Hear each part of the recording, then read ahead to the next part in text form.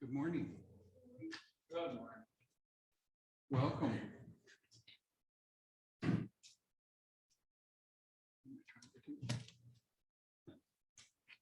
What's that? Good morning. My mind is there.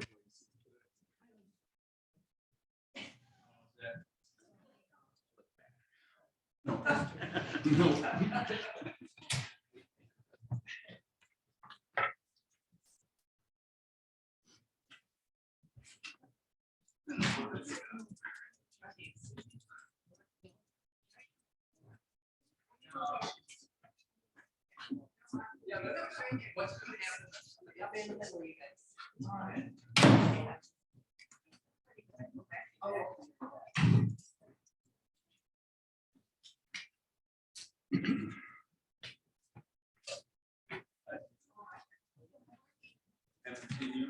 Yeah.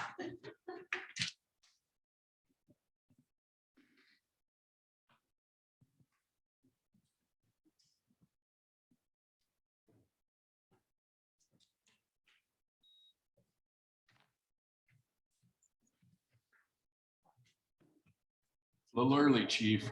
I know, I was thinking. A little early.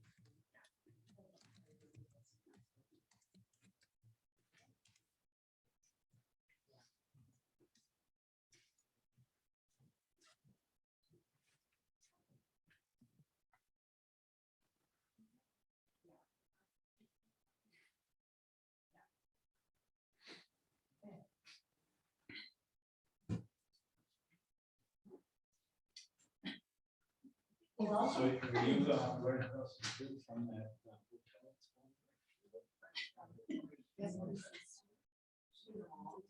Yeah. He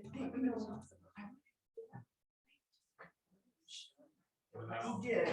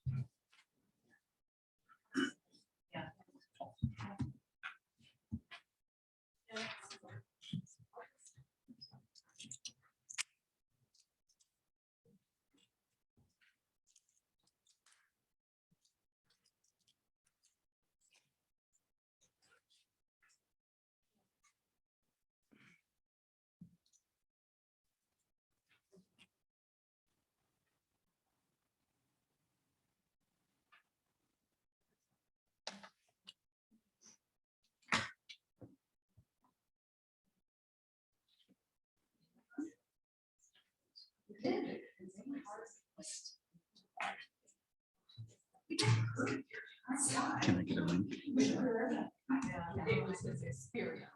Pardon? Can I get a link when it's available? To this recording? Oh, yes, yes, Okay. yes. I'm like, you put it right in the, right on the agenda. It's right there. Yes.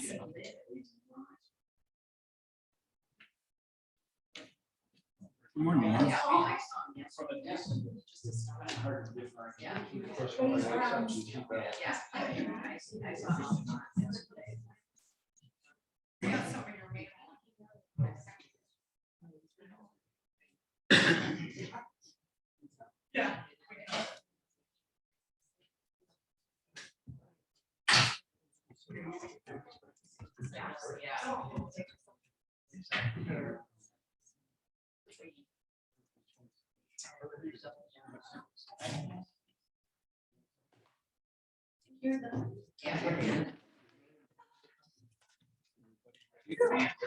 Good. Ardella did call this morning. She extends her apologies. Something came I'm up. sorry, are we in session yet, or that should be announced on the record? It will be. Oh, okay, all right, yeah.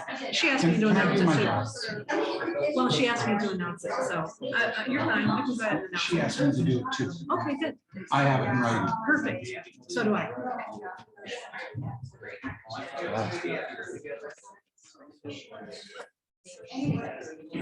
Heidi, how are you? I'm good. Yeah, Lois?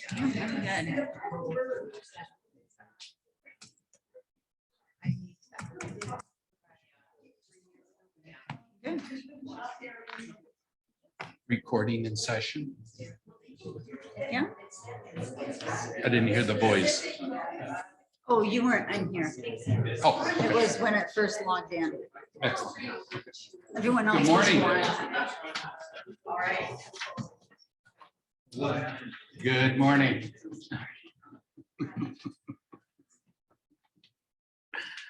Welcome everyone to this July 12th, 2022 Whitewater Township Board meeting. Ardella Bennett will be absent today. She extends her apologies. Something came up this morning that she needed to attend to. So we will miss her, but she's with us in spirit for sure. So we'll call this meeting to order at 9:01.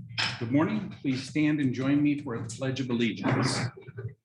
I pledge allegiance to the flag of the United States of America and to the republic for which it stands, one nation, under God, indivisible, with liberty and justice for all. Roll call when ready. Pop, Here. Goss, Here. Bennett, absent. Glenn, Here. Vamos. Here. Changes or adjustments to the agenda? I have a couple. Okay. I'd like to remove unfinished business number 3 and new business numbers 3, 4, and 5 from the agenda.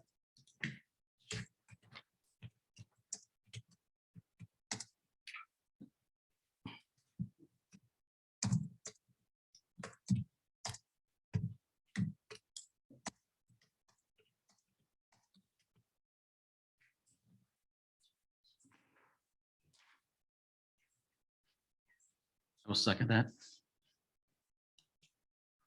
I also have one.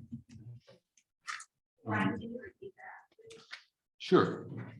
So we are currently at item C on our agenda, which is where the board has the opportunity to change the agenda. And so Clerk Goss recommended that we remove unfinished business number 3, which would be the boat launch entryway improvement project. She also recommended that we remove new business number 3, number 4, and number 5.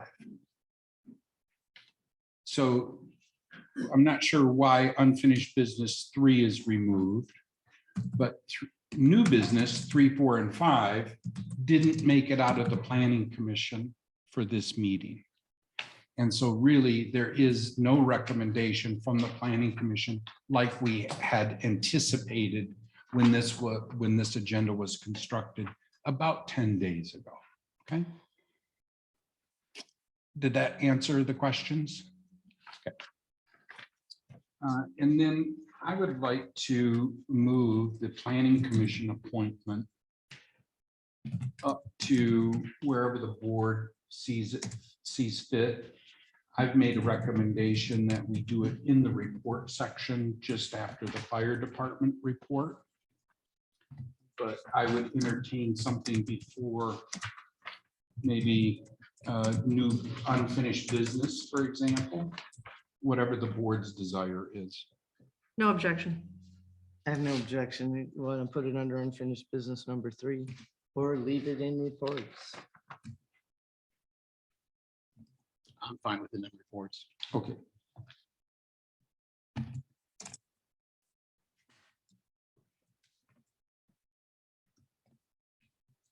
I also have 3 items in consent calendar: crack minutes of 5/9 and township board minutes 6/14, 6/15. I would like to discuss when we get to consent calendar. I have an item for consent calendar as well. Okay. What item is that? In the bills for approval.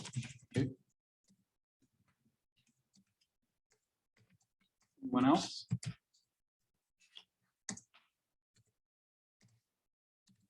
Consensus that that's our agenda? Agreed. Agreed. Okay, excellent. Any conflict of interest this morning? And how about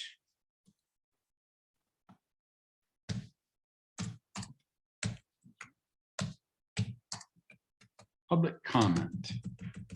Let's start here in the township hall if possible. If you have some public comment, if you could make your way to the podium, that would be greatly appreciated.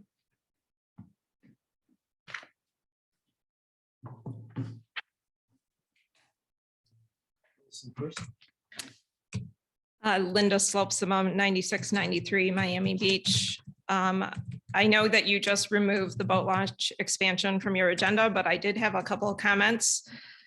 Just to recap my thoughts on the project as I reviewed the cost breakdowns that were provided both previously back in 2019 as well as the most updated one. So it looks like the current estimate for the boat launch expansion is about $666,000, which is $266,000 over the prior estimate of $400,000 from March 2019. That represents a 66% increase.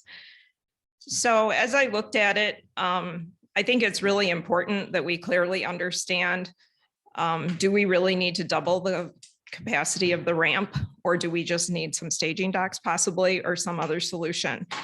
And a real question is, since I can see this ramp activity from my home, is this a few days a year that it's a problem at the ramp congesting, or is it every day during the summer? So I think having that information would be helpful. Also understanding more precisely how you would manage the traffic flow of 4 launch lanes. It's I can't understand it from the drawings provided. Similar questions on parking data. You know, when do we go over capacity? How often is that happening? And are there other factors at play that we should be aware of? I think also Ranger Dan came to the Parks and Recs meeting back in June and talked about things on the actual launch dockage and the ramp itself being deteriorated in some manner. It would be nice to understand exactly what those elements of deterioration are and what the options are to address it. And then finally, I would say, I think it would be, since obviously we have a budget available versus cost problem here of about $250,000. I think having a cross-functional team that involves the public in maybe looking at what are the priorities of this project and how could we really change things? I think that would be advisable. And last but not least, I know we're having a presentation on boat washes today, but again, the concern about boat washing to protect the lake. Thank you.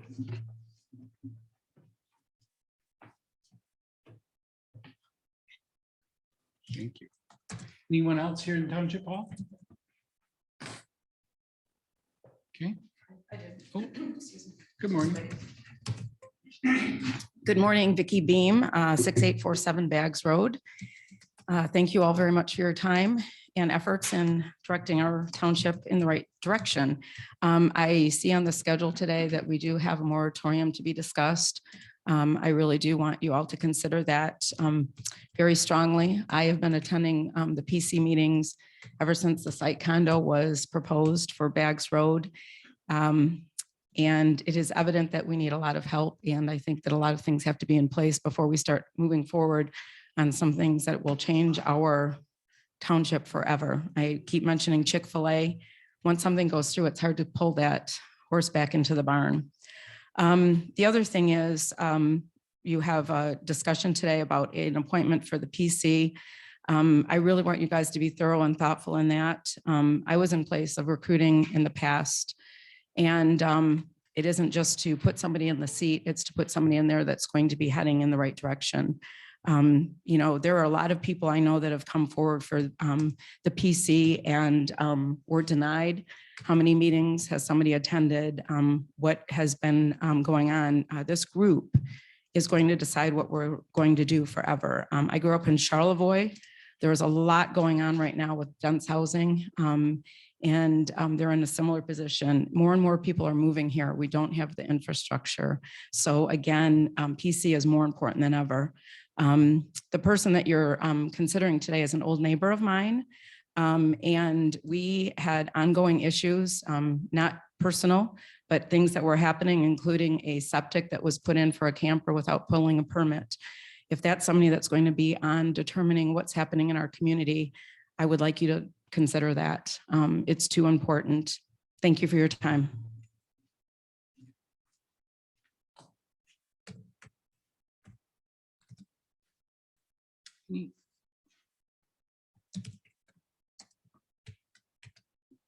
Good morning. I too am interested in pursuing a moratorium on special use permits in particular, and to give the Planning Commission time to review the zoning districts of the township. This is an opportunity if we're going to expand with businesses and investors to come in. For example, with the marijuana processing grower businesses, if we could expand the industrial area, possibly with the money coming in, they could pool it together and put in infrastructure that we need. We need water storage capacity. They might be able to develop that at their level. And then we could expand on that to provide water to, I guess they call it the Berg, Southburg. There's north and south or high and low, I don't know. But anyway, it would provide the starting point, because without a starting point, we can't apply for grants to improve because we don't have anything to improve. So we need to think about that, how we can incorporate if we're going to bring in businesses in areas that we can build infrastructure and they can assist us in doing that. Thank you.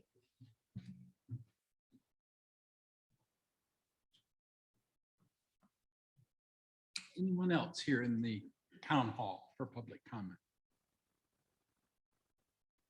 Okay, we'll go out to Zoom.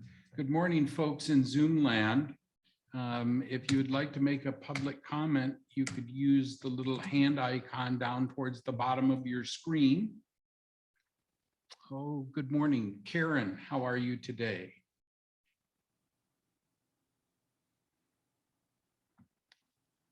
And let's try to unmute Karen.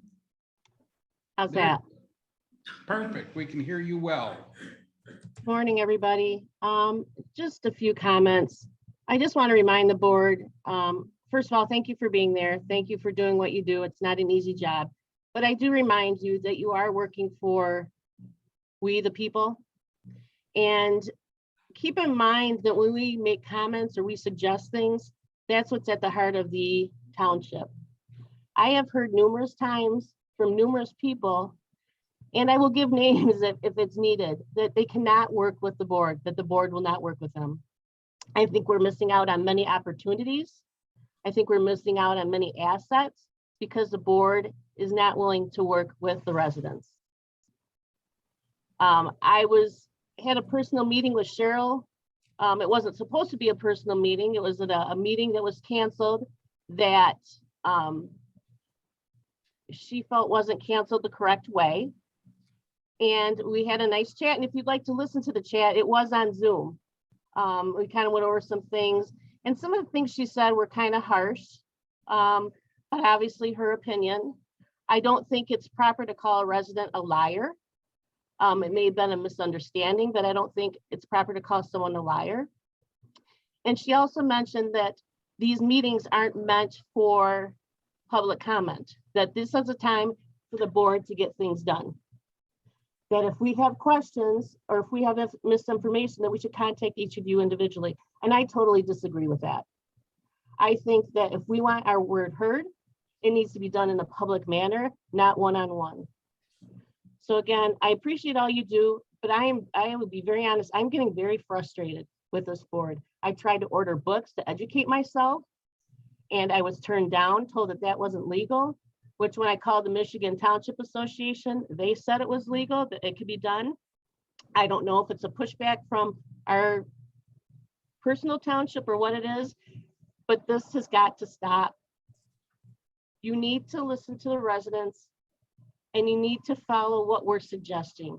We know we're not all going to be happy with the results, but you've got to start listening. Thanks. Thank you.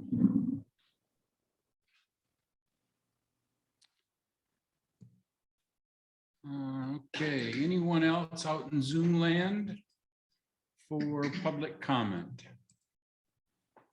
I see no hands, so we will move to our agenda. Doesn't look like we have Darrell Nelson here. Matter of fact, I know that he has a conflict with a meeting scheduled today. So that brings up Fire Chief. Good morning. Good morning. So we're still struggling with many calls each month. We had 15 last month, and we're at 70 right now. Last year, I think at this time, we were right around 35 or 38. So I'm not sure what is going on out there, but we're dealing with it okay. We're making it happen. Some good things on the horizon. Our air truck is scheduled to go in on Friday. Spencer Manufacturing said, I was kind of shocked, but they said they only wanted it for 1 day. And I kind of had figured it to be gone for 2 weeks because they have to build mounting brackets and all that good stuff. But anyway, that compressor project is on the horizon, and hopefully by here in the next couple of weeks, that'll be all completed, which will be a huge step forward for us here at the fire department. And also I am working with 2 new applicants to get them situated. It kind of takes a long time to get all of the paperwork and the checks and balances done for new employees, but we're working on that, and hopefully the August meeting, perhaps I can get those guys up here and introduce them to the board and get all that squared away. So other than that, that's all I have. Chief, I got a quick question. Sure. The 2 applicants that you were processing right now, were they walk-ins? Were they recruited by fellow members? Were they recruited by you? How did they happen to come to us? They were just walk-ins. Okay. One of them's actually, he's not a resident. He lives down by Spider Lake. And that's one of the struggles that we deal with. There's just no place to live in Whitewater Township, right? So, and the other one is already trained, and he kind of just left Metro Fire Department, and he lives on Moore Road, so he is a resident. So that'll be a nice addition.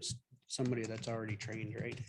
But the second guy has to complete the fire academy, which will end in May, next May. Mhm. So, and I have 2 guys going to the academy this fall. Currently, Yep. or getting ready. Yep. So with the 2 that are going in the fall and the potentially 2 new ones that to come on board, that'll bring our count to what? It's just 2 that are going to the academy in fall and then 1 other that's Okay. trained. So it's 3 in total over the last 2 months. And that will bring us up to 13. 13 and Yeah. 15 is what you consider I would like to be Optimal at staff. 15. Yep. at optimal staffing. Okay. So we're still looking to recruit too. Yep. And another question about the calls. You said we've got 70 calls year to date versus 35 last year. Mhm. Maybe I missed it. In the report, does that kind of, is there a comparison to showing what, are we seeing a large uptick in any one particular area of calls? This year we've had a lot of wildfires. So we're at 11 for the year, 2022. And last year we had 4 for the entire year of 2021. So there is a slight uptick with wildfires, and it's just because of the dry conditions out there and the DNR measures, the fuel moisture content. And it's been really, really dry, really low. And then there's a lot of fuel on the ground from the storms that we've had. And a quick follow-up question on that. The wildfires, are you descripting those as naturally occurring or No. man-made? It can be any. Okay, so then in the question of the man-made, are any of those fires that we're responding to, did they happen to be on days that there were no burn permits allowed? Oh, yeah. So we're seeing. Yeah. Yeah. Okay. And so what recourse are we taking in those? I don't have any recourse. The DNR kind of follows up with some of that. But And do you report those to the DNR? Yep. as a Oh, response, yeah. And then they will take it from there? Yep. Very But well. I'm not sure if they do anything. And then there's also the caveat with farmers, tree farmers Mhm. or fruit farmers. They can burn without actual burn permit. Yeah, I understand that. So they kind of have that privilege. But why couldn't we do a cost recovery for those items? So yeah, if you want to burn on a no burn day, Mr. Farmer, burn on a no burn day. But if we come, you're going to pay the bill. I suppose I could, but it's just a lot of administrative work, it's like, it's just me in the office, you know what I mean? Sure. So it gets to be quite difficult.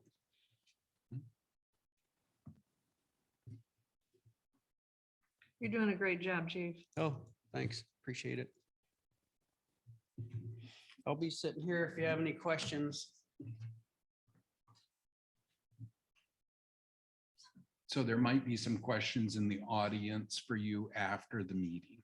Oh, yeah. Yeah, it looks like it. Mhm. Okay. We hope it doesn't either. That's why, yeah. Mhm.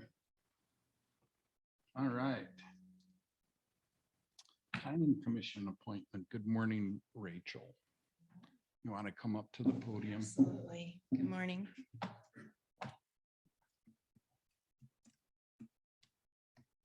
So does anyone have questions for Rachel here this morning?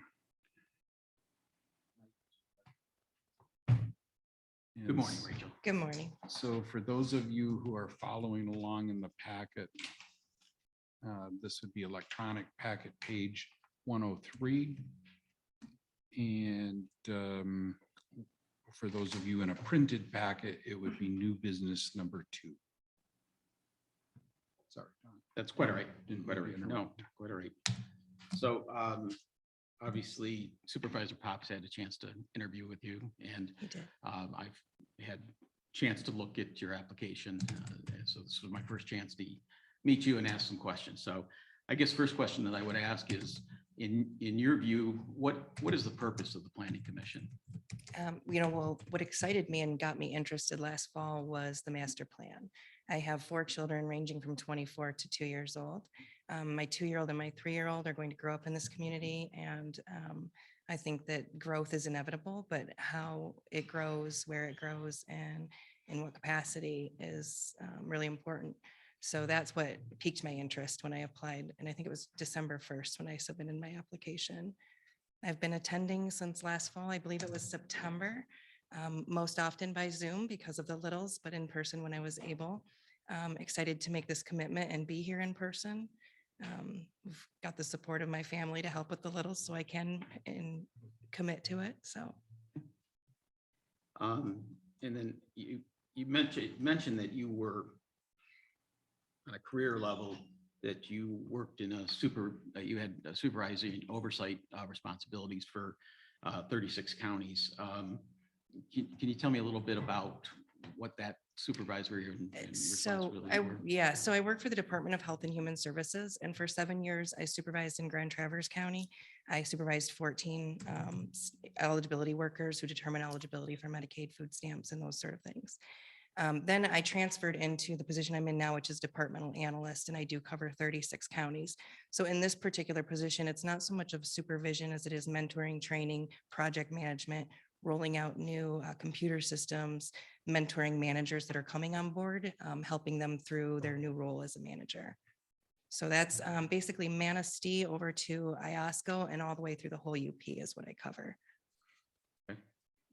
And could you describe for us a project or initiative that you were responsible for that made a significant impact, significant positive impact? Absolutely. So a few years ago, universal caseload rolled out, and I'll give you a little backstory. The eligibility workers typically have a caseload.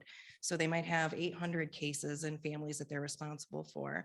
And we were switching our entire system over to what we call universal caseload. It's basically one large caseload for the county. We have a call center, and workers process tasks as they drop versus owning a caseload or working with that family. There was a lot of contention with that because we're losing that human factor, we were afraid.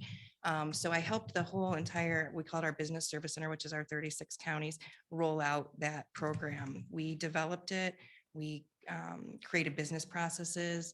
We were able to maintain that human level and that human factor through the changes.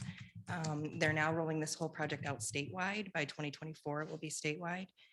So we've seen a lot of success with it. There was a lot of pushback in the beginning, both by communities, our customers and our employees, but we've seen great benefits. I mean, we've had some learning curves, some bumps, but there's been huge success with it. So did I fully answer your question? Okay, and I can go into more detail if you want. I just don't want to bore you with all of the, acronyms and. Yeah, I know you gave me what I needed for that Okay. answer. And I guess what attribute or strength do you feel that you're bringing to the Planning Commission that they would benefit from? I think the project management skills, my favorite part of my job now is interacting with people, building trust, building respect, being able to work together as a team. And even when it's struggle, the team is struggling, being able to work through that and have a positive result. So that's where I think my biggest strengths will lie. Very well. Don't mean to monopolize the questions, fellow members, so go right ahead. Cheryl? I don't have any questions today. I did call Rachel yesterday afternoon, had a great conversation with her and got all my questions answered. I have a couple. Good morning. Good morning. What are the most important things on the planning commission that should be worked on immediately, in your opinion? Oh, that's a good question. There's plenty, right? I think the master plan is key. I think we need to get that sorted out, and then everything else will help fall into place. What exact project are you willing to spend extra time on? Anything that's needed, I guess, would be my best answer. I like a good challenge, so probably the one that nobody wants to take on would be the one that I would be eager to take on. And can you clarify what you think is the biggest problem on the PC right now they have to overcome? Time management. You don't see anything else? As far as like specific issues that they're, okay, so, well, there's several that they've been talking about, right? The marijuana, the Bags Road, and which are condominiums, and then the campgrounds. So I think those are the hot topics right now. I don't have any else. I don't have anything else. Okay.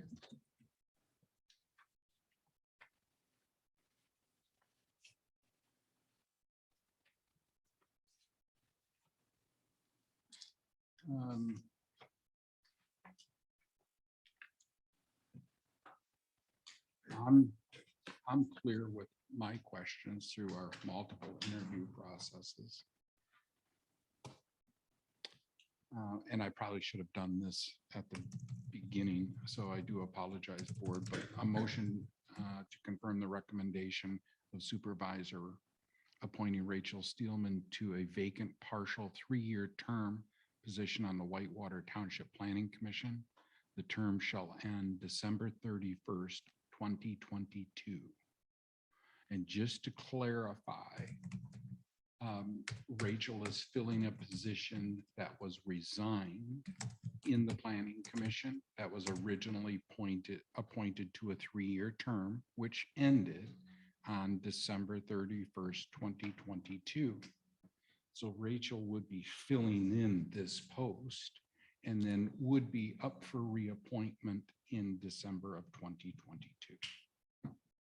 If any board member had questions on that. I'll second the motion. Motion made and seconded. Further discussion already took place. I apologize. But is there additional discussion? Yeah, I have some. It would be a huge disservice to have this appointment end on December 31, 2022. It doesn't matter if it's filling another position that was up at that time. We have, I believe, according to my records, 3 other positions open that will be opening on the Planning Commission in 12/31. That means we'll have to appoint 4 people. That's just a waste of time for the board. This should go out till at least 2024. I would just recommend that it go out till at least 2024, if not 2025. The 3-year terms can start over. That's what people typically are appointed to, and the 3-year terms can start over. Well, I will comment on that Public Act 33 of 2008, Michigan compiled law 125.3815 is very specific on how to do it. So I'm just following the law.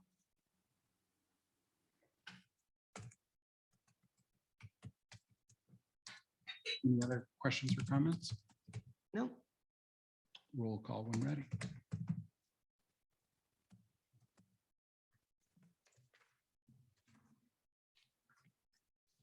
Almost. Gee, what a surprise. No. Bennett, absent. Pop, Yes. Glenn, Yes. Goss, Yes.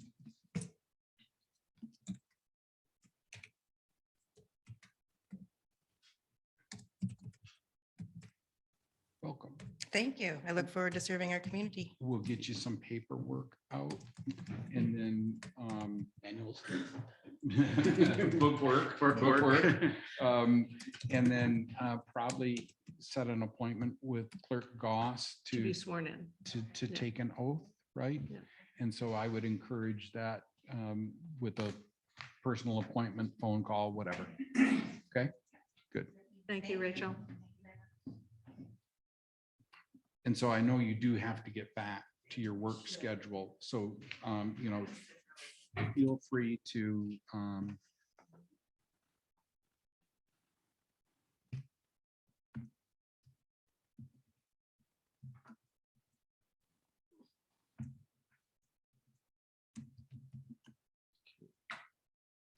so that brings us to a planning commission report. Let's see if, good morning, Kim. I see that you're on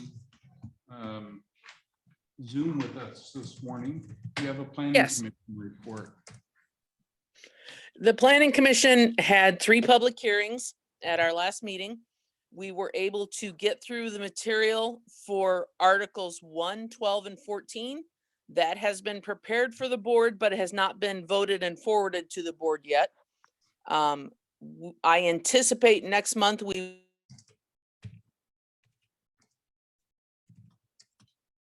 might have lost you. Looks Oh, like. sorry. Yep. My Hit the phone. mute button. I anticipate special use permits will be prepared for you at the next meeting also.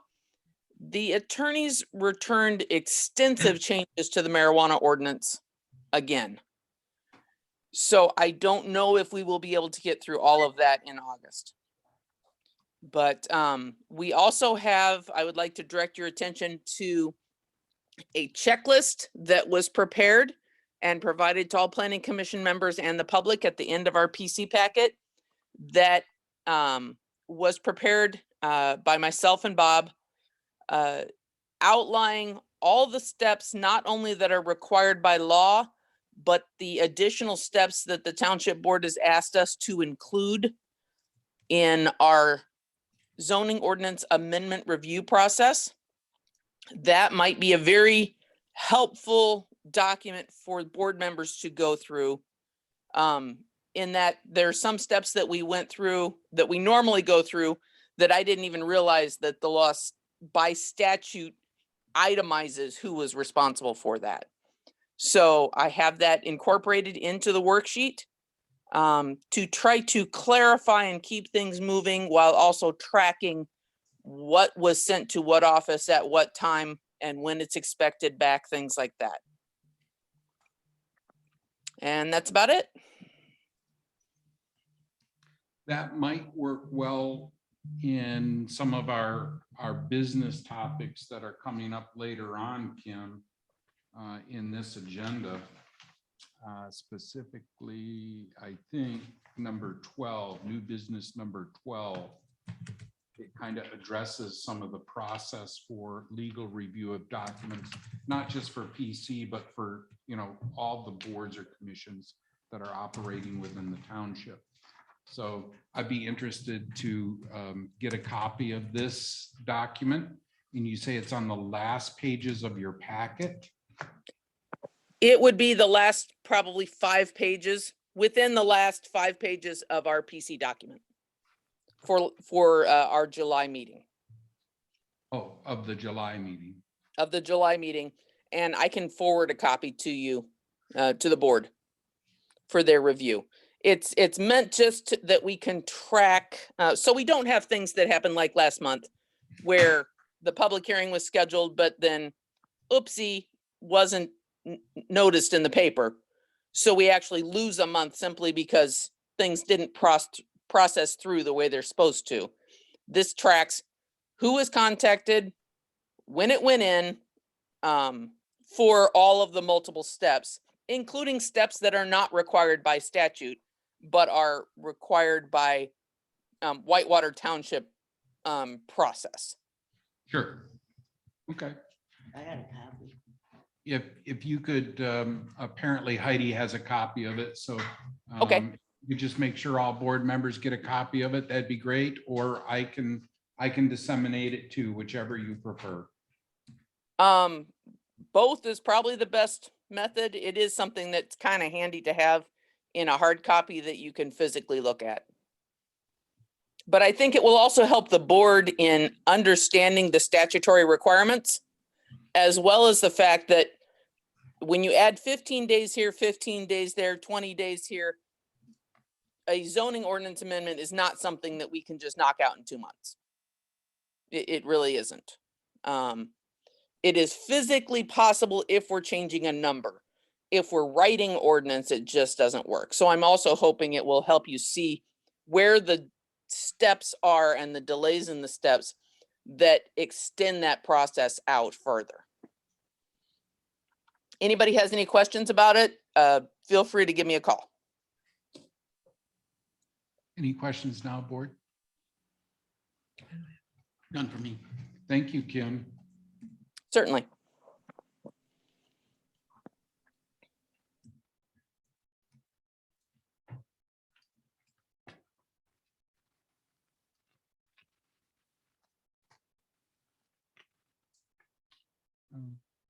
Park and Recreation.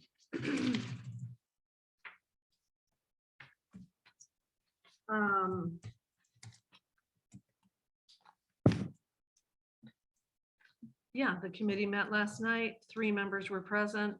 I provided updates on several things with regard to the High Prairie Park dugouts, the sealed drawing and commercial plan review documents were received yesterday and they'll be submitted to Construction Code Office this week. The committee talked about the Whitewater Township Park Playground inspection, the recent one. Regarding the BCNA Lossy Road tree removal, the committee asked me to inquire of the board about the status of the project as a signed contract has not been provided to the clerk's office yet. Regarding the Lossy Trail wetlands / bridge improvements, Melissa Melton is seeking a recommendation from the Grand Traverse Conservation District about potential fixes for those issues. There was a motion by Tom Cosgrove. This is regarding the High Prairie Park Playground. There was a motion by Cosgrove that the township board hire a licensed Michigan playground inspector for High Prairie Park as soon as possible. That motion passed. Regarding Lossy BCNA trail signage, mileage markers, that type of thing, something that the committee has been intending to work on. Melton is going to contact Steve Largent regarding how their work, the tree removal work might affect signage and the trails in general, if anything gets moved. And then under new business, there was a lot of discussion about grant opportunities and as well as getting guidance from the board as to where the board wants the committee to go. So in that regard, there was a motion by Cosgrove that the township board review page 27 of the recreation plan, which is the capital improvement schedule, in relation to page 40 of the recreation plan, which is the Parks and Recreation survey that was done in late 2020. And please give the committee their top 5 priorities for the Parks and Recreation Advisory Committee to work on. Melissa also brought up this Grand Traverse dashboard for the Grand Traverse Regional Community Foundation and other entities and spoke a little bit about that. That's all I have.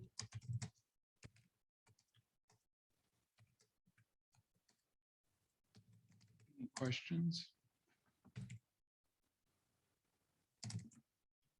I just have a note from last month that you were going to provide your report in writing, which I'd not received. And because there were so many things in this report, I would again make that request that you supply a copy of that to the board so we can follow up on those items. I don't Yes. have a written report. You don't have any notes or anything that you just Well, I have some reiterated notes. I from? just read from them. They'll be in the minutes. Will be in the minutes. Will they be? Yeah. Did you catch all that?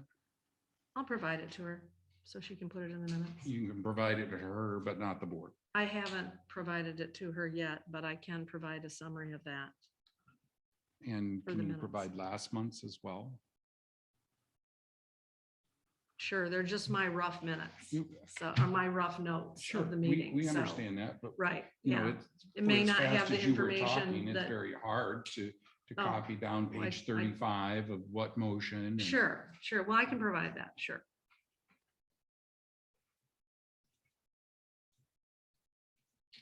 Jill, I have a question. on the Sure. graph. Any reason why you don't have any substance in your packet? Substance. Yeah, all you put out is an agenda, so none of us know what's going on there unless we go to the meeting. For what meeting? Correct. I don't do the agenda for that. The Melissa Melton does. Okay. Is there any reason why nobody else gets to see what you're putting in the packet or what you're discussing? Well, here again, I don't do the packet for the Parks and Rec Committee. I don't do the agenda or packet for Okay. that. Waiting for an answer. I don't understand why everybody And- else has to put stuff in a packet, but. they Sure, don't. well, basically, it's usually just the agenda and the minutes. So that was discussed a little bit last night, and they are going to start doing a packet. If Okay, somebody but has, why if, haven't we excuse me, been I doing wasn't packets? finished yet. Okay. So they are going to put other documents in the packet if there are other documents that PrAC members are bringing to the meeting. So in other words, if PrAC members don't have other documents that they're bringing to the meeting to discuss, those won't be in the packet. It'll just be the agenda and the minutes. So basically, they're just talk about the various parks and rec things, projects, and there aren't documents to go along with those. So, This is an issue. It, And it's the only board or commission, the only body that doesn't operate like everything else. And so I think it requires board direction. And if the group doesn't want to follow board direction, then we just disband them. well, my question is how are you talking about anything? Are you Yeah. illegally communicating in Well, emails or phone calls? Well, or no, Can you I- imagine our board packet without information, backup information? Matter of fact, Clerk Goss has eliminated several of your items from agendas because there hasn't been backup Substance. information. Mhm.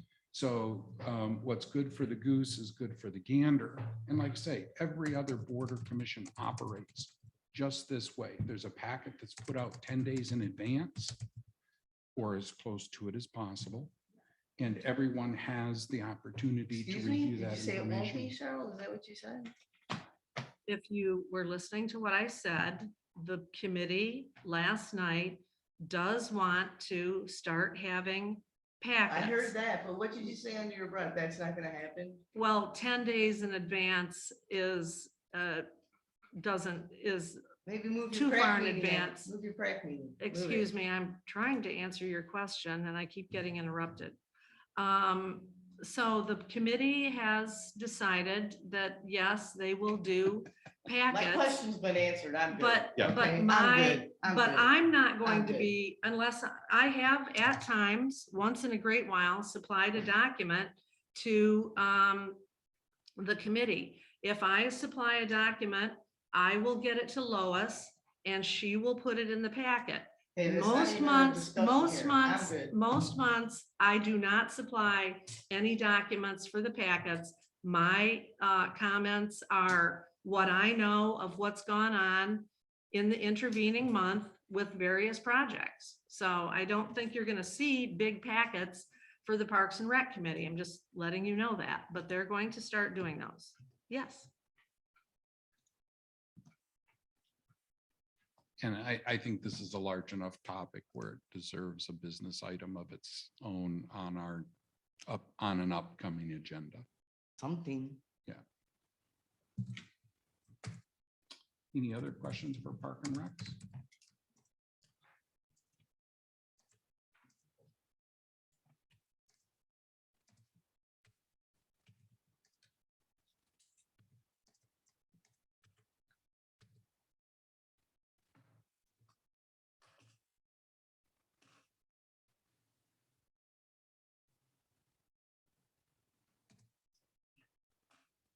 Okay, so we have a short And presentation. I forgot the cord. I'm sorry? I forgot the cord. Oh, Trustee Glenn. I didn't. Like, good man. I made a Trustee. note, so I wouldn't forget. Mine's sitting on the stairs. I went, oh, I understand taped it to his forehead last night. No, put it in the car before. so people can move quicker. Fair enough. So I invite Samantha Ogle.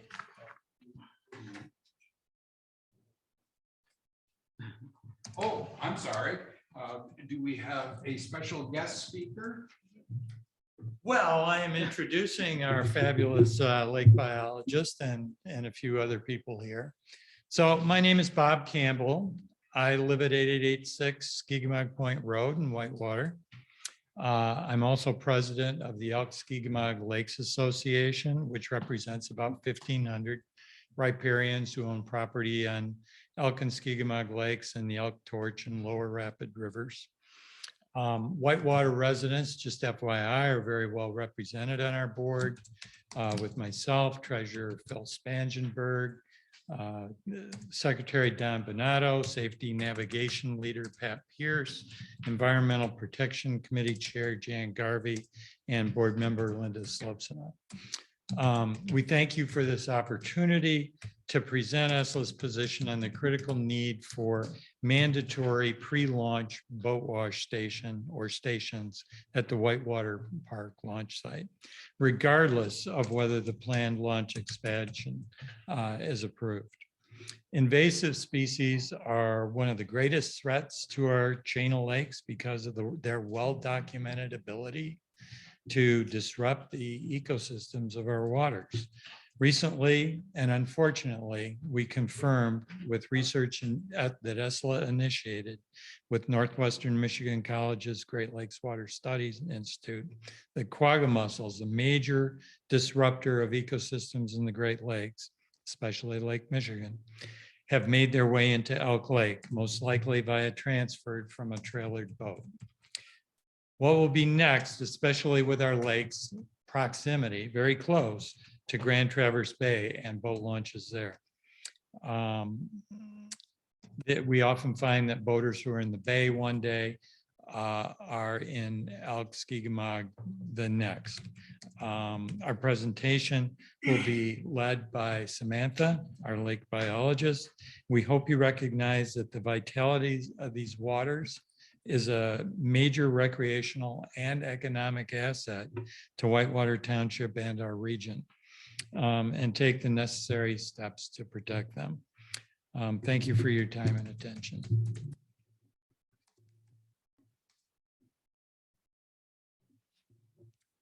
You can click through there, Ron. Can I get your name again? Sorry, Samantha Ogle, O-G-L-E. Pass, you want me to go click, click, click, click, click? Yeah, you can go to the next one too. Okay. So thank you, Bob, for that introduction, and board for yielding your time for this important topic here. I am here to talk about aquatic invasive species, the impact that they have on our environment, and the effect that one simple step can do to prevent them, which is boat washing. You can click there. So the top threat to water quality is biological pollution in the form of invasive species, and public watercraft is the main vector for AIS, or aquatic invasive species, transport and infestation. So an invasive species is one that's non-native or whose introduction can cause harm or is likely to cause harm to Michigan's economy, environment, or human health. A few invasive species that ESLA is currently confirmed in our waters are Eurasian water milfoil, purple loosestrife, yellow flag iris, zebra and quagga mussels, with many more that we are closely monitoring and watching for.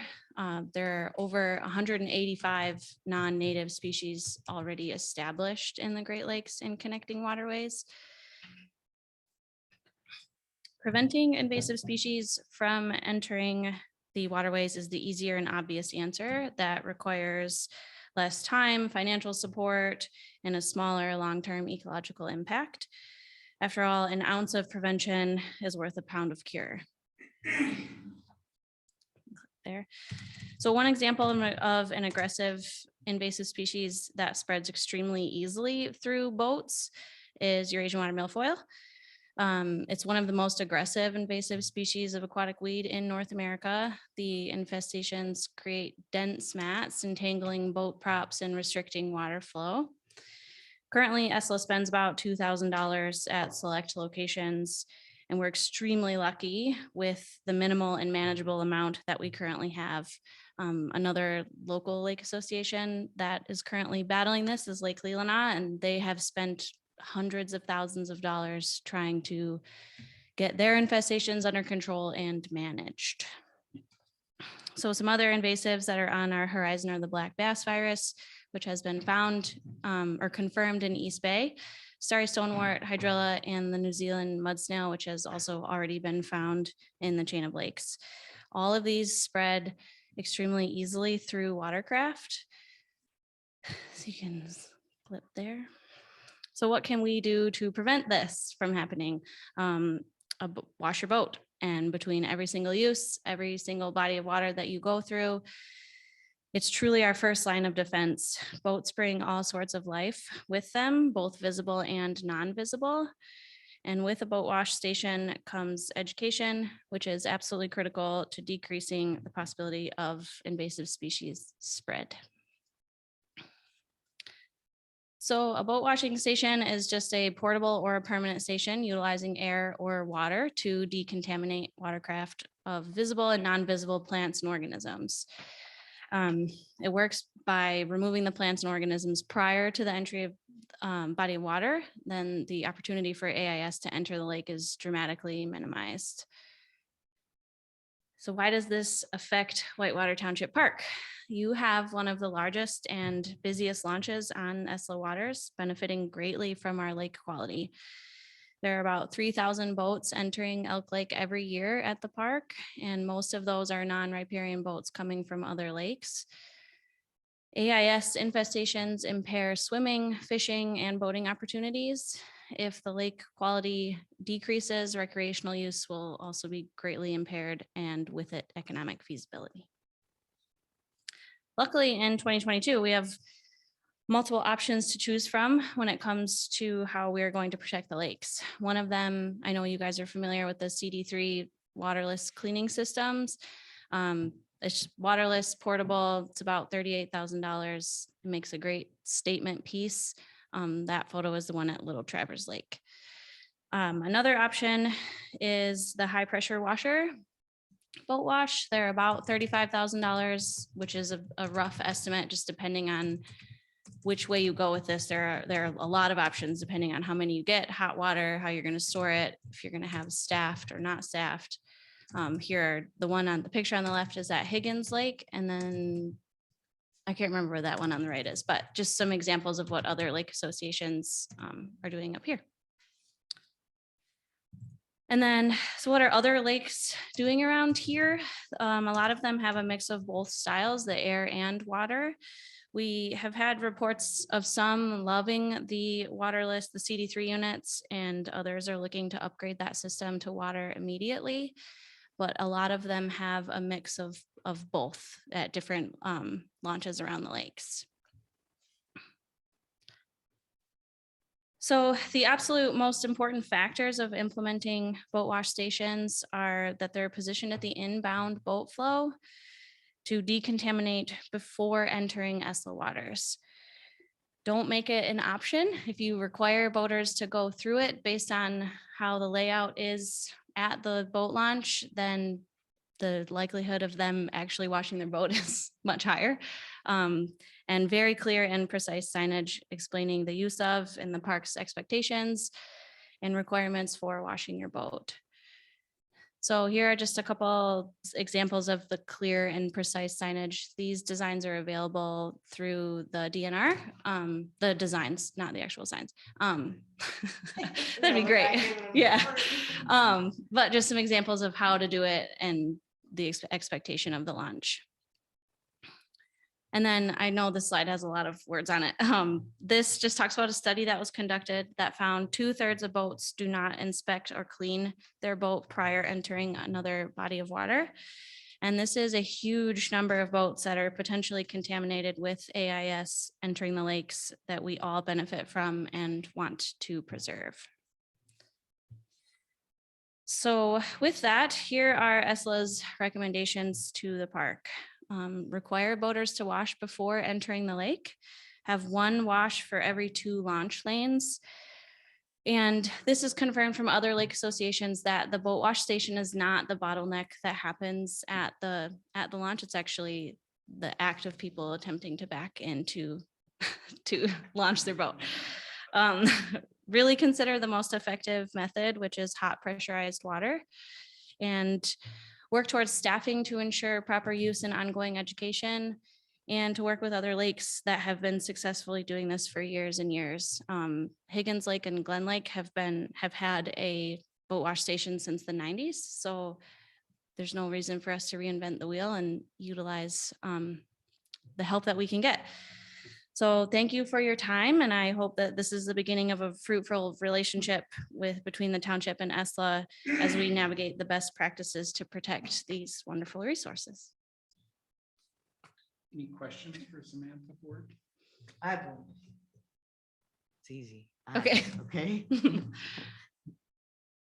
Do you find that it moves, this process moves quicker and actually gets accomplished when you hire someone to actually do the washing, or every man for themselves? What do you think works better?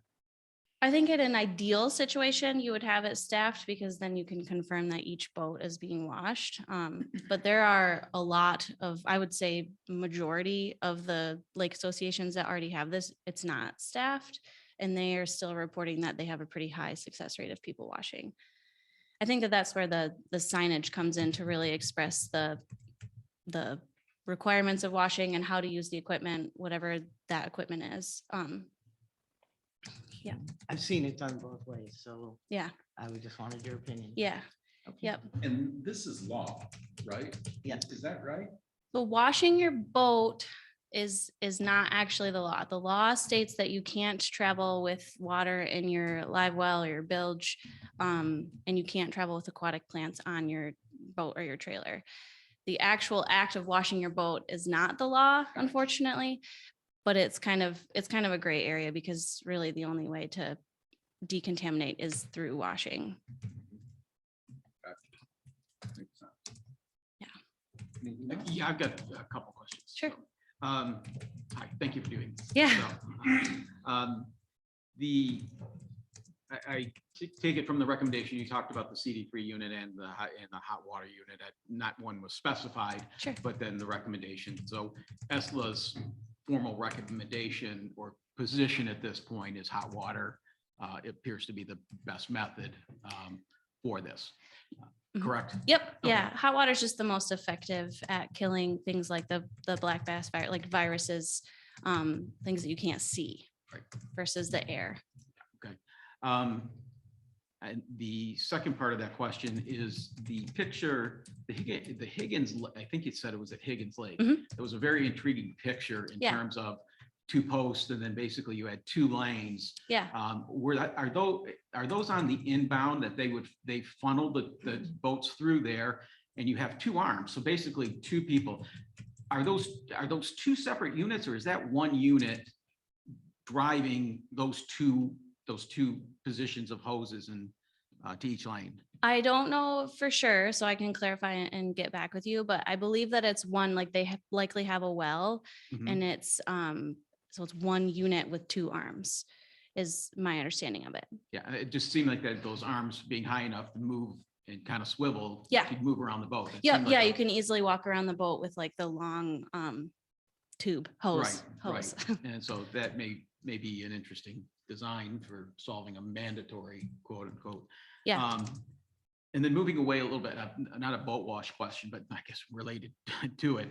The fact that you're tracking, I think you mentioned there was 185 invasive species that have been identified, Mhm. and that there are several more on a watch list. Is that something that has peaked or is ramped up, no pun intended, in the last couple of years? Or, is this something that's been here for 10, 12, 15 years? Or what we're seeing is, maybe if I go back 15 years, there were 25 invasive species, and 10 years ago there was 50, and then 5 years ago now we're up to 185. Yeah. Can you, I guess what I'm kind of asking for, I wish I had a graph that could Sure. kind of show me, okay, this was noticed, and then here's where it started to reach a critical point. Sure. How in terms of time, like how impactful has this been over the last few years? So that number came from Eagle. So I don't know how they gauge that number exactly, but I think that the invasives, it depends on the invasive species. Like zebra mussels are on the decline because they've eaten themselves out of house and home. So now quaggas will come up. So I think it's like a cyclical, it just depends on the invasive species. Lake Leelanau, I think it is, has had Eurasian water milfoil for a period of time, a long time, like I think it's over 10 years. But the last few years, they discovered these huge patches. So it could be like environmental impacts that are causing certain ones to just explode in the lake, and then they're stuck with trying to manage it. I don't know if that actually answers your question. Well, it does, sort of. I'm just trying to get a feel. One of the things that I, think about is, okay, we put forth a lot of effort, and I know you're working with the chain of lakes. But then, the question becomes is somebody goes to the Bag Roads launch, or somebody goes to another launch, and so we're constantly fighting this. Yep. What I'm trying to get is that are we seeing a steady increase in invasive species, over a couple per year, or is it just we're tracking the species that are here and looking at the plumes, or looking at the explosiveness of it getting worse? How are you tracking that? ESLA is tracking it based off of like what we've just seen in the field, I guess you could call it. So I understand your question. I'm having a hard time answering it. I'm having a because- hard time asking. Yeah, it. no, So, I in all fairness, that's a great response. I do understand what you mean, but like, for example, purple loosestrife, I feel like 3 years ago, we had a decent infestation, we'll say, and now we've got it under control, and Okay. it's not as much of a big deal. If I might interject, the state of Michigan has a webinar series put on by Eagle called Not My, MI Species.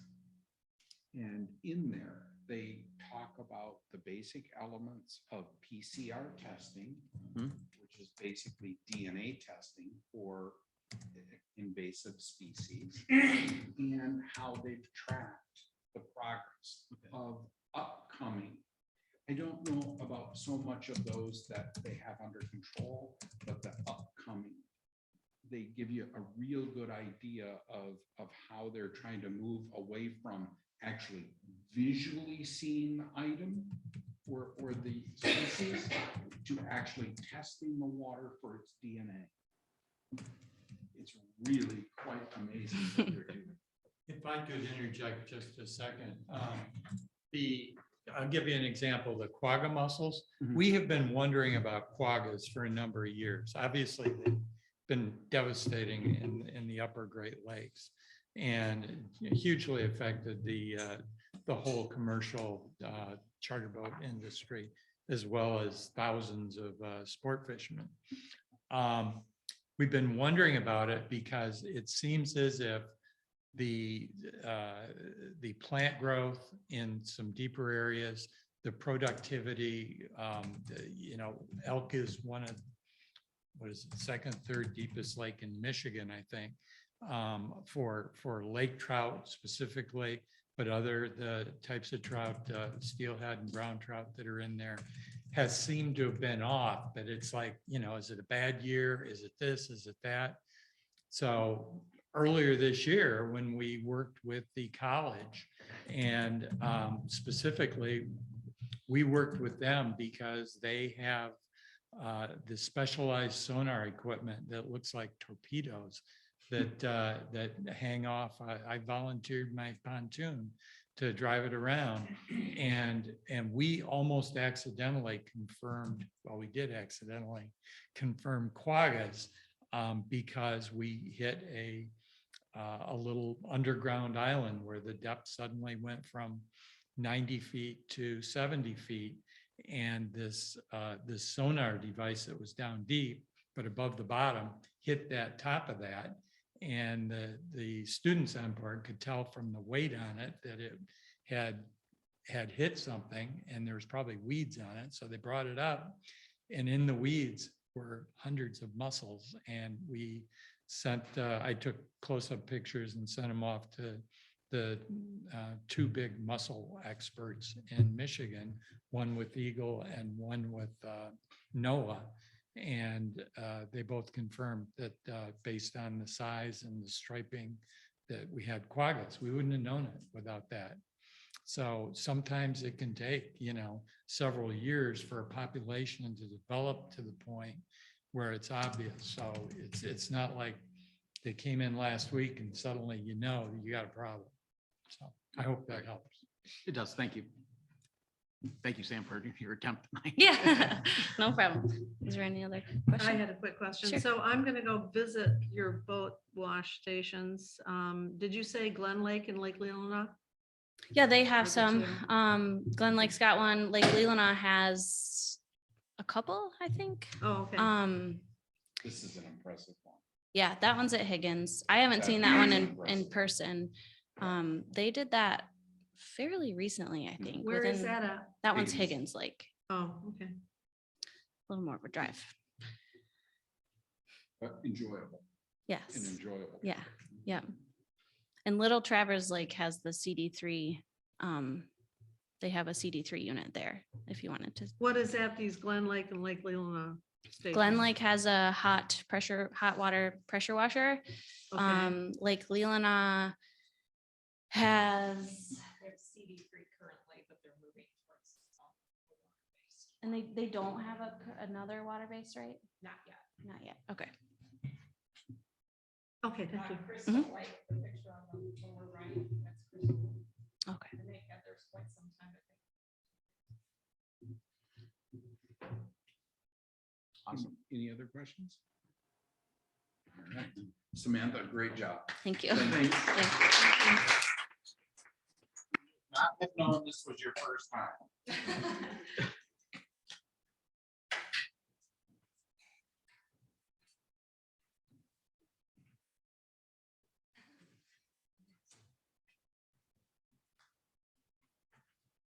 And I'm glad the technology worked. Oh, my goodness.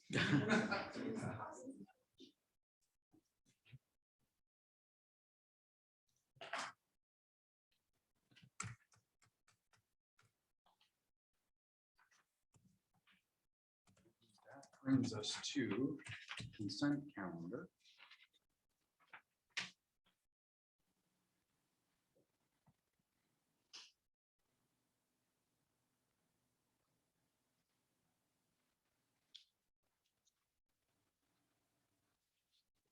Don, did you have some questions? Do we need a motion to approve for discussion sure. purposes? Yeah, sure. Good idea. So I would make a motion to approve the consent calendar items as presented for discussion. I'll second for discussion. Thank you. No problem. Motion made and seconded. Yeah, that's fine. I've got some new guy questions again. Cheryl, obviously, thank you very much for your help last month answering those questions I had. Absolutely. I've got a few follow-up. I guess, we talked about the understanding the whole check register. Is there payroll registers that could be included as part of this? And the reason I'd like to ask is that we see, tracking the payroll ending periods. April 22nd was, round numbers, 9,000. May was 9,700. June was 17.6 thousand. July dropped to 12.8. The June went back up to 17, and then July's 18. And it just from a perspective that on a consent calendar, in my viewpoint, I'm approving, I'm vouching, I'm saying these things, and those there's some big swings in there, and I guess it'd be interesting to see the data, so I knew. what Well, we- if you wanted to come to my office, you could look at those. They're not anything we would put in the board packet. There's too much personal information in there. Okay, that's fair. Thank you. So then that leads me to a second question, and maybe I don't need to do that. I do wish, I really, really wish this board was getting monthly financials. However, it is mandated to get a quarterly financial report. So since it's not in this packet, when does that come out, or how do we get that? Because that may answer some of my questions Yeah, if I'm looking at it on a quarterly basis. And yeah, it'll be out this month. It probably Okay. won't be in a board packet, but it'll be distributed to the board. I've been working on it. okay, very well. So, yeah. So that may You'll get it answer this my month. questions. Okay, Yeah. and if I don't have if I don't have answers, then I can schedule a time to come and maybe look at something. Sure, yeah, Okay, absolutely. okay, very well. Are we gonna get an end of year report for March? Well, the end of year report, yeah, I mean, we can print one, sure. Could you please? Yeah. Thank you. I've only been waiting since April. So I guess just What is it that you wanted, Heidi? I just want the end of the year report. You know, the one that's supposed to come out sometime in March, April, that shows what we did. Gotcha. Yeah, most of those figures are in the budget worksheet, but there is some stuff that gets posted after I after realize the end of that. March. Yeah. I realize that. I would just like to see the report. Yeah, because there's no accrual, so everything's got to get processed at the end of the month, end of the fiscal year, correct? Well, it's not all processed by the end of the fiscal year because we have some checks that come in April that get posted back to the fiscal year because they were expenses incurred in the fiscal year. So we post those back. And I guess what else would there be? You know, we don't have everything posted on March 31st. Fair, yeah, So, right. It's yeah. just, so, but I mean, Right. it's fair to say But that what by we April do- 30th, you probably have things. Oh, yes. Yes, Yes, by April 30th, we can produce that report. Sure. Okay, and then you will. I mean, do you want a cash balance report that comes from the treasurer? Do you want a revenue and expenditure report that's generated through the general ledger in my office? We have various reports we can print. I would like the operating expenses to budget and the cash balance as well. Okay, I think the material that we use during the budget process, those documents are you want operating expenses and what else did you say? the cash balances. Cash Okay, balance. yeah. That might have already have been in the board packet, I believe, wasn't it? I think that was already in the board packet earlier. From what time frame? Yeah, when was it? Because I'm still looking. Well, at some point, the treasurer's office, I believe, would have supplied the cash balance report for the end of March. Yeah, but I don't think that drives his question. I think he's looking for a line item. Do Well, you- he Yes, said do you cash care about balances what's in too. the bank account, or are you looking for each individual budget line item? I'm looking for the budgeted line items. That kind of tells you we're 50% consumed. Yes, 10% yes. consumed. Okay, And- so and then that's- you wanted a revenue expenditure report. That's what I you think he's wanted. asking. But he also did say, and the cash balances. So that's where I was going with that. I think he answered yes to one of your statements. I did. Thank you for clarifying with the report. Right. Yeah, and excuse me if I didn't have the specific descriptor down. on it, Right, but yeah. Yeah, the report I'm looking for is going to show quarter to date expenditures against budget and versus last year, same. Well, do you want quarter to date for the last I'd like to see quarter month. of the fiscal year, or do you want end of year? No, Those are two different things. yeah, Do you want the for the entire quarter. fiscal year, or do you just want for the fourth quarter, which is January through March? Well, we're talking about two different things. I'm talking about the current year, April 1st to June 30th. Okay, yeah. Okay. There's that, yeah. Right, so Heidi was talking about the end of the year report. I don't know that I've seen one, so I'm gonna have to defer to. Okay, so you want the Oh, you want one of those two? April, May, June Yes, revenue expenditure. yes. Okay, And are those broken down by month? Will there be an April, a May, and a June? no, Or it's all they'll in just be one. combined in a quarterly? Yeah. And, okay, so then that way, if I have any questions about a revenue or expenditure, I can schedule a time to come in and Sure. look at with you. Absolutely. Specifically. Okay, great. Yep. Let's start there, and if that's not specifically what I'm after, I'll revise. and so Sure. forth. Okay, okay, thank you. And Heidi, you're requesting an annual end of year for our previous budget that we left March 31. Correct. Is that? So that Is will that- cover the period April 1st, 2021 to March 31st, 2022.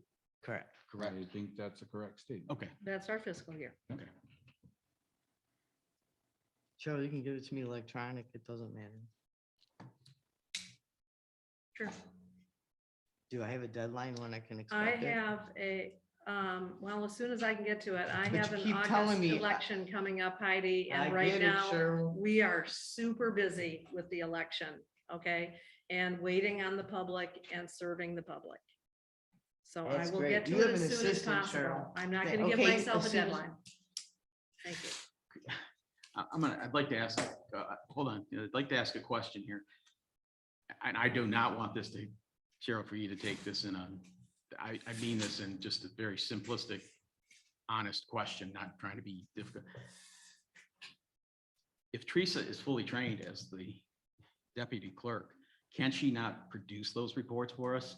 Given, I mean, I understand, I hear, I can see what you go through, and I know you've cleaned up some of your work We're to still make more time. extremely busy. So can And- Teresa prepare those reports since they're already loaded? So to speak? She could, as she also has time.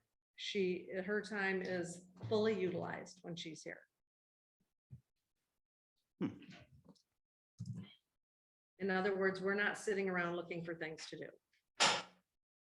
I will get them done as soon as possible. I'm also working on the AP&P manual for you and the entire Thank you. board, Thank you. updating some forms and whatnot in there, and I'm going to distribute that to the entire board when I get that done, and hopefully quite soon.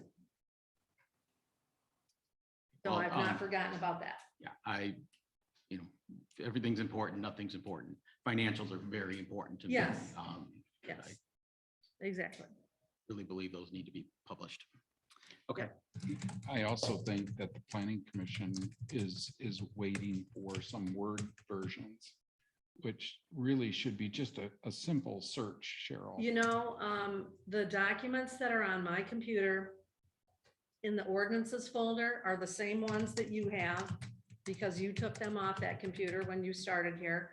And they are, She's excuse me, requesting the ones, no, you're not understanding the statement. and She's requesting the ones that have been updated during our tenure here, not the ones that were updated before 2012. And the ones that have been updated, okay, are in the PDF in the ordinance. So if it was a section that was updated, then the PDF page was taken and it was inserted in there through an edit of the PDF. Some of their things have been entire sections. And so I got them from the planning commission, right? That's how I got them. So I don't know why Kim Mangus doesn't have them, because she's the one that sent them to me. We understand that, but you're the Right. keeper of the records. Sure. And so if we're I'll just look trying. around. I'll look around. All of the amendments are in separate folders. Okay, so I have to go back and look through, starting with Amendment 68. That was the first amendment that was done during our tenure here in 2017. And I have to go back and look in those separate folders for the Word document that says as adopted by the township board. So it's not just all in one location. And here again, she may not have the exact thing unless the board made some changes. So if the board made some changes, she might not have the exact thing. I'm happy to supply that to her, but those are things that have already been updated. So, And they still all say draft on the website. no, not the ones that have been updated in the book over here. There's a book right over here that matches the website. And ones that the entire article has been updated, they don't say draft. I think we're looking for the documents rather than an argument. And so. Absolutely. When do you think we can have those documents? Because we're holding up process with PC. I'm not sure. As I said, until I get through the August 2nd election, I'm not going to be doing much of producing documents. So we are very busy with the August 2nd election. We'll get to it as soon as we can. And also, all of these documents, I'm quite sure were on, see what I believe, so she wants the new amendments, but all of the old versions of the zoning ordinance were on the zoning administrator computer, because Leslie Myers was the one that was producing all zoning ordinance amendments, not the clerk's office. I believe the most up-to-date zoning ordinance amendments until the time we started amending the ordinance was on that computer in there. So that's where those are.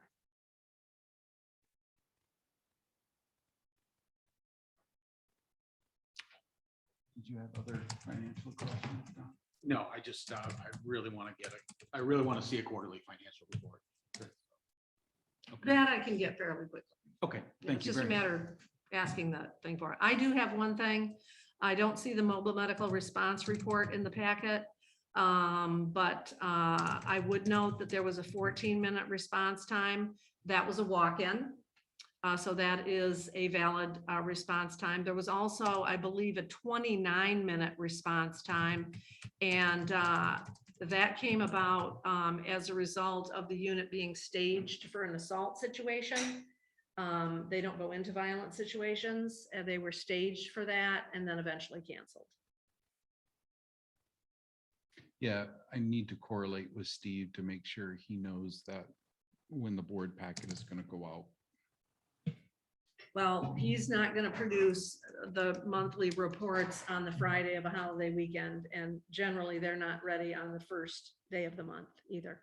So then we'll So- just review the reports in a delayed fashion. We can do that, sure, yeah. Shouldn't we check with the guy first? I mean, she's putting words in his mouth. Shouldn't we check with MMR first to see if it's a problem, Ron? Well, I you're I welcome. believe that is what I said I would do. Okay. Yeah. thank you. So I'm just talking from experience of getting those reports for 5, 6, 7 years, that they don't always show up on the first of the month. It's very rare that they would show up on the first of the month. did you have questions in the consent calendar, Heidi? No, I'm good. Okay.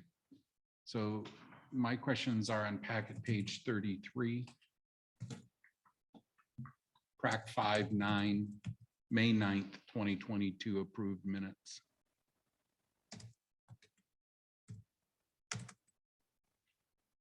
I'm Under sorry, what report- page was that again? Packet page 33. Under reports, presentations, and announcements.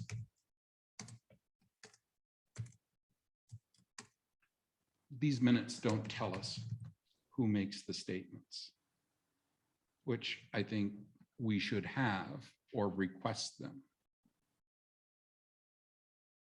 What drew my attention is the second paragraph under the reports and presentations. Have we gotten confirmation on funding of what seems to be a use it or lose it? That shows, quite honestly, incompetence on the understanding of funding from this board to PrAC.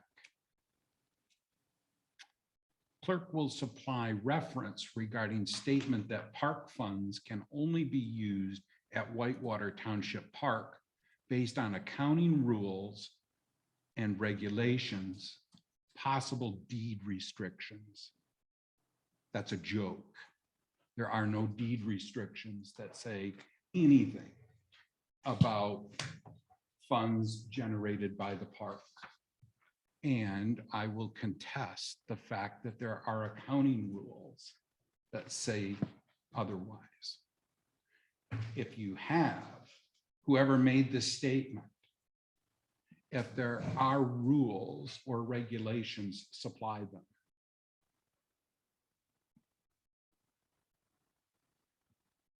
Under number 4.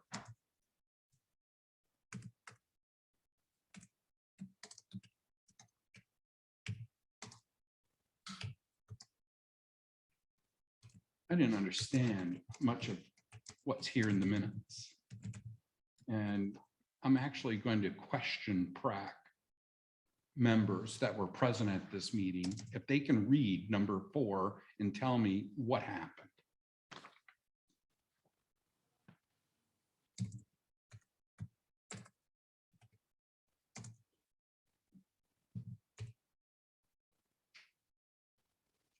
Looks like Park Beach is going to be a continuing problem.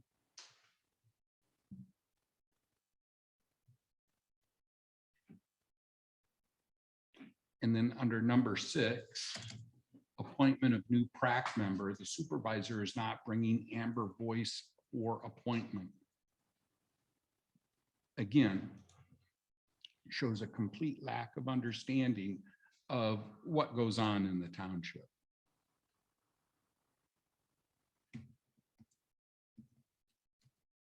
New business number 1, page 34 of the packet. Had we known that there was new sand coming for High Prey Playground back in May 14 already, we certainly could have avoided some embarrassment.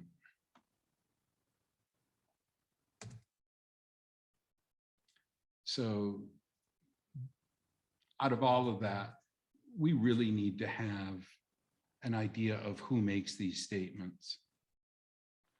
And if we don't get some type of compliance there, I guess we'll bring it to a board action and see where it goes. And by that, I specifically mean we just change people who take the minutes. Minutes are not required to put I he don't said, care. she said. I don't care. The minutes are being done as they're supposed to be done. It's not a he said, she said, it's what actions were taken. Then leave those statements out. My next set of questions begins on page 67. This would be minutes from June 14.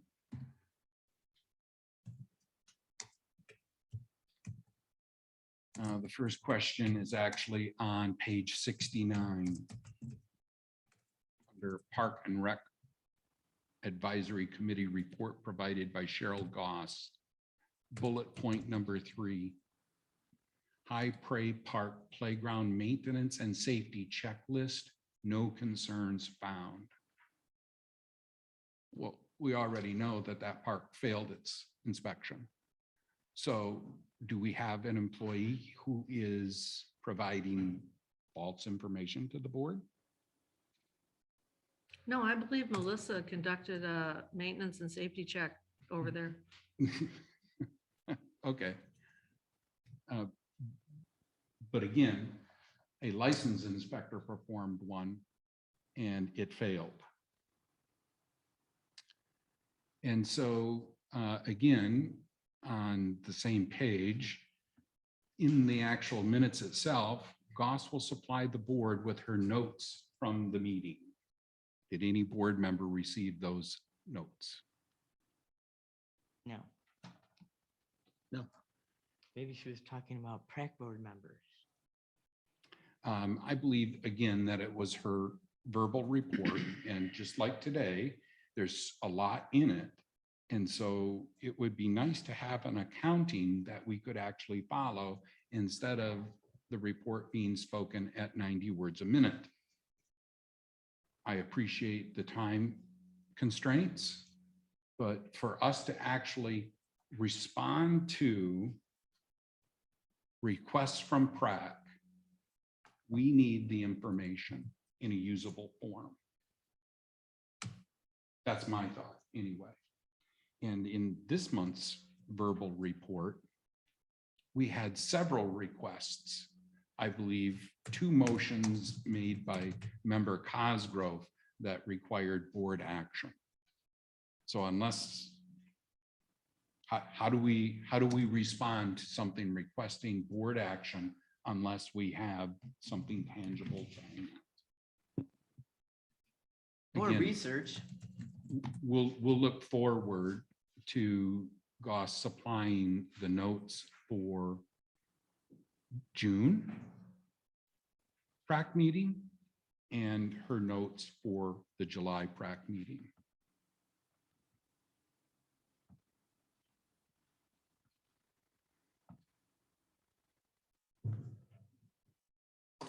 Next question is on packet page 76.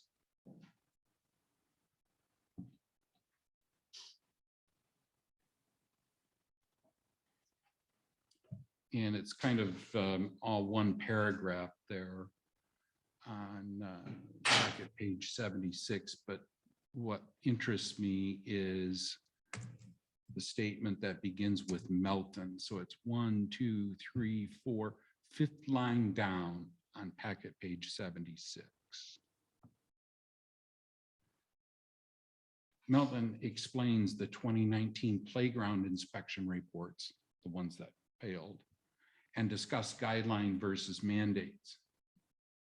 PrAC requested funding to address the issue and was denied in the 2022-2023 budget. That'd be this current one. Heidi, I'm going to ask you because you're the only one that was present. Don, you might have been present, but you weren't a board member then. Do you remember PrAC coming to us and saying, hey, we have a failed inspection. We need money to fix our park? No, I don't either. I remember basically, and only because I questioned one of the members about things that are in these minutes, is that we basically took the money because the projects are out of control and not getting completed. So we have one or two things going on here. We have either minutes that are not made up according to our conversation, or we have people making false statements who are actually on PrAC. Well, they're putting it in their own context. Sure. Well, you should refer to the 217 board packet. That was the meeting at which the park and recreation funds were discussed. Right in there was my detail for the recreation fund, facilities maintenance, facility repairs and maintenance line item, and the capital expenditure. And under facility repairs and maintenance, I had $8,000 in the budget for repair of the, I've looked at it a few times, but I can't recite it word for word, for expansion of the High Prairie Park playground area and correction of the use zones over there. There was $5,000 for that. There was also $3,000 for, I believe it was landing zone material, and the board struck that money out of the budget. Sure. Was that, you said February 17th? Yes. Okay, thank you. February 17th. So is that a direct request from the Parks and Rec Committee? No, it's through me doing the budget for the Recreation Fund through things that we have talked about at the Parks and Rec committees. And at any time, did you mention that the park had failed its inspection? The park, the inspection. Yes or no? It's a simple yes or no. Please. And I won't be constrained by what you think I should, how you think I should answer the question. Okay, I'm not obligated to be constrained by that. And we're not obligated to listen. Well, That's I right. guess We're if you not. don't want to listen, that's fine, but I'm still going to point out that we had the 3 playground inspections and only one of the playgrounds was there a recommendation to close the playground, which we did, and removed all of the equipment at that playground. There was no recommendation from the licensed playground inspector to, yes, did he note violations? Yes, he did, but there was no recommendation to close that playground, and it wasn't closed. I believe it was taped off originally. No, And I'm actually searching for those photographs. I believe it was taped off with yellow caution tape. after the inspection? Yep, Absolutely not. at High Prairie Park. No. I believe it was. No, it wasn't. At It's any never rate, been closed. it is a board decision as far as risk management. Sure. Yeah, exactly. So I'll be voting no on the consent calendar for the items that I've brought to attention, because I believe that they are incorrect. Well, Any other and here questions or again, comments? this board doesn't approve the minutes. Actually, the minutes of these other meetings shouldn't even be in the consent calendar. These minutes have already been approved by the body that actually was the body that held the meeting. And so this board doesn't approve those minutes. They're simply in there as a convenience to the board. Okay, I have a question. Since we can't seem to get proper information, we have ordinance number 48. Should we just rewrite it and put the rules in there? What ordinance is that? Whitewater Township Parks and Recs Advisory Committee. Should we just take a relook at this and maybe rewrite it since we can't get what we want? Is that your recommendation Yes, for a business item? yes, but let's put it down the road a little. Let's put it in October.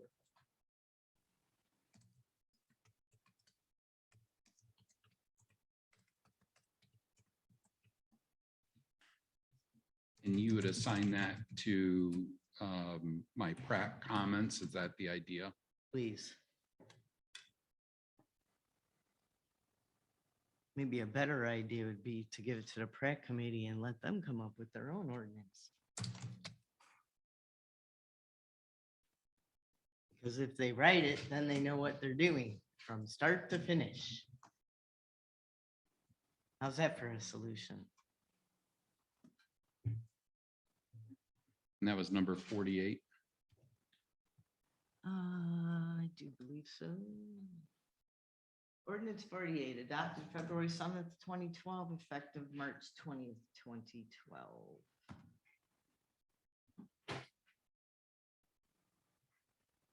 And it doesn't really give them a standard operating procedure, so maybe we put that in as an ordinance. Well, the Parks and Rec Advisory Committee also has bylaws. Well, I'll have to look those up too, Cheryl.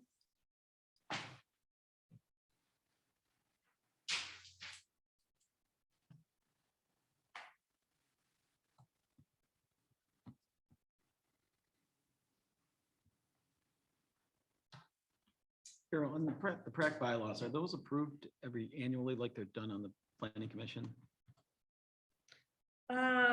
They usually review them annually, I think. I'm not sure if it was done this year or not. I don't remember specifically if it was done. You say it was, Lois? Yeah. Then it was done, but they have to be approved by the board. So when would that have been? I wouldn't have been on the board then when that was done. I don't think. Usually, like most of the boards, committees and commissions do that in January. Okay, so if I went back and looked at it in January, I Yeah. would expect to see that. Yep. I don't know how you'd expect to see it. They don't have any backup work in their packet, so. I don't think they made any How are you changes seeing either. it? Well, I think what Cheryl said is that the board currently approves those bylaws. And so if PrAC reviewed them in January, I In their doubt February highly you'd minutes? see it in our February packet, but you might see it in a March packet. That's quite a busy time for the board with all the budget work sessions and so on and so forth. But the earliest I think you would see it would be in the March board. And if they didn't make any changes, it probably wasn't brought to the board. Because they didn't, there was nothing to approve.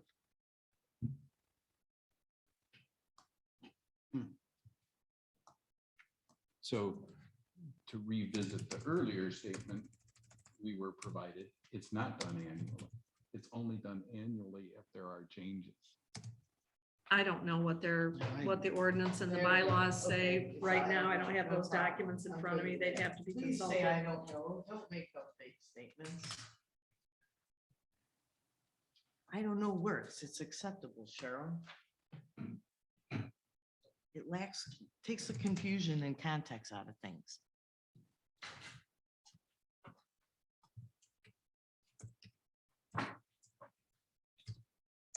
If there are no other questions on consent calendar, I believe that brings us to a vote. Roll call when ready, Lois. Goss, Yes, Almost, Yes, only because I'm paying the bills. Glenn, Yes. Hot, No. Bennett absent.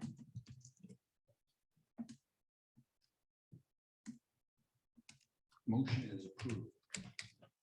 Unfinished business. Number one, financial audit proposals.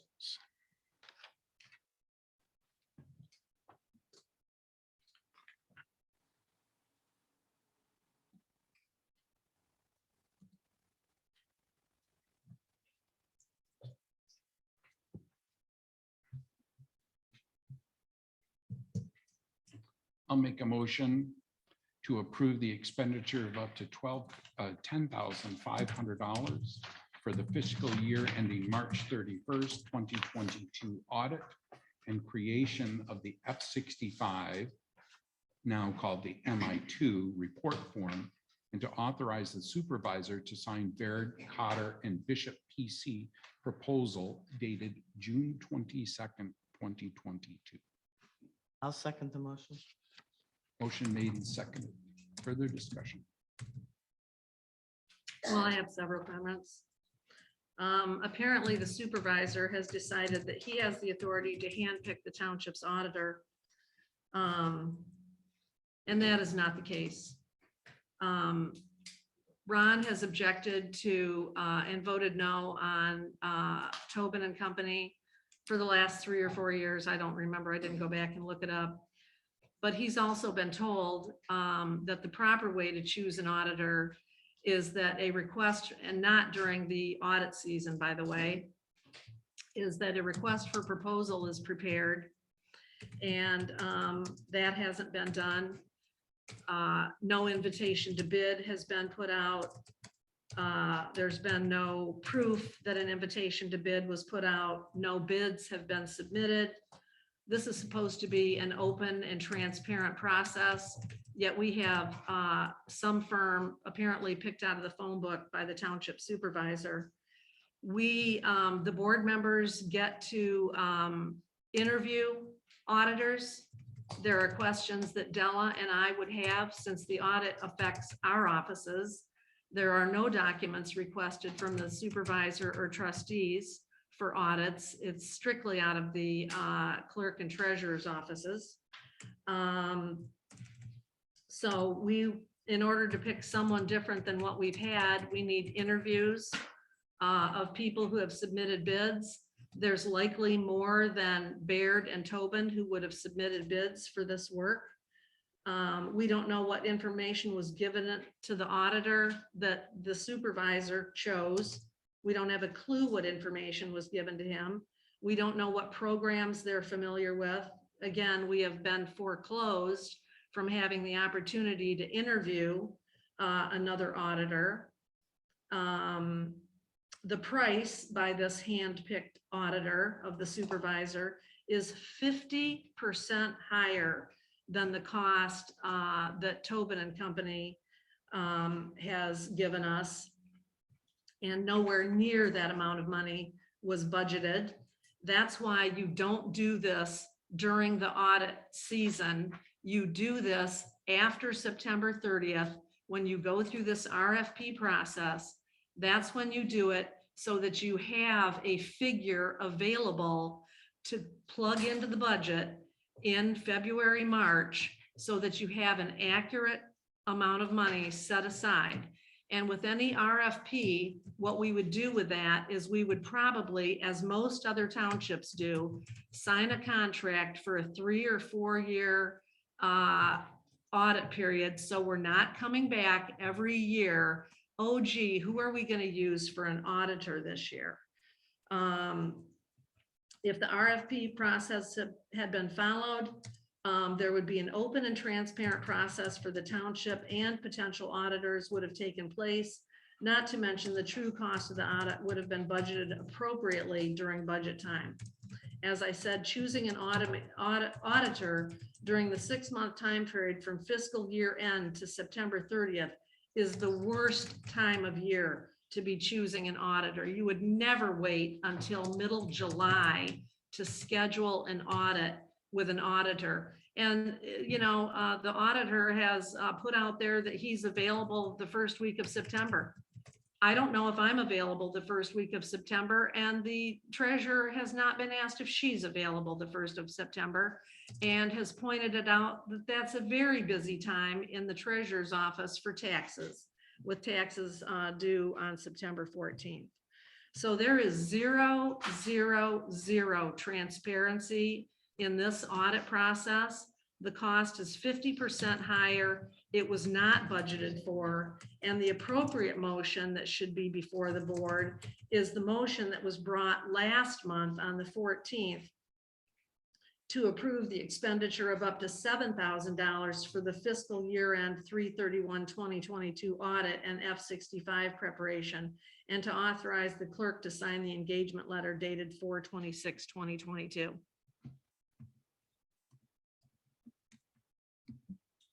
Okay, how do you get half as much between 10,500 and 8,500? How is that half as much? The motion uses the figure 10,500. That's $3,500 more than 7,000, and the $3,500 is half of 7,000. So that's a 50% increase in the cost of the audit. Not budgeted for. We budgeted 7,500. 7,500 and 7,500 is 15,000, not 10,500, but okay. Yeah, 100%, then 50 of that, but you shouldn't say 50, Cheryl, it's not 50. Because 7,000 to 10,500. Well, we budgeted, yes, we budgeted 7,500, but their cost is that they, 10,500. no, It's- the Tobin and Company cost per their letter, which is also in the packet, Is is 7,000. And Baird is 10,500. That's a 50% increase. Yeah, but okay, however you want to do it, Cheryl. But in I this, think it's just the math. in this book, your favorite, so you know, financial records, accounts, and procedures must be audited annually by a certified public accountant selected by the township or by the state treasurer if the township fails to do so. You can have an audit biannually. You can do whatever you want. If the supervisor is requesting a change, maybe there's a reason why we need a change. Just to clarify,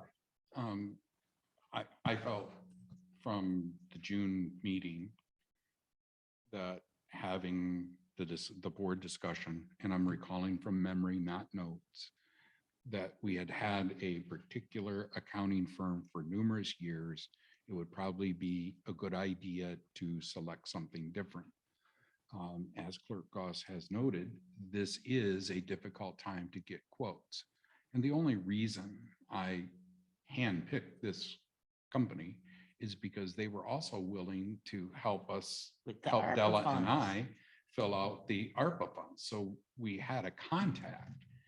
And I above didn't and get it out beyond of the that. phone book. I got it out of the MTA magazine, Cheryl. And then I would like Clerk Goss to provide a copy of the township's RFP process. And so if she's referring to a document that we don't have access to because her office is too busy, well, then please provide it today. No, there isn't an RFP. The Well, RFP you has said to that be, I the needed RFP to has comply to with the be RFP developed. process. The RFP has to be developed. This is far below anything that requires sealed bid. So no RFP process. And I will say that I think we've probably spent 4 times this amount with Fleas and Vanderbrink without an RFP on design of the park. Okay, well, this So- is not below the sealed bid. This particular 1 year is, but you would not put out an RFP every year. You would, as I mentioned, you would put out an RFP seeking an auditor, as most townships do, that they hire that auditor for a multi-year process. I don't have a problem with changing auditors. So are you But saying, the process, the open and transparent bidding process needs to be followed. And do we have a standard RFP form? No, we do not. That would have to be developed. do we have a process? You We, referred to our RFP process. I mean, We- your statement's not mine. I'm referring to if you use this auditor, an auditor that charges 10,500 for 2 years, that's over 20,000. Okay, so I don't know why you would do an RFP without requiring that the auditor bid for 3 or 4 years. You would sign a 3 or 4 year contract. Not and lock- necessarily. Well, why would you go through that entire procedure then? The problem is that you've handpicked an auditor that none of the rest of us know anything about, and that is not the open and transparent process. We put out bids for mowing. We put out bids for snow plowing. Getting an auditor is at least, if not way more important than selecting a mower or somebody to do snow plowing. That needs to go through the open bidding process. And in the meantime, since we don't have that process, we don't have an RFP that no one has come up with, you know, what are the specifications that we would want this auditor to follow? And plenty of townships go out for RFPs for auditors, attorneys, everything else. So that is done every few years in most townships. And the process of approving somebody that was approved, that was handpicked by you, it just reeks. There's no transparency in that whatsoever. None. And Della will and I have not even had a chance to talk to this person. And while we sit here and argue about this, the time is ticking to get the audit done. And I will say that even our snow plowing and our mowing contract, Cheryl, the trigger for them to be bid is the annual cost, not the 3-year cost. Otherwise, we'd be sealed bidding our lawn maintenance. And that's been a pet peeve of mine. We approach almost $20,000 a year and will exceed $20,000 a year this year for lawn Probably. mowing. And yet We got we lots of don't, mow. and yet we don't go out for a bid, a sealed bid, like we're supposed to, because you handpicked our lawn mowing contractor. No, I did not handpick our So- lawn mowing contractor. We put it out for sealed bids No, in we didn't. 2020. Yes, we did. Sealed bids? We have put this out for bid. It might Sealed not have bid? been sealed. I believe it was, because the gentleman from Interlochen submitted his in a sealed envelope. Yes. Okay, We so- went out for bids for that and awarded a contract for 21, 22, and 23.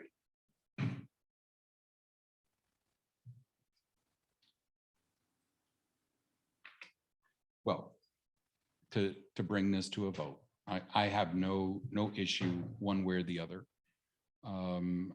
I do agree that we should change auditors, whether we do it at this particular moment in time. I don't much care, but you know, if the treasurer and the clerk have to be involved in interviewing an auditor which overlooks their work, that's a concern. Could be considered a conflict of interest. I'm just saying. It's going to be done in an open meeting where everyone hears the questions. And so there's not going to be any, you know, we have a meeting with them that the board's not here. No, you would open bids, just like we've done with every other bid process. You would open the bids, you would decide who you're going to interview, and whoever the board wants to interview, maybe all of them get interviewed. I don't know. The board would, but the point is that the board would be selecting from people who have put in bids and that's been published in the paper, and the process has been followed. An open and transparent process has been followed.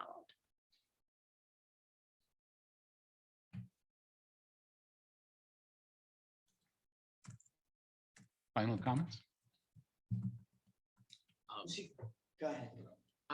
I'm a proponent of changing. And I think that there's lots of ifs and buts and things that have been thrown about here. The simple fact is that we are mandated, it is statutory to get this done. And I do not see an issue switching this on a 1 year, and then we can address it going forward on a multi-year basis, multi-contract basis going forward. But for the purposes of getting this done, Tobin's been with us almost 10 years or more. That's just not, that's not a situation that I have experienced in my career. Granted, it's been in the corporate world, and corporate worlds change on the fly for lots of reasons. And I think I think that we need to change it. I think we need to change it. And then I think we need to figure out what the process is for an RFP, when you get one, when you don't get one, but I'll just do this with FOIAs, because apparently getting anything out of the office there is a wait. So I'm all for changing, because I think 10 years is way too long, and I'm going to say this again. I take an offense to you telling me I got it out of the phone book. I take offense that you think I just picked one out of the air because I spent 3 or 4 hours on it to only have Ardella redo my work. Couldn't get a contract yet, Cheryl, because we weren't at that point. I'm all for changing it at this point. That's all I got. Roll call when ready.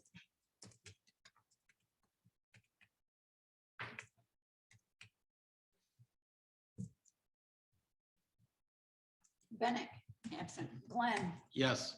Goss, No, Almost, Yes. Hot, Yes. Motion passes. I will be contacting this firm immediately to get the audit scheduled right after I talk to Della and find out when she's available. We will be scheduling the audit, not the auditor.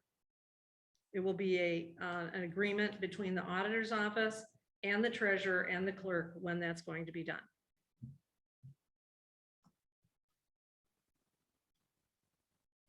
That usually what happens. I have no issue with that.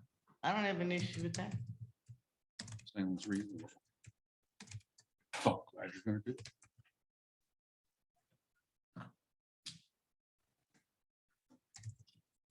Unfinished business number 2, High Prairie Park, proposed closure of playground due to safety concerns.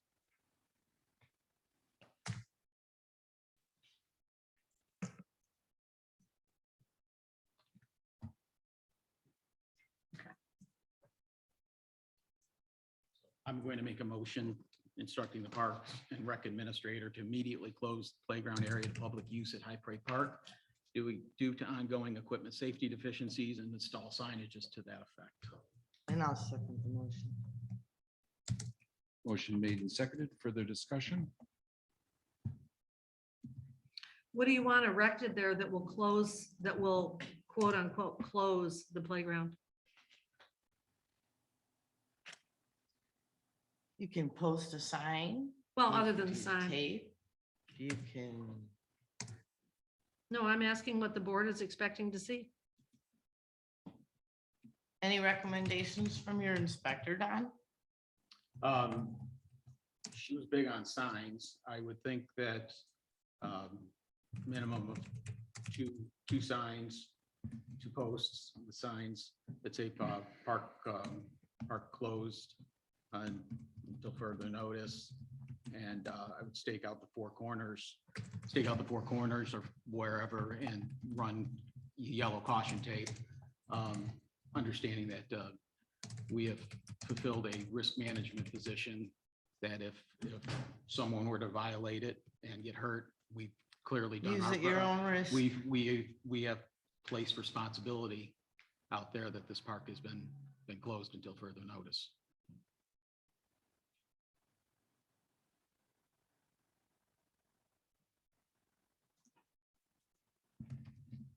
Did anybody forward this playground inspection to the Pratt Committee?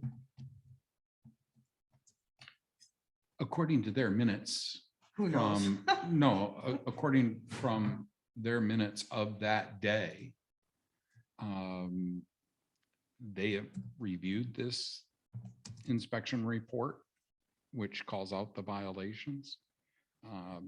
They worked through it, and they were actually supposed to get a second inspection, a second opinion, which I thought was great. That never came to be. So because that never came to be, they must have accepted the failures as being there. So Don, stake out the four corners of the playground, mitigate risk, signs, Yep. and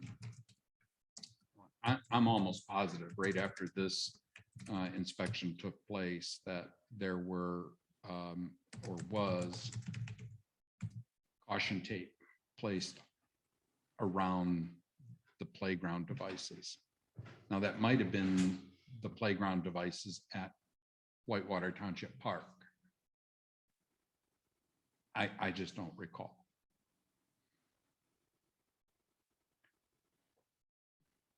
So I was wondering what you had envisioned going around your four corner posts. Yellow caution tape. Yellow Yeah, caution yeah, tape. yellow caution tape. Or do, I would prefer to use, I guess specifically, do not cross line tape that's worded that there's several types out there. And that may not be the exact, but I think that's pretty close to do not You have cross. closed, you have caution, do not cross, there's hazard. Yeah, if you have it closed, I prefer that, but I think if we run the perimeter with the tape, and then put in 2 posts with 2 signs that are to the effect that this park is closed until further, this playground is closed until further notice.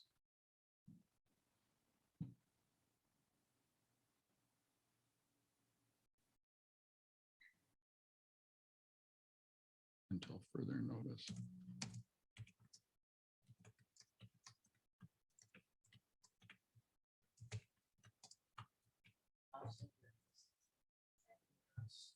Someone will say fire line or fire scene. It cases because his sale. Yeah, we just buy a roll of it. But they do make like 40, 50 different slogans on it. Yep.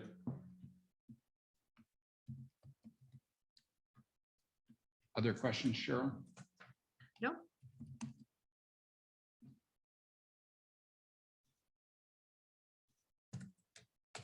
So to recap, we'd have the four corners staked, yellow tape with do not cross or some slogan of that nature. We'd have the signs that it's closed until further notice to mitigate the risk identified by these reports, I guess. There's red tape that says. You want danger, it do to- not enter. Okay, the signs are going to say what I thought it was going to say, playground closed until further notice. Yeah, I believe that is what the sign Okay, says. all right. Yeah, I was just recapping Right. the reason we're doing these things. But you're not expecting that to be on the sign. No. And I think the sign, if it was 12 by 18, should be sufficient. Actually, what we've done on Lossy Road and Battle Creek is just, it's a white background sign with red letters, say park closed. There you End go. of story. But you can get red tape that says, just so you know, caution, danger, caution, do not enter. It's just red and black. It says danger, do not enter. $28, you want. So do you want it red or yellow tape? Really matter. It all depends on how firm you want. Do you Let's go want to with the say red. danger, do Red? not Let's go with the enter? red, do not enter. You know, because red, caution, yellow means caution. Red means stay away. So Red, do not enter.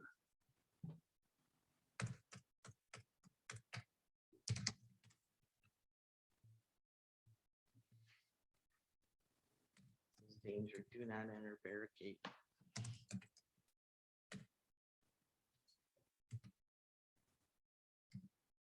Clear enough, Cheryl?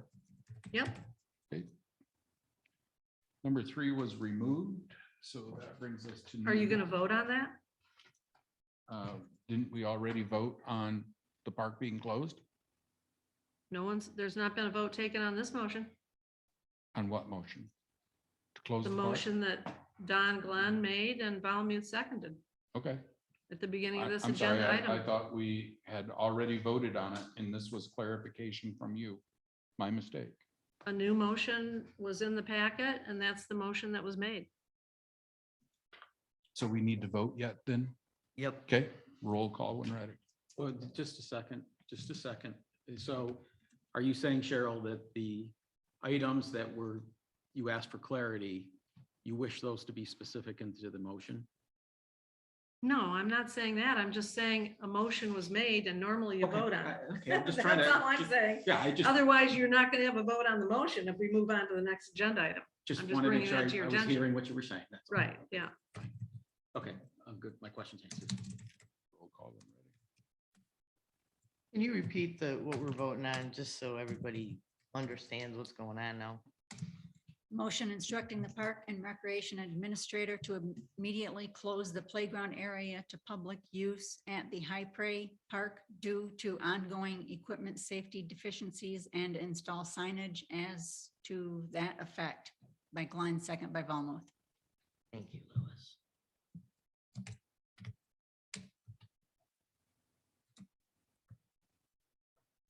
Is that good, Don? Yeah.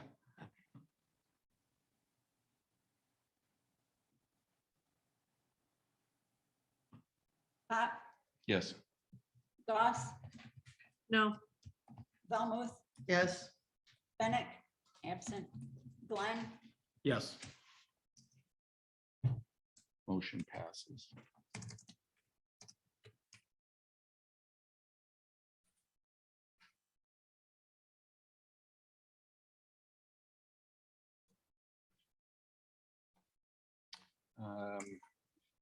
Unfinished business number 3 was removed. And so we will move to new business number 1, election wage inspectors on packet page 102. I'll make a motion to approve election inspector wages of $16 an hour for new election inspectors as listed. I'll second. And I do have another name to add to that list, a gentleman by the name of Ted Arnold.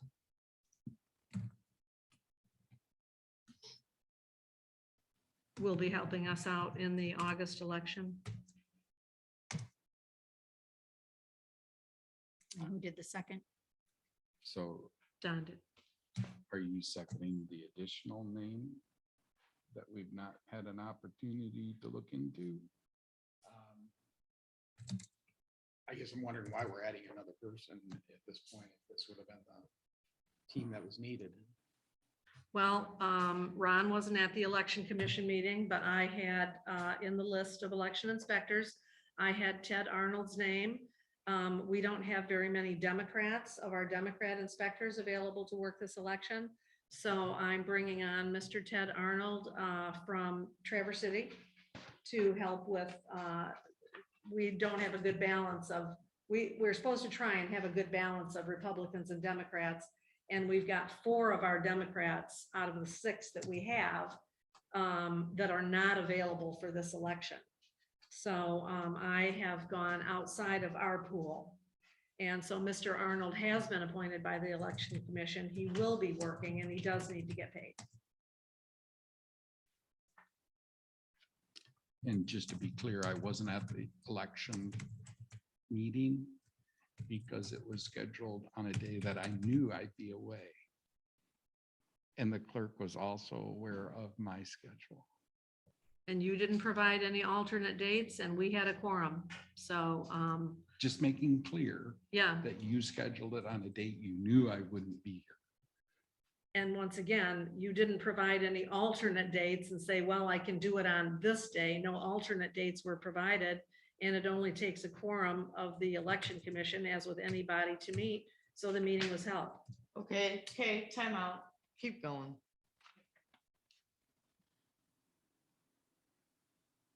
Do you second the updated list? I do.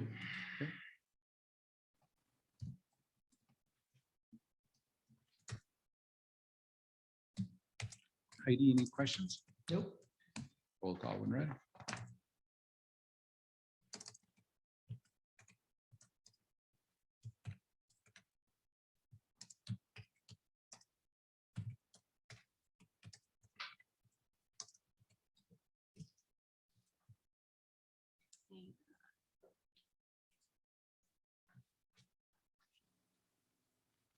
All right, Glenn, Yes. Pop, No. Bennett. Absent, Goss, Yes. Falmouth, Yes. Motion passes.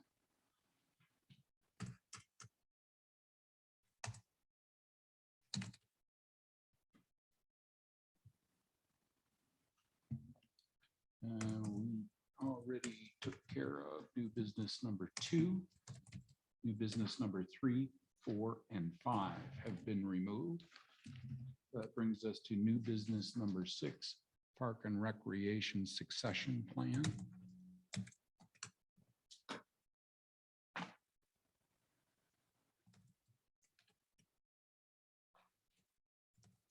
have that starting on packet page 202.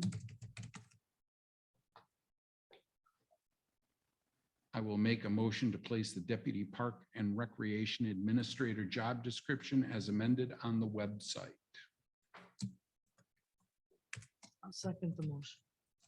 Motion made and seconded. Further discussion. Well, I have some comments about the job description. Sure. What page did you say that was on? 202, but the actual description begins on 204. The bookmarks are functional in this packet, if that helps you. Sure. Let me find where my comment was.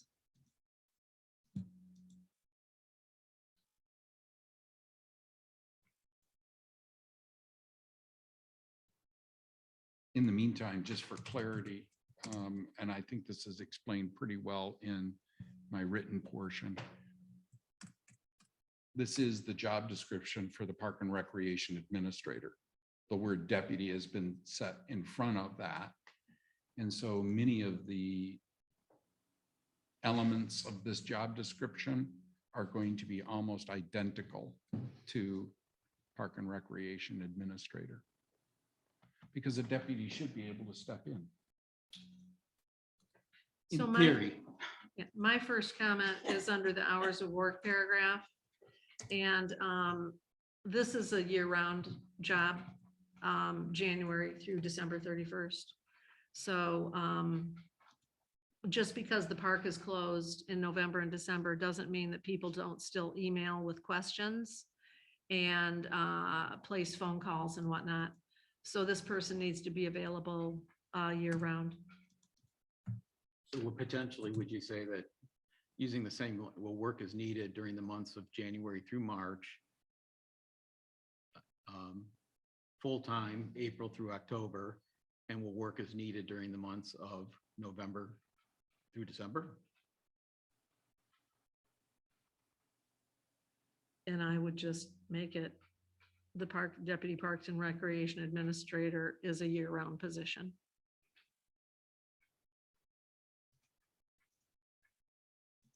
There's actually quite a lot that goes on in January through March with raids and booking the seasonals, making sure the website is that the IT person is getting the website updated, testing the website, putting the seasonal bookings in before the website goes live.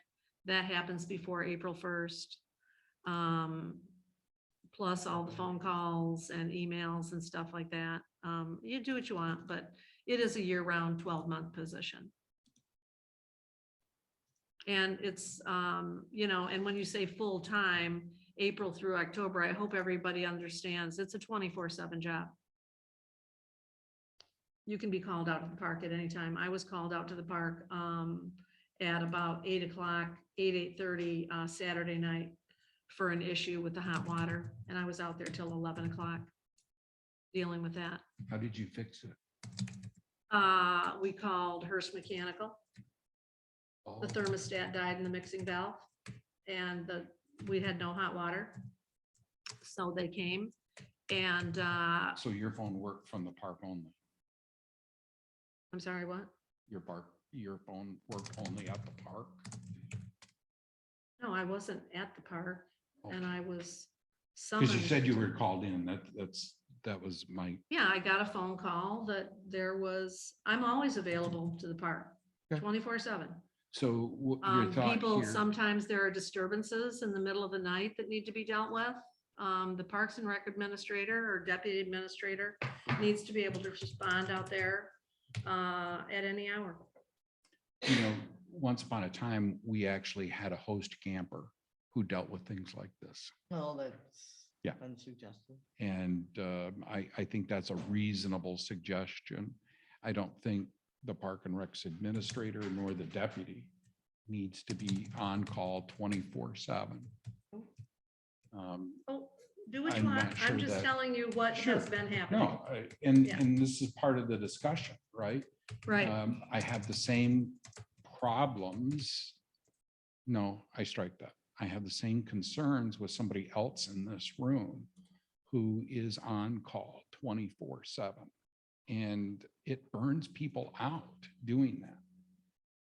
I commend Chief for being willing to put up with that, but we got to get him some relief. And the same with you, Cheryl. Nobody expects someone to be available 24/7, 365 days. Just Well, don't I'm only expect that. talking about the 24/7 during the time that the campground is open. Sure. From early May to the end of September. That's the only time I'm talking about it.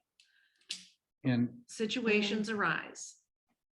A host camper may not be able to deal with some of them. You need to have someone, is the host camper gonna enforce the park rules? I would hope so. Is the host camper gonna know who to call with I would a hope so. situation? Okay, well, Get that, but we're not talking about a host camper. No, right we're now. not. Yeah, we're not. So, Point okay, of so well, no, let's, I'm just saying it was brought up. yeah, I appreciate that, Cheryl. Thank you. So hours of work, Ron, in the drafting of this, was there a reason that November and December were left off, or was it just, was there's a thought process, or was it just a clear? this is exactly how the job description currently appears. Oh, So that's never been brought to the board attention that, November and December are an issue. So, this is a true red line copy, right? So the items that appear in red and underlined have been added. Items that appear with a red strikeout through them have been deleted. Everything else in black is existing language.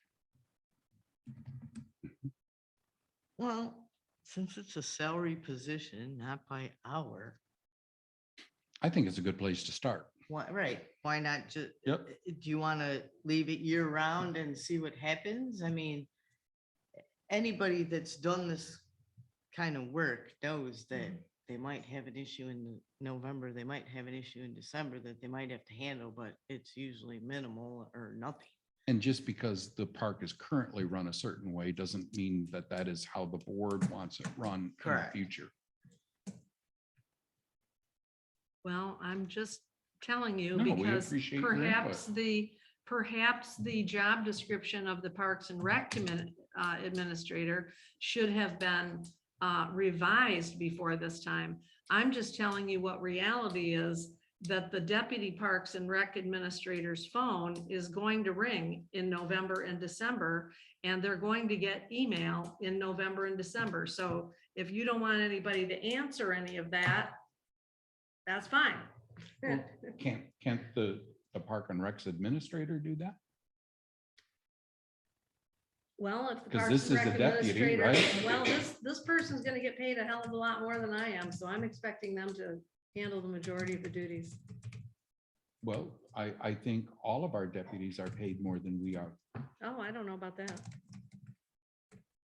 I don't even. have Anyways, one. I'm ready to move So- on to the next item. Okay. You can make it whatever you want.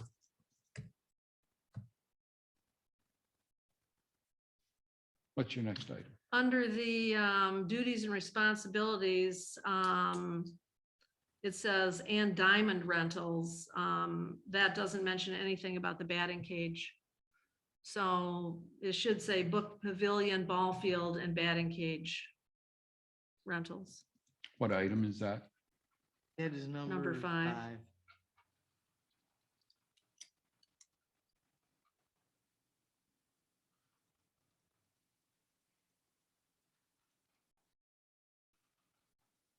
So book pavilion, maybe comma,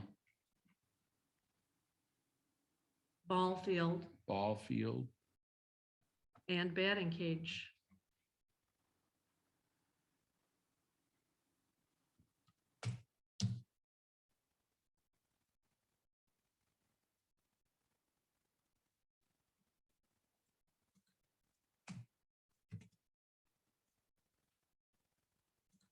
and I think we go to online stuff there.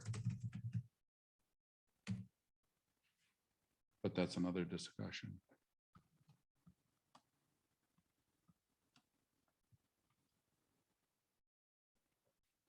I think that's a good recommendation. I had the same one. I want to go back to that November, December, because Okay. then that hours of work, because I have a vision of what I think needs to be done after going through the budget process, not on the board, but going through the budget process. And in that first quarter, I would like to see substantial work done pre-meeting on the park and preparation for the budget. And I Okay. think November, December would be a optimal time for that person to be assigned duties by this board for to develop informational or potential changes. So what's your thought there? Do we leave, maybe what we do is rephrase work as needed, the months of November through January.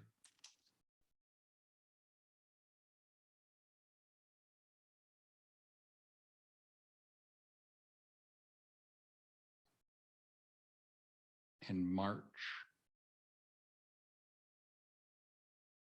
through October. Full time. I would be fine with that.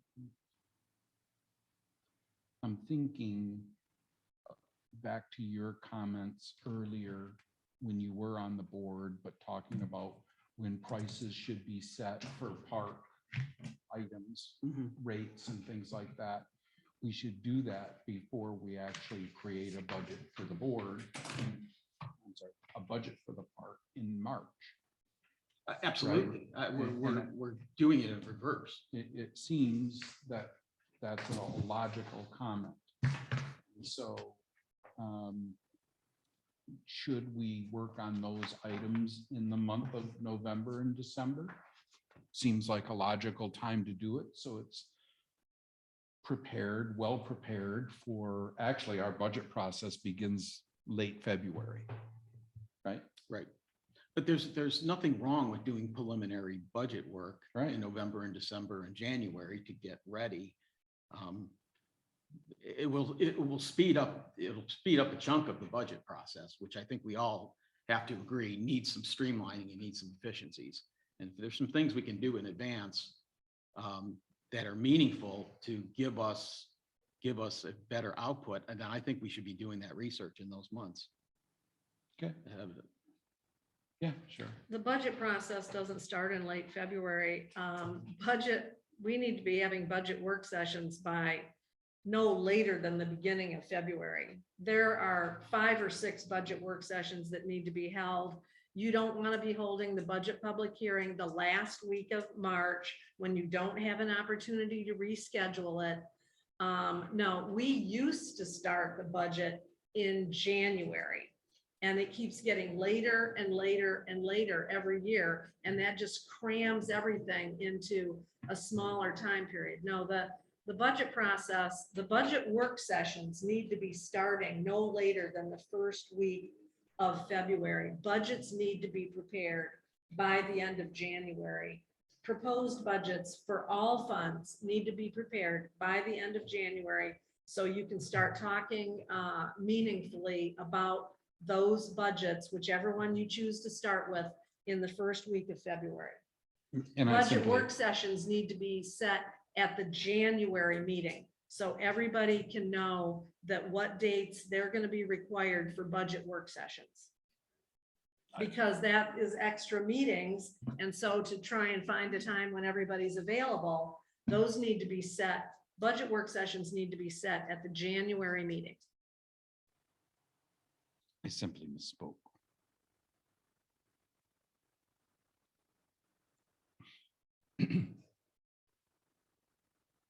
So thinking about the verbiage wordsmithing there.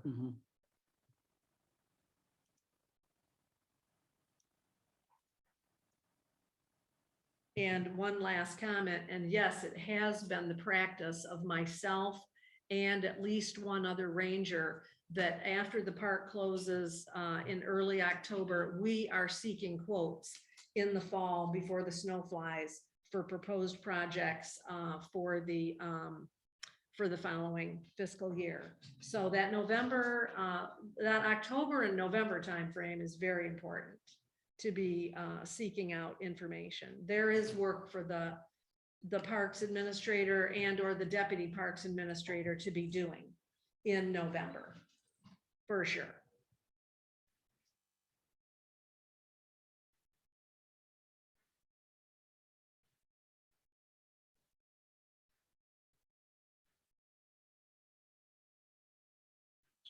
Thoughts or comments about wordsmithing? This writing appears to start at January, right? Yeah. And so I don't know what the thinking was there, but maybe what we do is start at the end of the park season.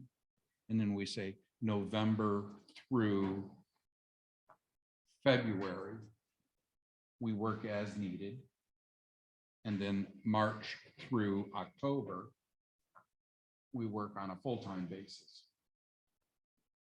You know, my mind's Yeah, and programmed to think in a fiscal, Right. right, year end. No, I think that makes sense, the time period. I do think that we should probably add to the first period, which was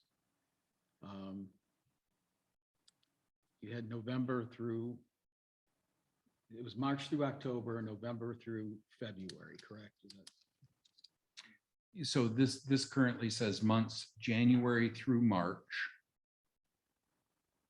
and full-time April through October. And this discussion has highlighted the importance of November and December. So those are really the only 2 months that weren't listed here. And clearly from how this sentence is written, they're looking at January 1 as the start date for the park season. And all I'm merely saying to get all of this, all of these words in a logical sense, what would happen if we say the deputy park and recreation administrator will work as needed during the months of November, December, and January. Period. March through October will be on a full-time basis. Yes, and I would just amend that slightly, saying that the months of November, December, and January will work as needed as directed by the board. Oh. Mhm. And we could actually put that after the statement or as directed by the Yeah. board. Yeah, okay, as long as that goes in there, I like the time, I'm okay with the time periods. I think that meshes into the budget, the work at when the park, the heavy lifting at the park, when the park's not fully in swing, that there's other preparatory work that can be done.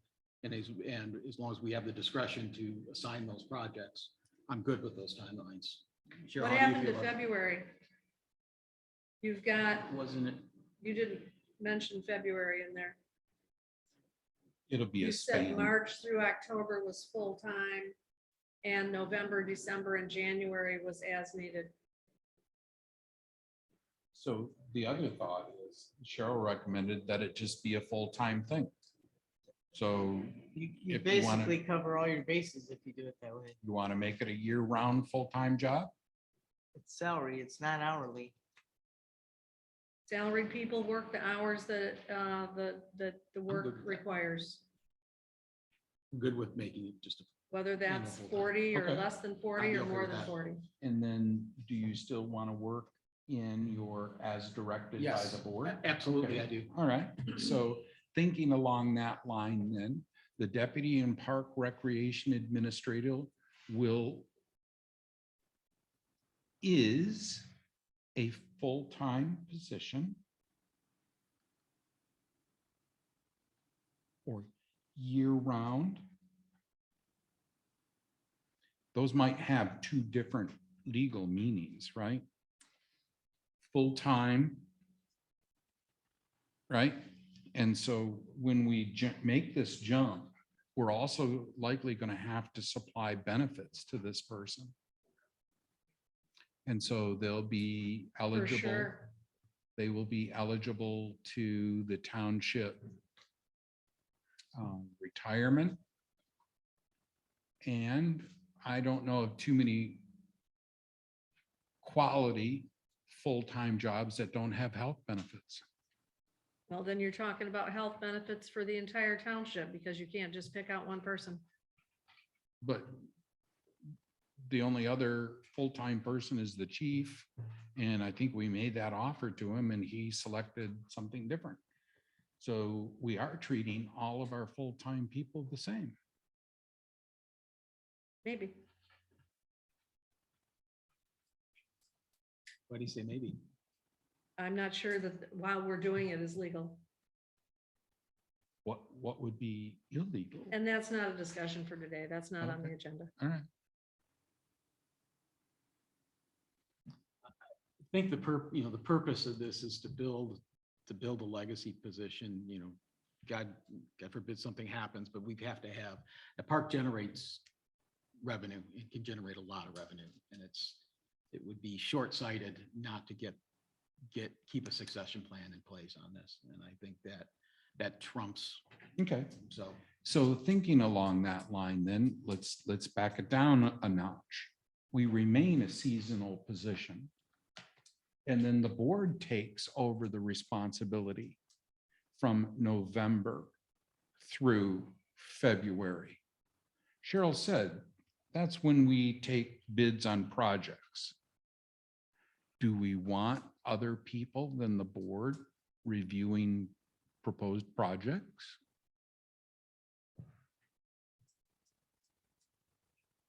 Well, the decision-making authorities here, it would make sense for us to be the one to review those projects.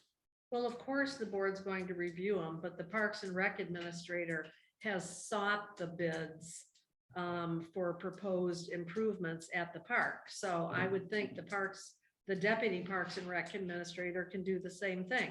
Oh, it has come to light that we should do this. And so they seek out some bids in order to be prepared for the budget process. They seek out some quotes, not necessarily, for instance, we got 3 different quotes on renovating the pit toilet building.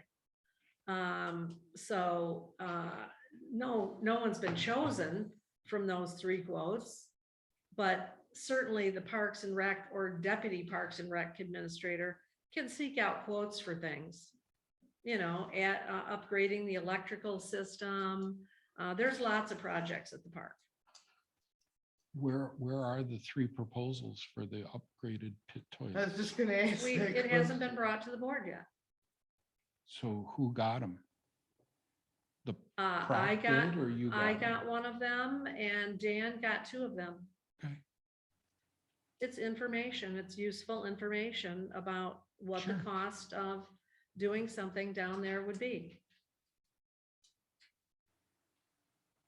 So I think we could, personally, if we move this back to a seasonal for the deputy. And I don't care if we still let them know that November through February would be as needed. And then March through October would be considered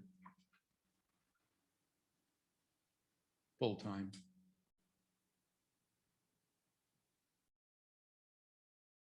So the board's gonna take care of, well, as long as the board is gonna take care of all those things that that the Parks and Rec Administrator does in January, February, and March. January and February at least. You're speaking about this as if we're eliminating the Park and Rec Administrator. And I don't think that's the concept here. Oh, okay. All right. The concept is that we have a plan of succession. Sure. What happens if the Park and Recs Administrator isn't available? Just like the deputies Sure. that you have or the treasurer have. Sure. They need to be able to step in case of an absence for whatever reason, to at least cover 90% of the duties. Then they need to be available year round. And so An absence could occur at any time of year. it can. And that's why if we, under hours of work, the deputy park and rec administrator will work as needed the months of November through February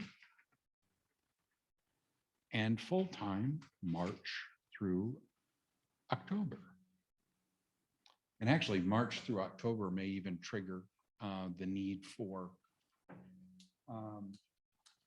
benefits. We may want to think about leaving that April through October for the deputy, and as needed, November through March. Because we're not going to expect a deputy to create a budget, are we? No, I no. wouldn't think so.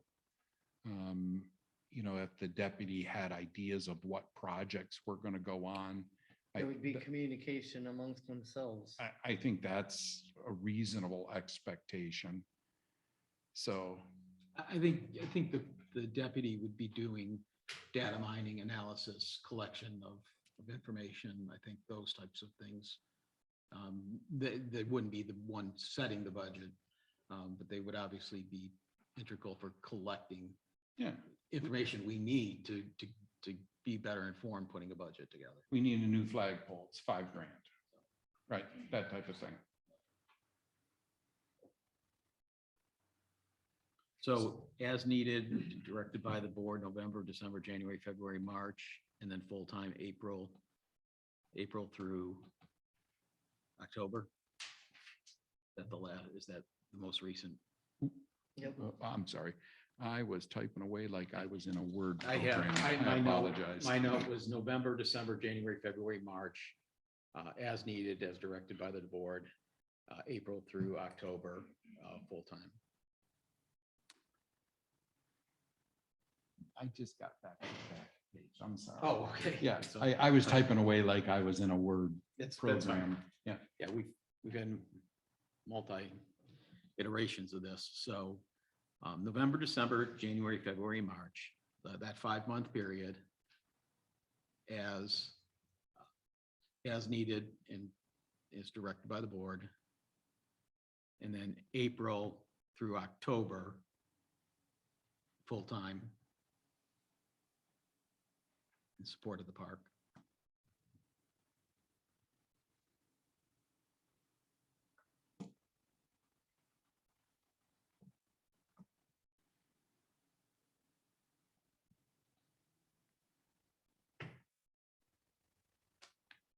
Number 18 might have a chain of command problem when you're done, Ron.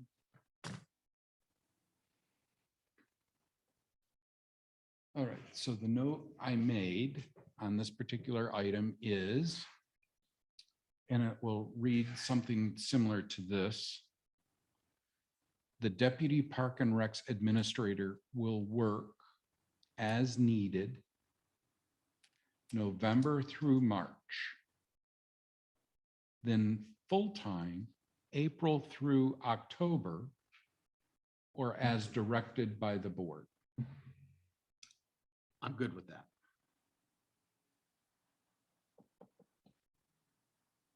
Sure. Fine. Heidi?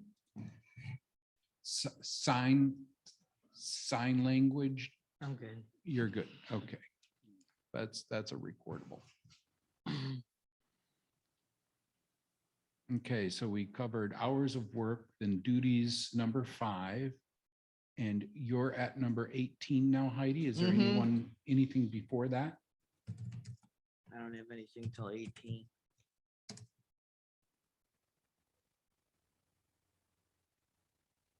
If you're a deputy, wouldn't you report up? You wouldn't jump over your boss to report something.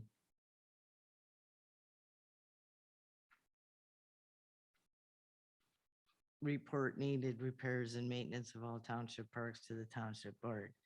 Wouldn't you report to your, in other words, the deputy would report to the parks administrator, and then the parks administrator would bring it? I see your point. Just, Yep.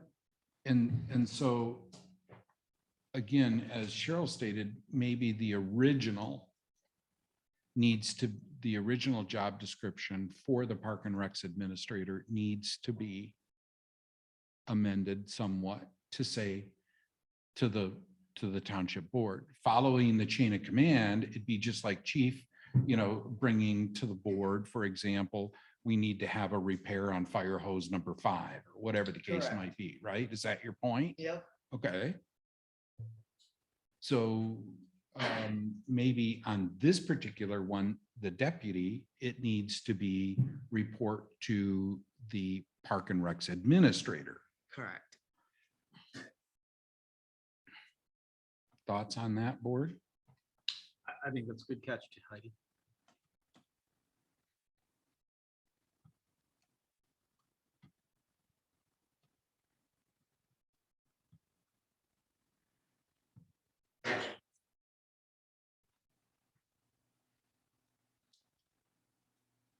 And so then it might require, the original might require an update too.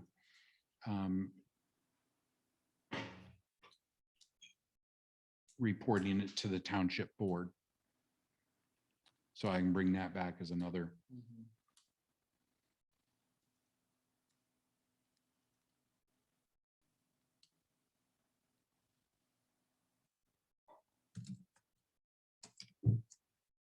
And then on 19, you got review parks and recreation operations with Park and Recreation Advisory Committee. Okay, but what do that person do? Then they've got to take it to the administrator.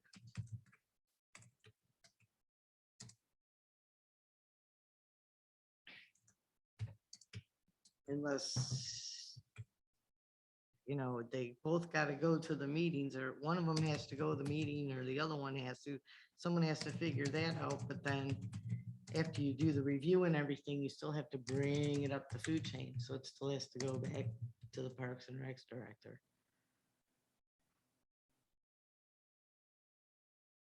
And maybe this is one of those items that we delete in its entirety. Again, thinking that there's a difference between the actual. You gotta show some rank administrator. here. Sure, yeah, I totally appreciate what you're saying.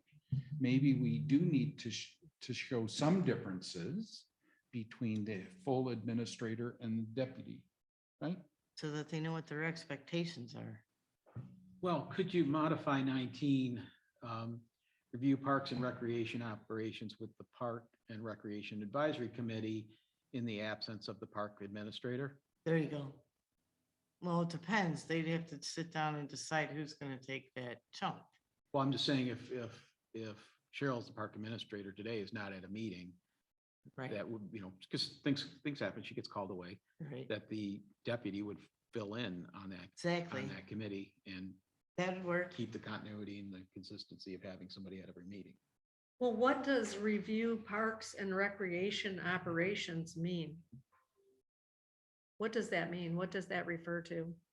Well, that's mind you, that's in our current, right? Oh, I get it, but what in Description. your mind does that refer to? So To me, that means you just give a report to the board, a verbal report about what's going on at the park, negative, or maybe a written report. negative. When- Okay, so then tell me what that means to you, because it's been in there and maybe we aren't all clear on what that means. In my mind, when I read that statement, review park and recreation operation, that means, hey, end of season, mid-season, we've got something that's not working. We have a broken process. Maybe it's, where we change flat tires at, or whatever the case might be. And so that's an operation that happens within the park. We need to change this. We need to change that. We need to change flow of traffic pattern. Or on the bright side, everything worked correctly. No changes of operation made. How about review parks and recreation operations with the park administrator on a quarterly basis? Or a monthly basis? You probably would want to do it on a monthly basis. Since you're going to do projects together, you probably would want to do it on a monthly basis.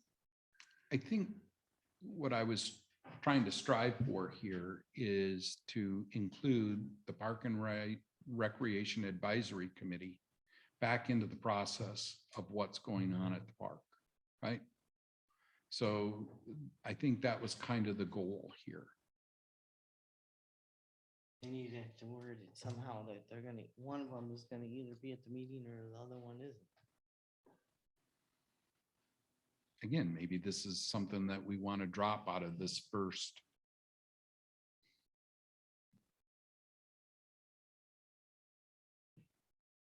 Well, many years ago, they had a park board and it was eventually disbanded because, and first of all, they never ran the park. The Parks and Rec administrator did.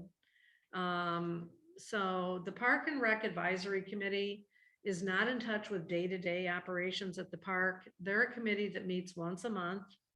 And they just aren't in touch with day-to-day operations at the park. And it would be impossible to have them be in touch with day-to-day operations at the park. Decisions need to be made sometimes on a daily basis. Can't wait for the next Parks and Rec Committee meeting. That's a logistical thing. Sure. So, But I would think they would still want to mingle. I mean, how do you know if anything is going on or not if you don't take some initiative? But again, I think that was really the impetus of why this particular line item was modified to add Park and Recs Committee, right? It's just that they're made aware of these operational things that either did or didn't work. It's not day-to-day operation. Hey, we need more hand soap. No, that's not what the PrAC is for. The PrAC is for, we've come up with an issue. We need to have some resolution, run it around the table, find what the resolution might be, or multiple resolutions, and then make a proposal to the board of how to solve or resolve, a happening. I'd be totally Let 'em all. comfortable with deleting 19 completely from the deputy's duty.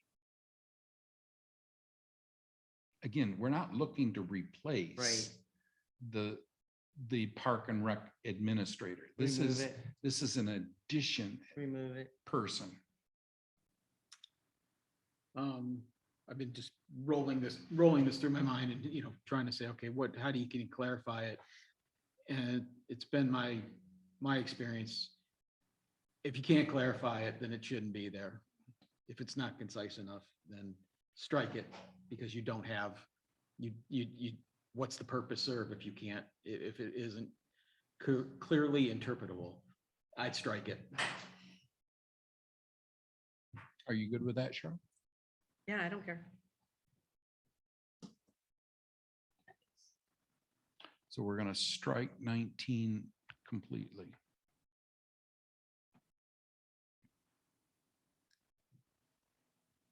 Hey, somebody just walked in the back room. Can we help you, sir? The assessor? You need to call her by phone. I can give you her card. There might be one over there. If not, I can give you her card real quick.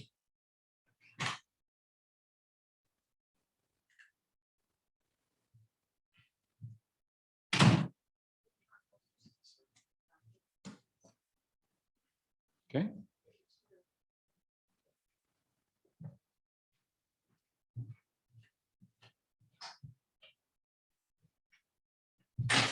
I just have one more change.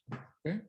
And that's number 21, I believe should be stricken because record hours worked on timesheet. Salaried people don't record their hours. That's hourly people.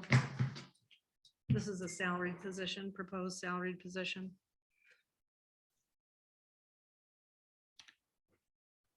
I've got no problem with I that. got no problem with that.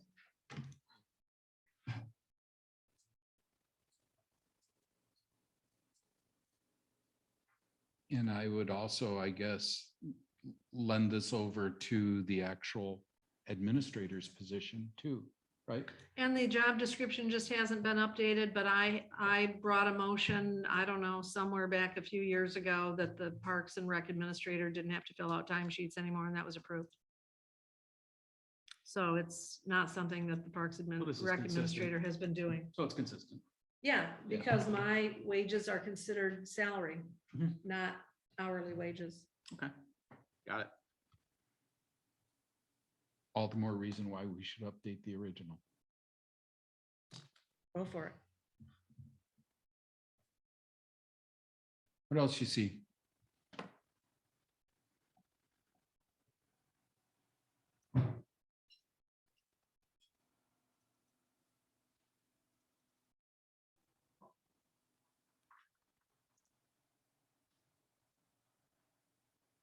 So my original motion was motion to place the Deputy Park and Recreation Administrator job description as amended on the website. Who seconded? Boom. I did. Okay. So we've made some amendments. Are we good with it, or do we want to see it again next month? I'm good with it. Cheryl? I'm good with it. I'm good. Okay. Then we'll vote on motion one.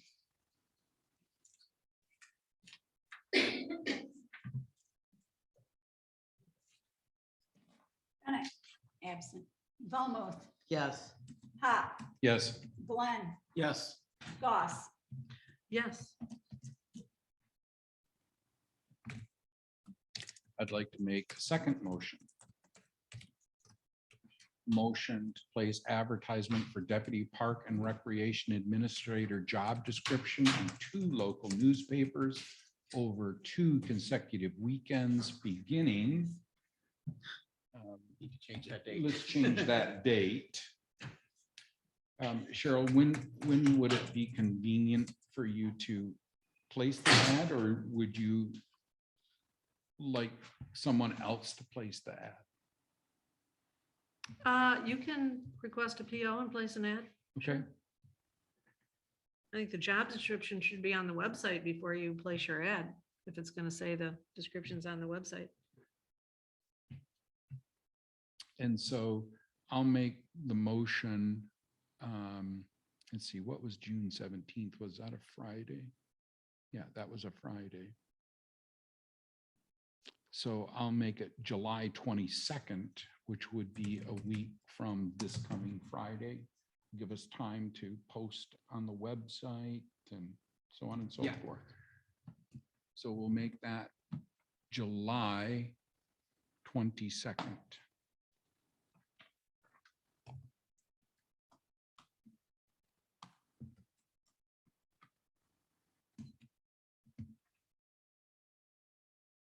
There's a motion made. Is there a second?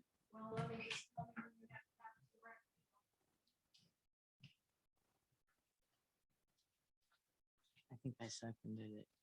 It's 4 days. I know. So to get something in the Friday paper, they have new deadlines and a new address that you send things to. To get it in a Friday paper, you have to have it in by Wednesday at 3. So will you share those new deadlines with the board? Sure, I can make a copy of that and put it in your Okay. box. So the date will be changed. You're gonna post this ad. The ad is coming out on July 22nd. Is that what you said? That's the motion, yeah. Okay, Second. I don't believe there is a second yet. I'll second the motion.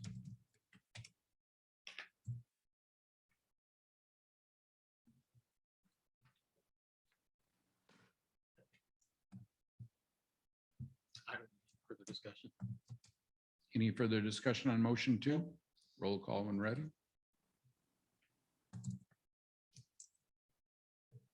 Pop, Yes. Bennett, absent, Valmos, Yes. Goss, yes. Glenn, Yes.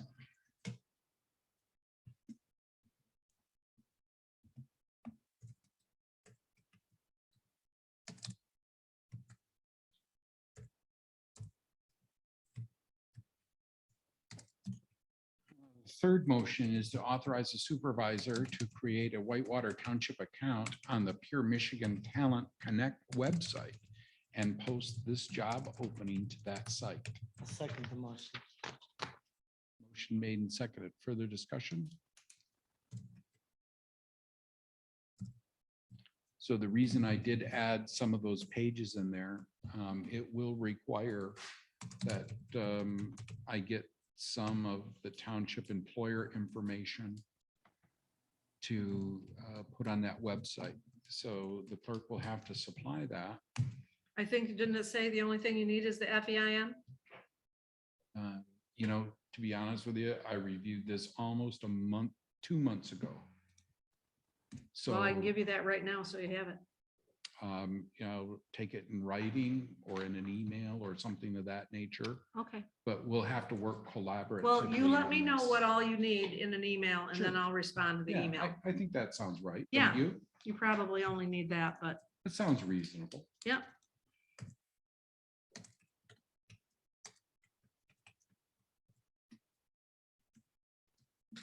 Motion made and seconded. Further discussion? Roll call when ready.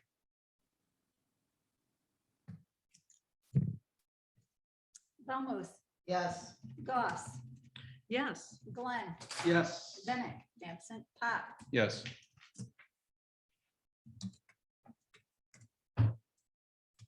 And I'll make the fourth motion on this particular business item. It is motion to approve supervisor memo dated 6/2 of 2022 to the Park and Recreation Advisory Committee, asking the group to take an active advisory role in the Whitewater Township Camping Park. I will second that motion. Motion made and seconded. Further discussion? I have some discussion. Okay. Again, it relates to having proper information in a packet. You basically, I went to this, I zoomed this crack meeting, just FYI. And I think they were a little confused. So hopefully this will remove the confusion that you were extending an olive branch, you weren't cutting off their hands. Again, my opinion, I could put it in whatever context I want. Okay, so there must have been some discussion about, Oh, you were the prime character. All your stuff was discussed, okay, which I thought was wrong because no. they didn't have a packet. They didn't have a packet, so nobody could defend it or comment on it or whatever, because It's almost like one vision is given and that's the they right do have one vision. vision. They have one vision, and it's no offense to this committee, but it's their way or the highway in their opinion. which is wrong, because there's so much good resource in that room, and they're not using their resources to their full advantage. They're picking and choosing. So with this particular motion, should I somehow rephrase something in that memo with your new information? I don't think they understood what you were trying to tell them. And I don't think you might have to give this another thought, like just polish it up a little bit, maybe. Maybe delivered in person so we can answer those questions right off the bat. I was gonna say, go to public comments and read. Well, I can ask for a spot on their agenda. Maybe you should do that. After watching the last meeting, I think you need to do that. Is that how the delivery should be given? I've got no problem with that. Personally, yes. And if anybody else was at the PrAC meeting, tell me if I'm wrong. That is all. But I think they took what you said wrong. I don't think they had the proper education on it, that's all.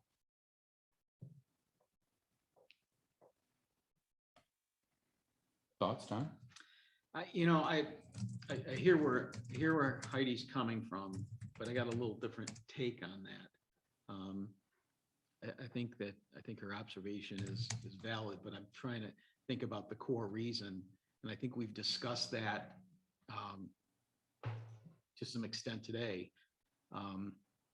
That I think if the PrAC has a packet of information that's coming their way on the topics on the agenda, I think they would be served, and that committee's output would be much stronger if they had a chance to prepare.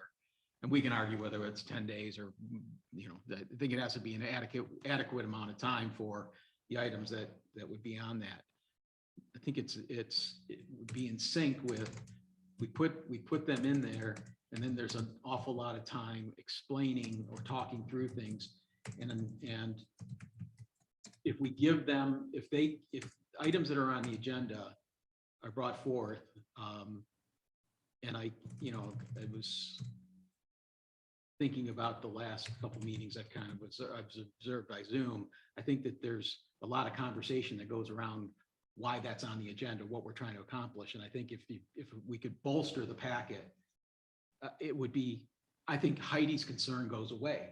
And I don't know that, other than you addressing them, if you feel compelled to maybe understand the role of that packet, the expectations of, here's how you're going to get information. This is how the board and other commissions view that and utilize that and prepare so that we're not making generic or off topic comments that are just not relevant, or it's somebody's supposition or it's somebody's opinion.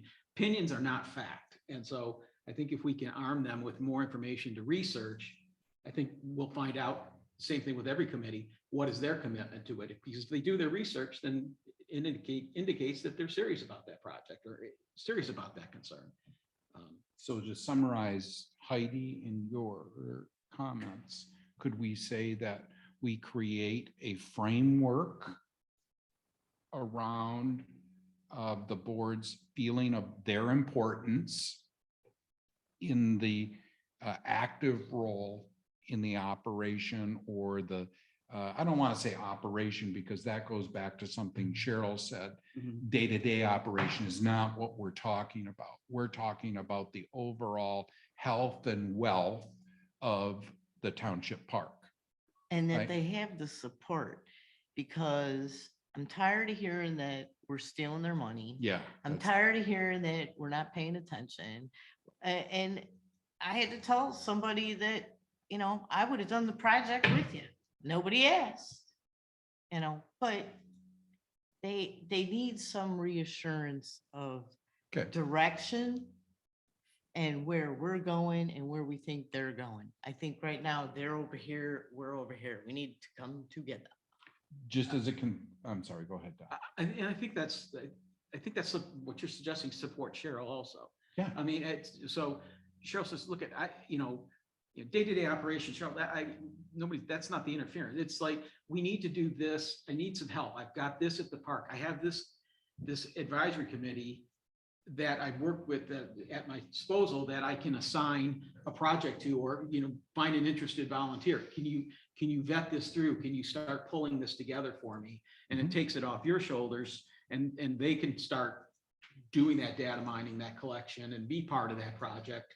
And then, ultimately, bring it to a fashion where it's presentable. And I think that helps Cheryl saying, okay, I need this done at the park. Today, I think, a lot of those things at the park, I think it's an observation. I may not be accurate, but Dan and Peggy, I think you lean on an awful lot down there for some of those things. And maybe there's some other resource. They know more about the park than anybody. So, yeah, but there may be some projects, some one-off projects that need some attention that I think that Yeah, the and- interaction helps that. And I've asked the Parks and Rec Committee to do many things through the years. So I use them as a resource routinely.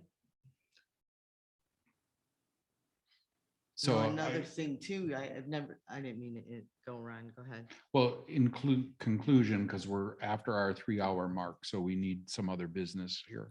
But in conclusion, basically, we'll deliver this personally, emphasizing the framework that PrAC is important in this process, and that we're not trying to eliminate or remove responsibilities. We're looking to get everybody pulling in one direction. Correct. So there, Is that- maybe the PrAC and the park members need to become, they need, if they're gonna work together, they need to know each other. So they need to, go down there and look. All I hear about is baseball. I don't hear that any of those members, except maybe 2 of them, went down and walked around the park. In the So- last meeting I went to, I think was in March, I attended via Zoom. And in that particular meeting, they were talking about the pit toilets, and nobody knew what was going on with the pit toilets.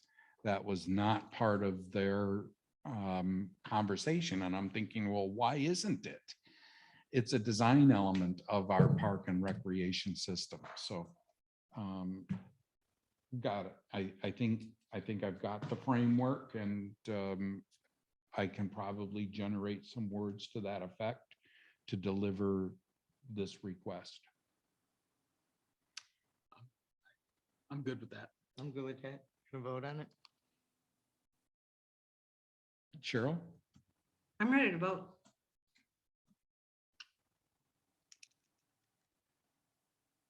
Okay, roll call when ready.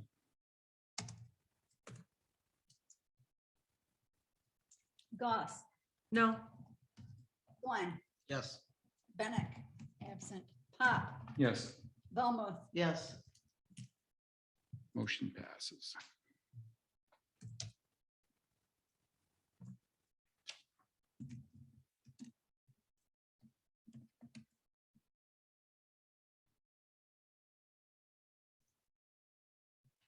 New business number 7 should be probably looked at after we've attained our 3-hour mark.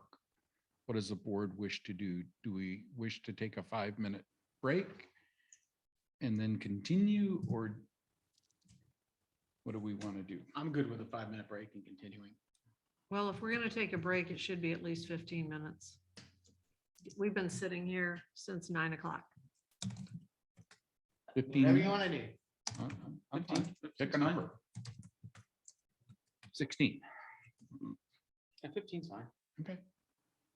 Consensus 15 minutes, so we'll show up at 12:30. Perfect. Doing that on a consensus, or do we have to vote? I think consensus is fine unless we want to vote. What would y'all prefer to do? Consensus? Consensus. Great.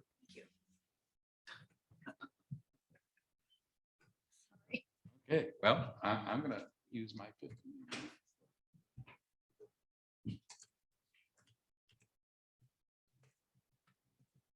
Oh, so if you have that, is it still here for a flash drive? Because you have that flash drive. that to Carol for the E&P manual. That flash drive. I can if she doesn't have one. That's No, my I'm saying, person. can you give that to her so she can put the E&P manual on it for me? I can if she doesn't have one, Oh, okay, okay. Oh, I didn't understand. what you- because that's my personal. Oh, is it? Oh, gosh. no, Yeah. Okay, that. Yeah, I I'm thought that's- ordering flash drives for the board. They're getting the AT&T on flash. Okay, I drives. thought that was the township one, my error. Thanks, Cheryl, for clarifying that. Well, you just posted on the website.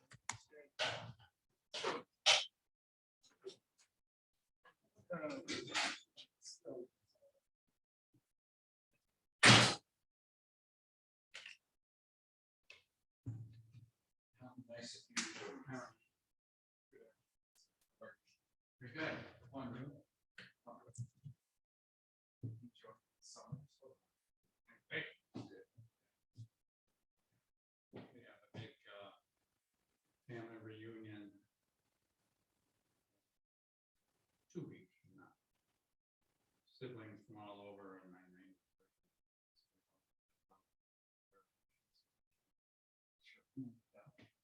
Tom, this is Don Glenn. Don. Hi. Obviously a resident. Yeah. Concerned citizen.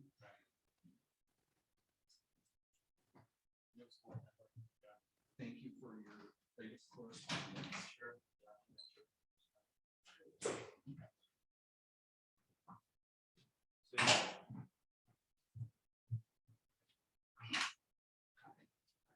Good, yourself? Good.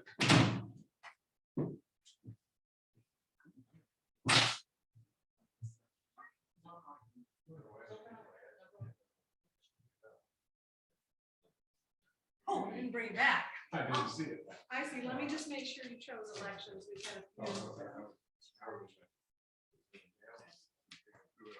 Yeah, yeah.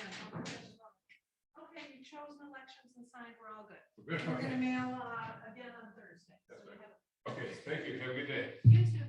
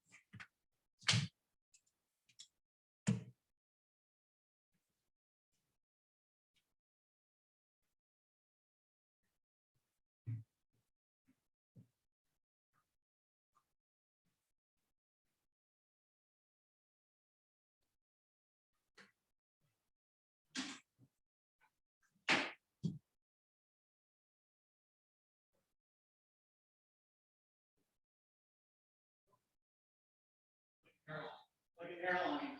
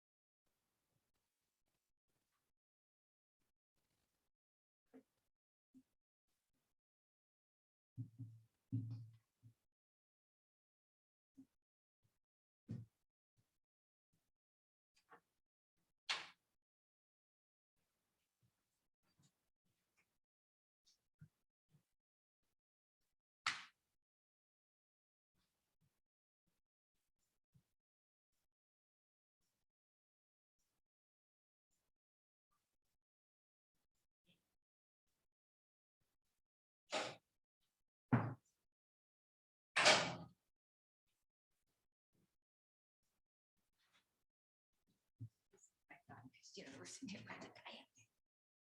When people interview for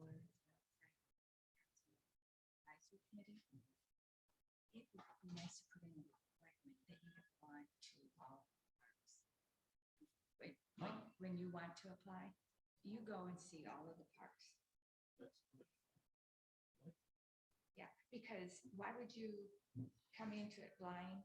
Yeah. You know, I just don't. That's a really good observation. Thank you. Every once in a while, I have this 10-watt light bulb. I have some other ideas, but you know, they're not. Is that one of those Christmas ones that blank is so you never know when it's on? Yeah. Well, that's my whole process. Oh, shoot. That's pretty funny.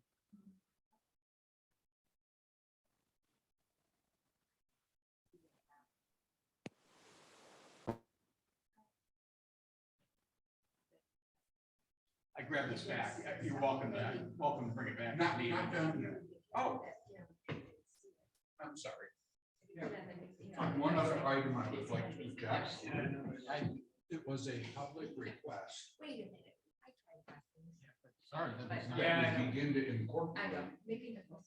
stuff Oh, good. like maps and things like that. Yeah. On a larger visual scale. I usually don't. So when we have a road Someone map wants to on get our a- agenda. Yeah. that is public, and yeah, let's see if we can make that one Yeah. our inaugural. offering. Is that okay? When my sons were in high school, they. I don't know how it'll work out, but we'll see. Yeah. Well, you never know if you try, right? Right. Spring of the year. Hey, if it does work out, I think we ought to get this thing mounted to the ceiling. And then make sure the wireless module works in it. And then it's seamless, right? I think it's awesome. Sure. And you could have. So it was a good, I think it was a good suggestion from, I think it was actually somebody answering the survey, Yeah. but I don't know that they I have a would like to survey know yet. that fact. The ARPA survey. Yeah, you just have to put the kids. I think it's wonderful. Especially when you do that, is it 80? I just played golf last night. Yeah. They taught me how to do that. Pull out a piece of paper and just put it in my bag. Oh, when I got home. I know right where the cable's at, I'm going to get it. Put it in the front seat. Excellent, excellent. Good job. Lois actually did the same for me. She said, I got that from the clerk and the treasurer. And what to do with it when I left the office, thinking that there was a meeting here last night. And Lois says, well, why don't you put it in your car so you don't forget it? Yeah, that's a good idea. You know, I used to feel like I had my steel trap. It just, it's rusted. It's, you know, it's parts and just. So I find myself, if I know I have to take that, get some, I just, right while I'm thinking about it, just put it in there.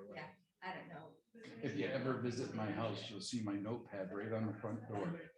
It's lined out. Okay, got that one done, got that one done. So if there's something I need to do before I leave, it goes right on the front door.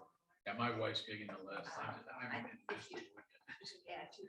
People look at that and say, what do you mean you need that, whatever?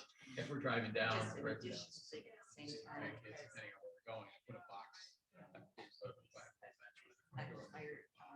Depending which house we're going to. And if I think of stuff, put it in the box. Then that way I just have to remember. Then when I get ready to go, then I put the box in the car and I. Nice. Run around like baking soda, where's my baking soda, you know, that kind of stuff. Anyway, Helpful just visual my things thoughts, that but I didn't think need I to would take need refresher until I courses. got old. So I can put them on some. Huh. Yeah, Vincent offers. That's a nice busy 2 weeks. Yeah, I'll probably do that. Think you're pretty good. Yeah, it's tough for me to organize a class and the last couple that I have organized. nobody showed up. I'll get phone calls. That's the other thing I was thinking about.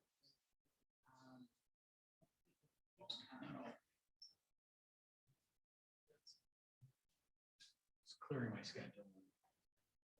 Right. Yeah, they were supposed to come up. One, the three, my son with the three was supposed to come up over the 4th of July. But she'll be 3 in August.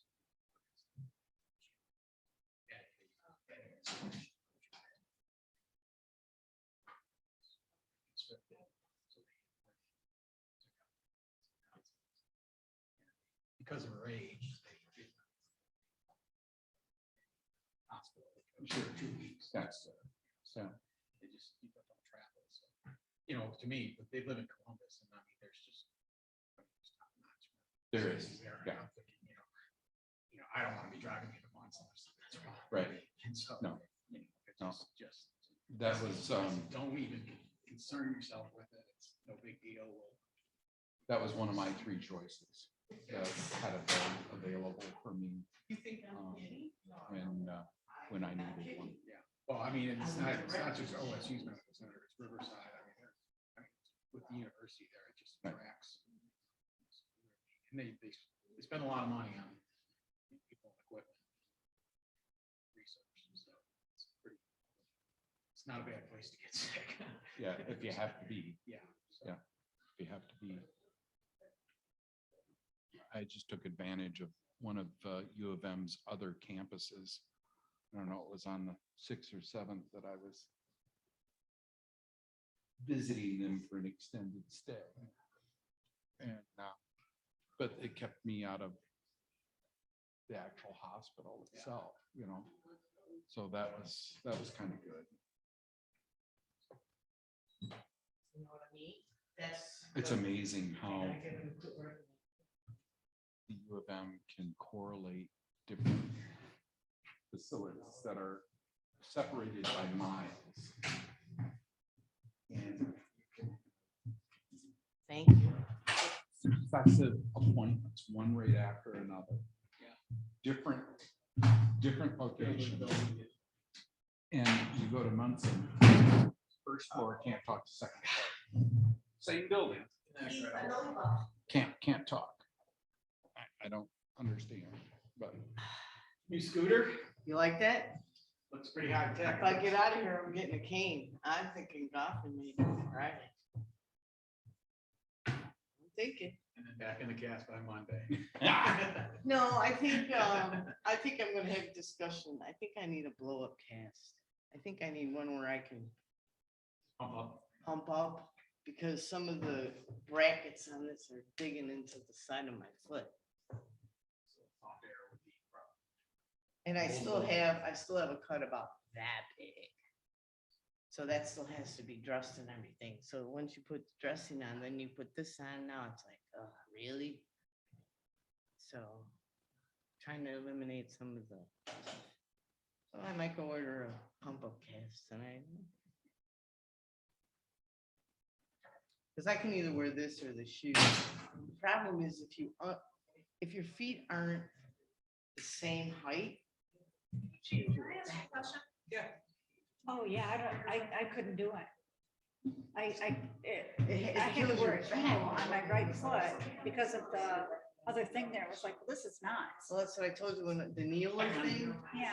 I'd have to take my knee off and go, oh, come on. Get up. stop back. We've been out. We go home for just a day to, cut the grass and feed the fish. Like 16 hours. Hey, I used to do that, except I'd make a 3-day tour and then go back. Fast and furious.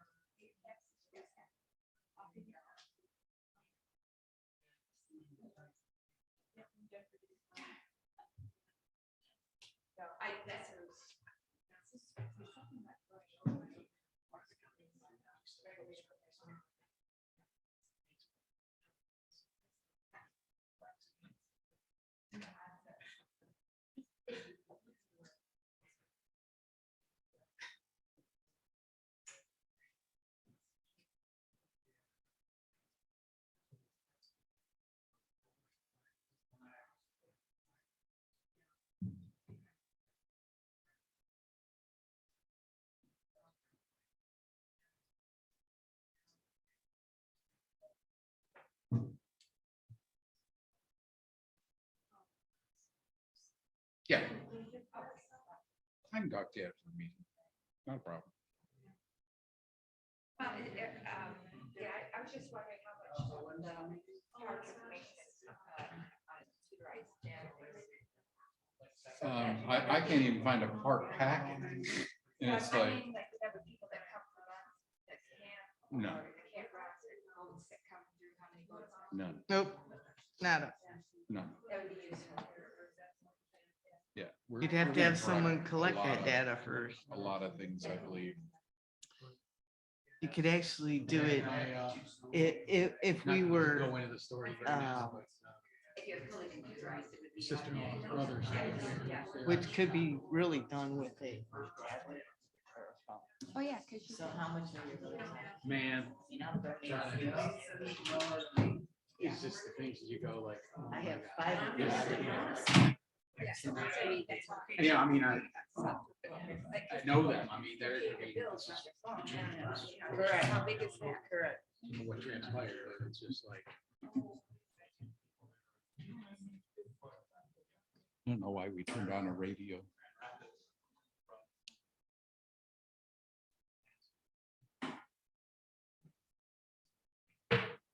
Up 31.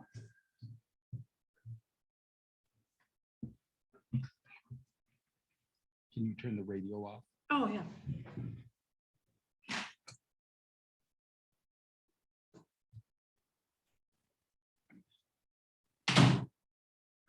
Just to let you know, we're gonna have to add something to the agenda with regard to this meeting that's gonna take place next Tuesday at 6 o'clock, and that is the location. Because there's going to be way more people than can fit in the treasurer's office. What meeting? What meeting? The status conference on the lawsuit. I First just, I've heard of it. yeah, they just sent me an email. I just asked them yesterday because I hadn't heard anything and I need to notice it, what, when it was gonna be. And, I don't even know if I'm available. So well, everybody had to give their availability, so.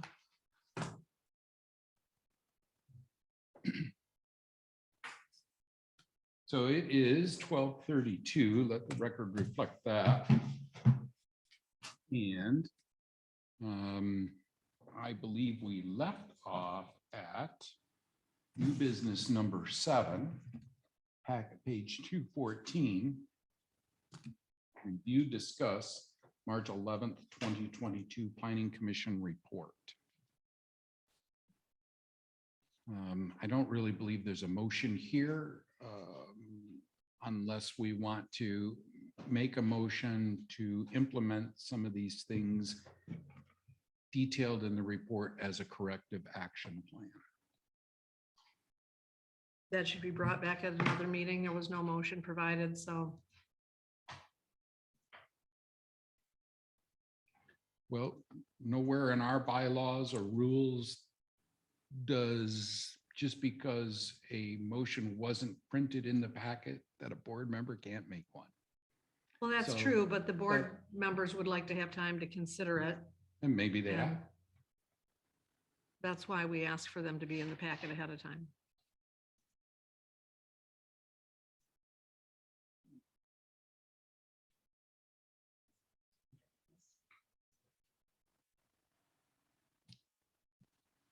I mean, I had developed a motion based on this, just in case, so. Go for it. My motion to approve that recommendations is detailed at Supervisor Ron. Okay, Hobbs. hold on. I'm getting this down and so is Lois. Motion to Well, approve that why do we have two recommendation, people taking minutes? because I want to know what the motion is and I can read it. So motion to approve that recommendations as detailed. In Supervisor Ron Hobbs, June 3rd, 2022. Titled Report and Corrective Action Plan, including the investigation of March 11th, 2000, of the March 11th, 2022, Concluding the investigation of the, March 11th, 2022 Planning Commission meeting can be used to develop a correction action plan implemented at the board's pleasure. the corrective Action plan implemented at the board's pleasure. And I'll second the motion. Do you want me to read it one more time? Sure. Actually, how Well, about I if we think I have the got it minute down. taker read Sorry? back? How about if we have the minute taker read Okay. the motion back? Okay, very well. That way we'll deal with official minutes. Lois, want to read that back? So, Nope, I'm gonna have you read it again. okay, great. All right. Okay. Motion to approve that recommendations as detailed, Just a moment. Okay, as detailed in Supervisor Ron Pop's June 3rd, 2022 report and corrective action plan, concluding the investigation of the March 11th, did you say 2022, concluding action plan concluding? concluding the investigation of the March 11th, 2022 Planning Commission meeting can be used to develop a corrective action plan implemented at the board's pleasure.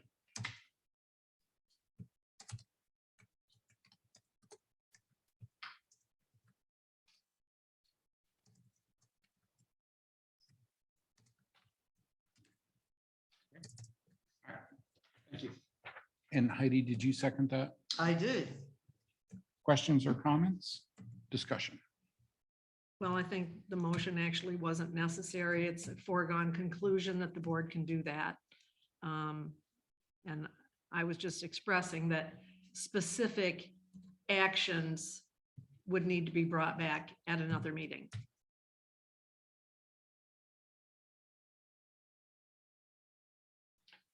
The intent of your motion, would it be to kind of refine what this report is into more of a formal corrective action plan? And then maybe include like timetables to have these things implemented for the board's approval? Is that kind of your thought? Yeah, I am, yeah, and we'll, we'll take one of my questions, and when I look on a subsequent page that talks about, we, recommend township update its policies to use the same process, new employee checklist when onboarding employees and appointees. This is on page 216. Consider further board oversight of record storage methods, practices to facilitate a smoother flow of information. And so I look at that and I say, one of the things we've talked about is that we were going to get materials to the planning commission members, and that there was some time delay for order and everything. I think that I am a fan of putting dates on all these things, to be completed by. Some of them may be ongoing when you talk about, changing over of personnel. But I think when we look at this and say, okay, the recommendations here, I think we should have a timetable and say, okay, and they're not, some can be done in simultaneously, some will have to be Lego blocked, for lack of a better term, to build on that. But I think a plan, putting that into a matrix and saying, okay, this recommendation will be done first. Here is when it'll be done by, checked off, done. And then that may be an item that is left ongoing in that matrix as a separate column, because new members need to get materials and checklists. But that's kind of how I envisioned. I think it's going to take a little bit of time to roll this thing through. It'll take a while, So, because they're all gonna have to get used to this kind of style. and then, pulling that forward so we have a working document to say, okay, here's the deadline, we met it, and then, we have great, successes of it. If we haven't, why aren't we, or is there an adjusted deadline because a class got canceled or materials were delayed? I mean, within reason, but I think we have to firm that up and say, okay, let's stick to this timetable so we can get this done. Okay. So, Just so we don't miss any public hearings, everything goes smoothly, nobody has to chase anything. Because that's the biggest problem, is chasing information. Well, this could potentially evolve into demands on certain offices that those folks cannot or do not meet. And so as we've been instructed, Township Board 101, I believe, was don't tell me the, what's- was the phrase that no elected official can be told what to do. So there's going to be a lot of that in this. But what I could do is streamline a corrective action plan. And then the board could prioritize the items. So I just leave like a checkbox instead of a label 1, 2, 3, 4, we just put a Kinda like what they- checkbox. And then y'all could come through and say, well, this is the most important to me. The next one, not so much. You could essentially then prioritize them yourselves, and that might be the first part of discussion, question mark? It's, Works to plan. yeah, I think unless we table this out and put some dates, trying to commit to keeping those timelines. You know, I mean, you have to set deadlines. I mean, you just have to. Okay. And so,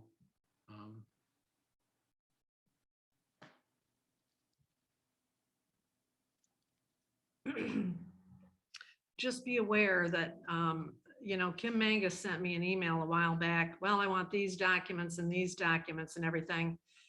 Everything but one document was available to her on the website. I am not the secretary of the Planning Commission. I am not the errand girl of the Planning Commission.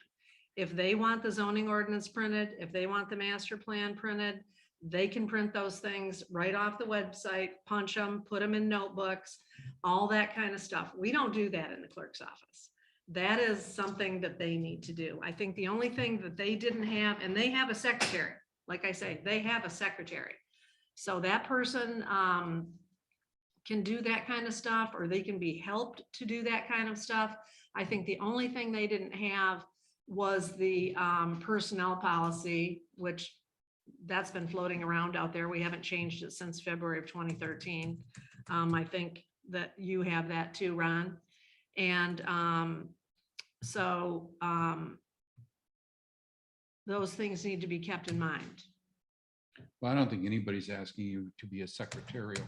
I think we're asking you for records. What I've been involved with is definitely records, copies of records, which is a statutory duty of the clerk's office. So if Yes. you can't supply, And it's a statutory duty of the I'm clerk's not office done to yet. give you access I'm to not those done records. Okay, go ahead, finish up. if you don't want to, conduct your duties, the statutory duties, then don't. Well, Please, okay, help us all. are you done? Not quite. Okay, go ahead. I have a response. Good. I can't wait to hear it. Yeah.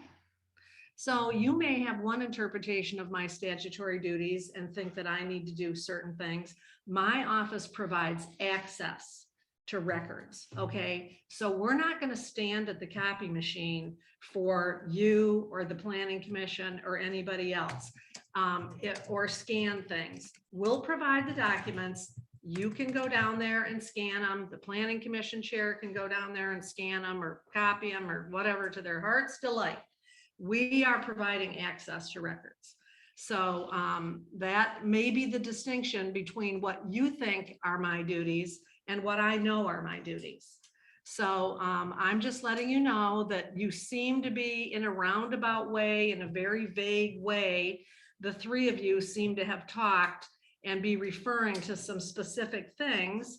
And I'm just letting you know that when I get things like that from the Planning Commission chair, and all of that, all but one thing is on the website, they already have access to all that information. It is available. They can print 100 copies if they want to. So anything that's on the website doesn't need to be provided by my office. It's And- already out there. And once again, you are spinning the request.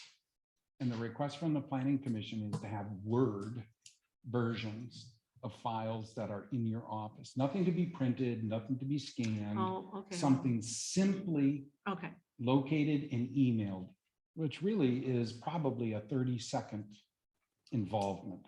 Now, you could work it out into a couple of days. I'm sure we could. And what I'm telling you is that I have looked at the ordinance folder in my office that was there when I took office. We're not that I talking about those. We're talking about stuff that's just been, Right, and just remember that where I got those, I didn't create those documents. I got them from the planning commission. agreed. So the planning commission has those documents But in a- Word. As you have already capitulated to That's in right. this conversation. Right, so I don't know why we're having this the board conversation. may And I'm, have changed it. So just supply the document. okay, sure, well, I will. If I have Yeah, them, when I'll you have supply time, what we I have. understand. Yeah, I will. Okay. And I Very want to good, go on thank you. record. I want to go on record. I have not interacted with any other board members regarding any of this types of items. So please don't make those assertions regarding my behavior. I do not work with these people on this. I take your word for it. Thank you. So bringing the agenda back to some normalcy. We'll summarize these items into a corrective action plan. Allow for a blank for the board to prioritize the items as they see fit. And potentially provide a date where the board could determine a particular deadline. Is that the idea? Yes, I think that's a good plan of action. To start, Yes. right? Can you just include one thing? Sure. How about a policy manual for these people? I'm sorry. A policy manual, Okay. standard operating procedure, call it whatever you want. Just so normally when you sign up for something, you sign for the rules, Cheryl. You made me sign for the rules. So maybe our committee members, if they sign for the rules, maybe take it a little more seriously. I don't know. Their rules are their bylaws. They amended them earlier this year. They have the Word document of that. That was supplied to me from Kim Mangus. So she's able to provide that to any of her planning commissioners.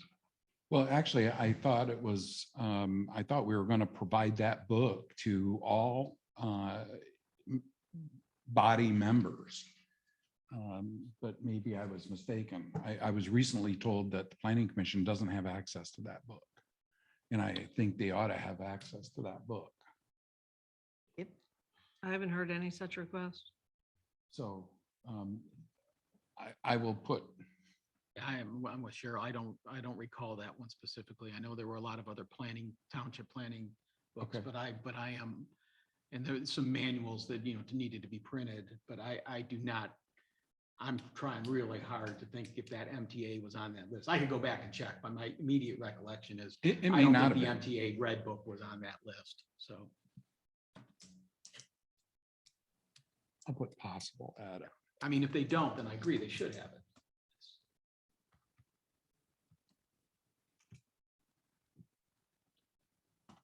Any other development ideas? I'm sorry, Any other development ideas? she's saying the handbook's like the bylaws, so I guess they got a policy manual. Do we have a policy manual for just employees?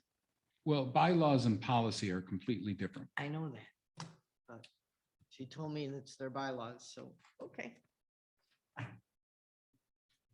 So is there a motion on the floor? Yes, that lengthy paragraph. Motion to approve that recommendations as detailed in Supervisor Ron Pop's June 3, 2022. Punctuation in there.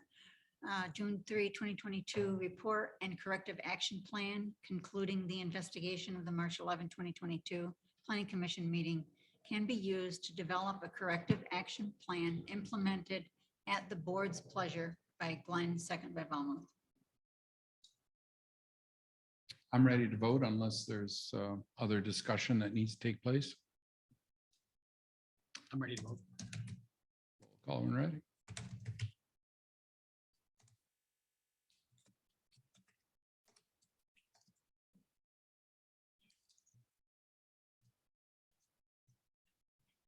Glenn, Yes. Pop, Yes. Goss, Yes, Velmuth, Yes. Bennett, absent.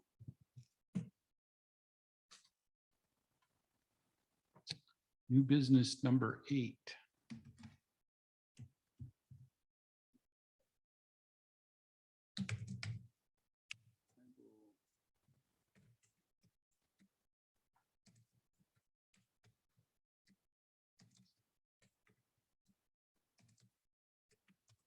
Yeah. I will make a motion to request that the Park Administrator, in collaboration with the Park and Recreation Advisory Committee, implement the solutions listed above in numbers 1 through 5, no later than September 15th, 2022, at a cost not to exceed $2,000. I'll second the motion. Motion made and seconded. Further discussion. Thank you, trustee Glenn, for conducting this, locating this inspector, and conducting the safety inspection. You're welcome. Yep. Yes, thank you. I was glad to see there were very minimal issues. I thought she was well qualified and very, bet. very succinct in her Yeah, evaluation. So exactly. she's offered to be of service long-term if we need her. Mhm. And I think as you might agree that the price was pretty reasonable. Yeah, oh yeah, definitely. Their playground inspections aren't that much. Yeah. We paid $250 each for them in 2019. She traverses back and forth from Elmira to her home down by Flint. So Mhm. she's Yeah, up here quite a bit. So, yeah. but she had a very pragmatic approach to the park. So. Any questions, Cheryl, about what the recommendations are? Oh, they're spelled out. And is there some funding that the board can supply? No, it'll come out of the park what- fund. Okay, all right. Yeah. There is a link there, Cheryl, for the decals, I think on page 2, that might be helpful for somebody to Sure, take a look at. So, sure. and there's also on that link, there are signs that spell out multiple versions. So Yeah, sure, yeah. whatever- We'll probably whatever- just get something printed at Fast Signs using their language. That's fine. We Okay. use Fast Signs for everything. Okay, fine. Great. And thank you to your personnel down there. They were extremely gracious and helpful. Thank you. I'll pass that on. Heidi, I'm good. roll call when ready.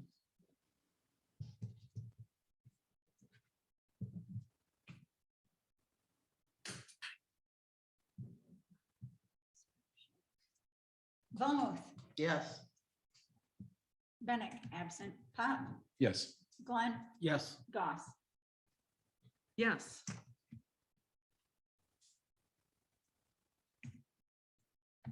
New business number 9, additional road brining.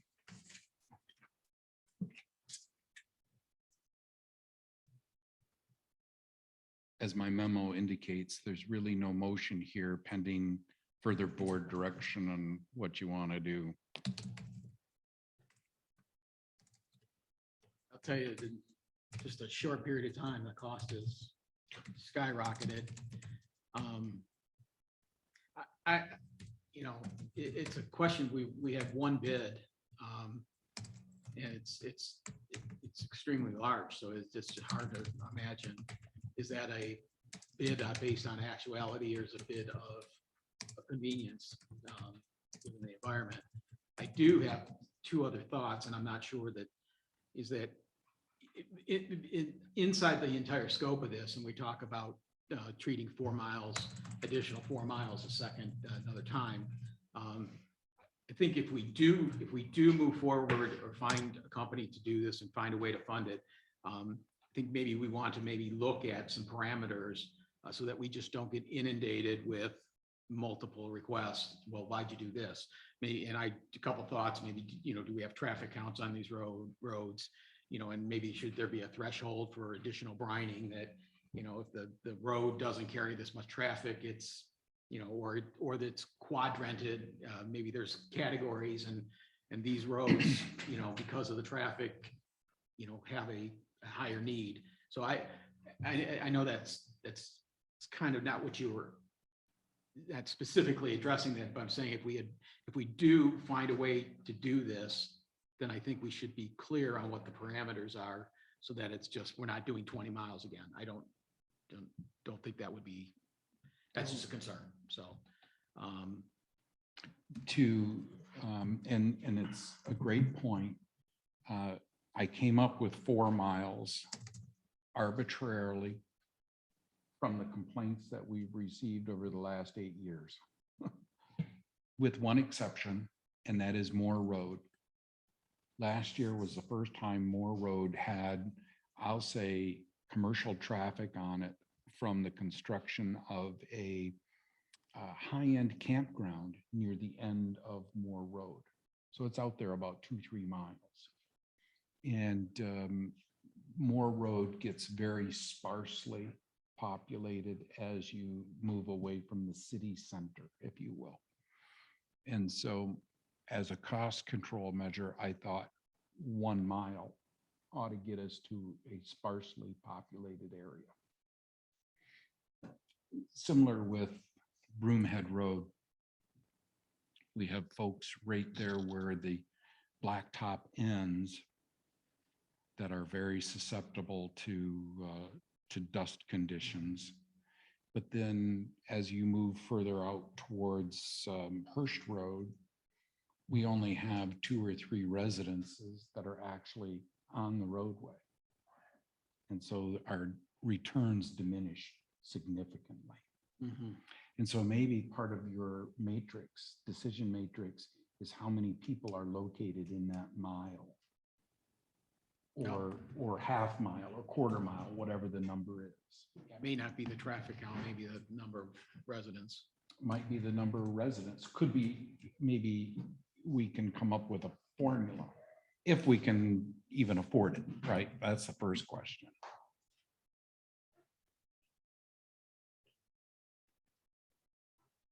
And that the company that Grant Travers hired is not available, or that Grant Travers County had recommended that they're not a company that's an option to explore pricing. They just couldn't come back in between brines. So their schedule allows them to come back, I think, the last week of July to Whitewater Township. They're doing multiple counties. You can sit on US 10 and watch their trucks just hauling brine out of Bay City, Saginaw area.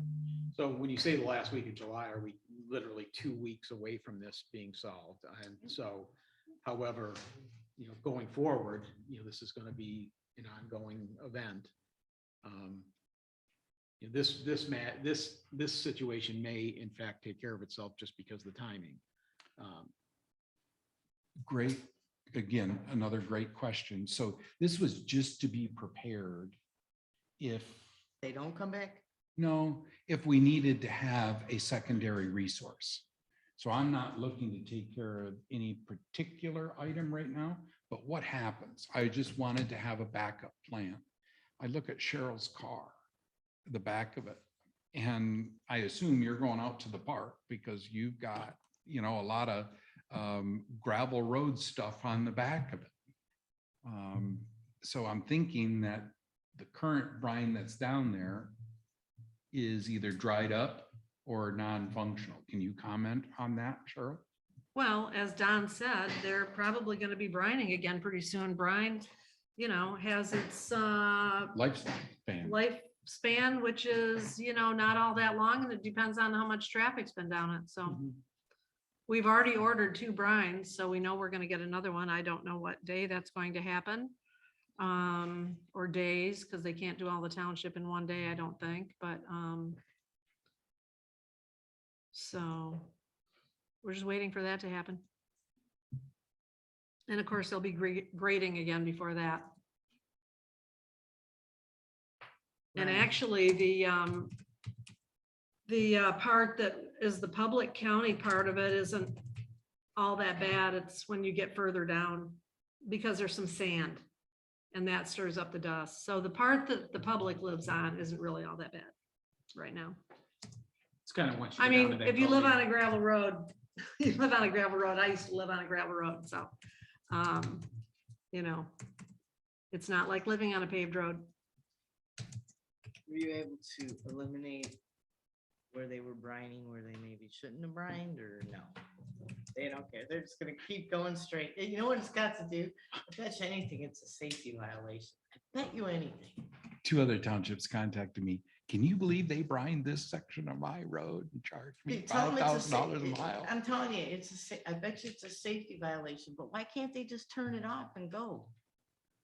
Because I'm gonna say they have something where, oh, well, if we turn it off, it might not go back on again. no, it's strictly the road commission policy. Ah. Well, my thought is that really, I don't know that this is an affordable option. That's my It's takeaway not in from my this. mind, not when we're this close to the, Yeah, even if we weren't, I'm not sure Yeah. that it's an affordable option, but quite honestly, but this vendor is the only one that would treat a mile. Everybody would treat a parking lot or not use brine, use an emulsion that I don't know what's in it, nor is it approved to put on the roads by EPA or anything Legal. else, right? This is, and so that was, it was very hard to find this person. Well, so I guess, I don't know, maybe I read the material wrong. This person, this company, this EM whatever squared, they supply the product. They don't apply it. This is a different business agenda. item. I thought this was the road grinding. This one's 241. Park Road's a different A different package. It's a different thought process, which I'll go through on that. No, I'm not. We're This on- brine application, isn't this where the EM squared No, thing no, was? No, Okay, what, excuse me, Heidi, what packet page do you say that is again? 241.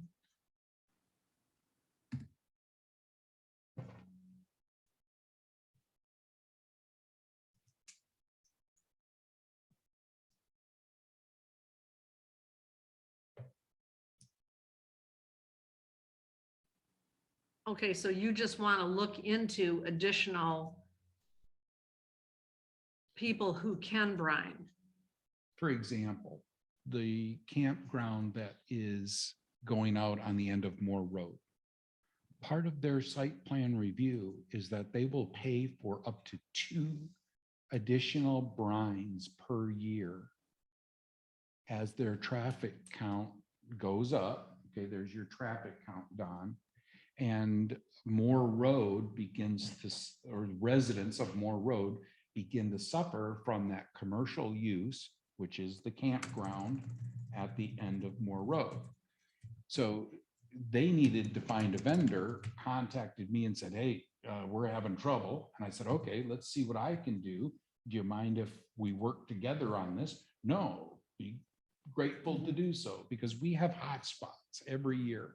The S curve on Broomhead is always a hot spot. I anticipate Park Road to be a hot spot for us.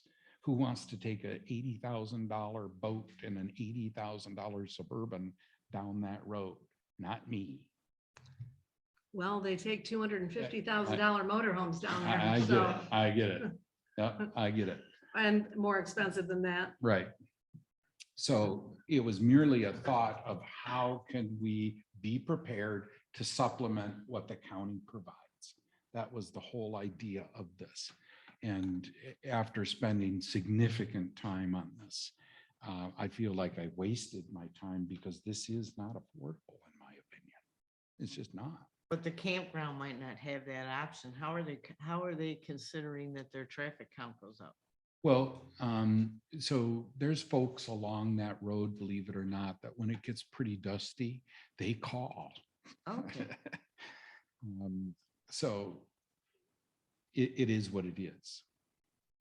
Now, last year, when we had the problem with the County Road Commission, Al Keaton actually helped me find a source, a brine source right here in Grand Traverse County, permitted to put on gravel roads. And I think you can buy it for 5 cents a gallon. So the product is there. We just don't have a place to, we don't have a vehicle to go get it. And we don't have an application vehicle. And I think that's where all the money's at. The product itself is 5 cents a gallon. Brine. So it's my thought that we don't have a viable option here at this point. We can continue, or I can continue to look a little bit, but I don't have a warm fuzzy feeling about this. Yeah, being so close to the next brining, I just think we're just gonna have to let it go at this point. And I think that, forewarned is forearmed. And I think that as we go through, the end of the year, I think we need to look and collect names of briners and things like that, so we can build out a multiple list. And, put, more than one, less than 10 people on there that could possibly do it, and that will do it on an as needed or spot basis, and then that will at least allow us to shop it if we have a. Beckman, for example, they used to service the entire county.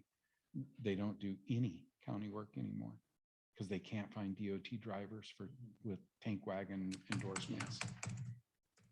Yep, can't use air brakes.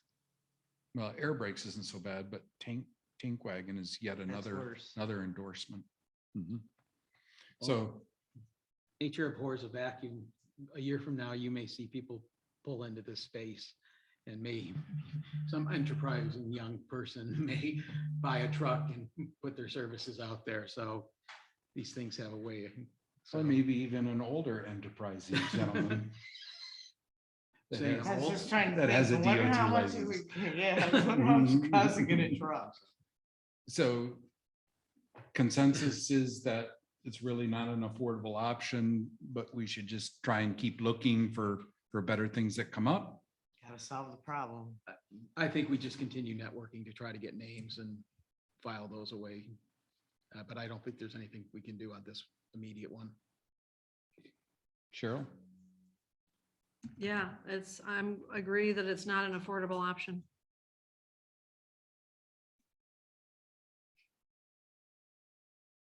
Okay.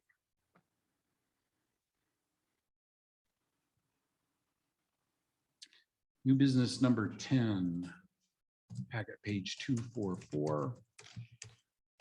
A request from Roland Oosterhouse. Again, I make no motion on this matter. And so this is really just for board discussion and direction.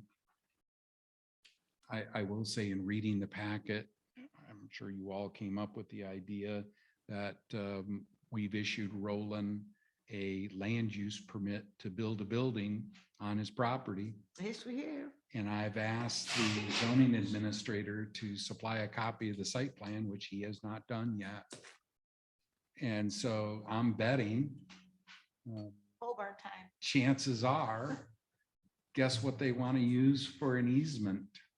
A driveway. And, we have not finished the research yet. I will state that I've come across enough evidence in my mind to know that we have done what we need to do as a township to accept that. I need 2 more documents. I do too, really, to prove it, but long story short, I believe that Lossy Road Trail is easement, still falls under the park and recreation rules, non-motorized trail. And here now we have a request to remove trees from that trail. And we also have a request in the township that has already been granted for a land use permit to build a building. I do not believe in coincidences, Well, he does have frontage on Skegumog Point Road, so. but he's already said that he can't use it for ingress and egress. He's made that statement. Because it's swamp land. Well, but he still has that as an option. It's for him to figure it out. It would be if you and I owned it, right? Yep. So I don't know. And this is not enough information to even make a decision on, because how many trees are we talking about? And all that, and why do they need to be removed, and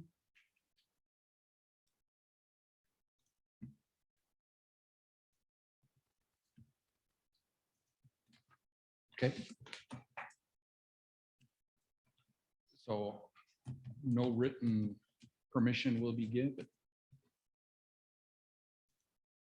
well, I don't know that we're saying that. I think it's just, we aren't taking any action today. He could come back with something more specific and we'd have to make a decision on it. I tried to cross-reference his request with what Parshall put together. And I really didn't see a lot of fallen trees on that particular section I of. didn't either, so So I was kind of. I got a waiting. hard time believing that this Well, is I'm trying to windfall get a stuff. ride to go see it, so. Yeah, I think there's just too many open-ended questions. Okay, We just don't have the information to make a good decision here.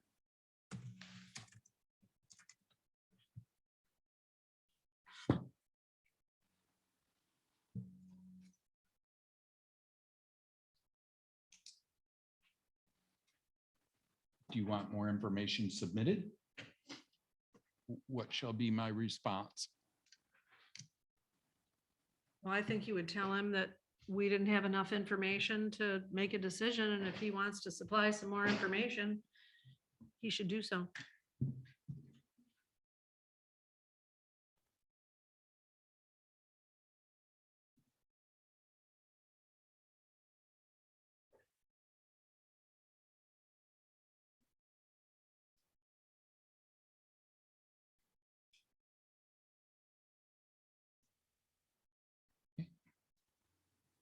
Are we good with that one?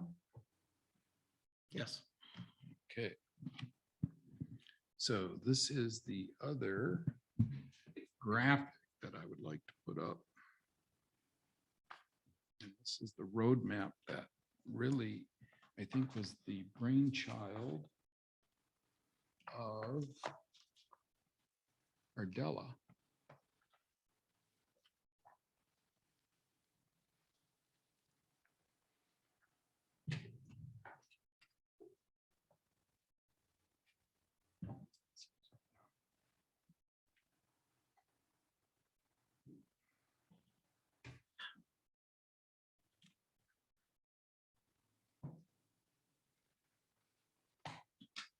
I'm suggesting and wrote all these out. Roll it out. She get me last time. Yeah, I didn't do that this time. And so I apologize. I will do that for future packets. We're warming up the projector. I'm sorry. I found it helpful.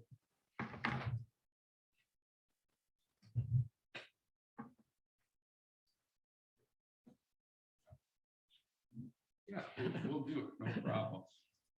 I was so excited to pack it out. I was so excited to see one that early. I was just like, yippee, reading. Okay. I think that's a decent graphic.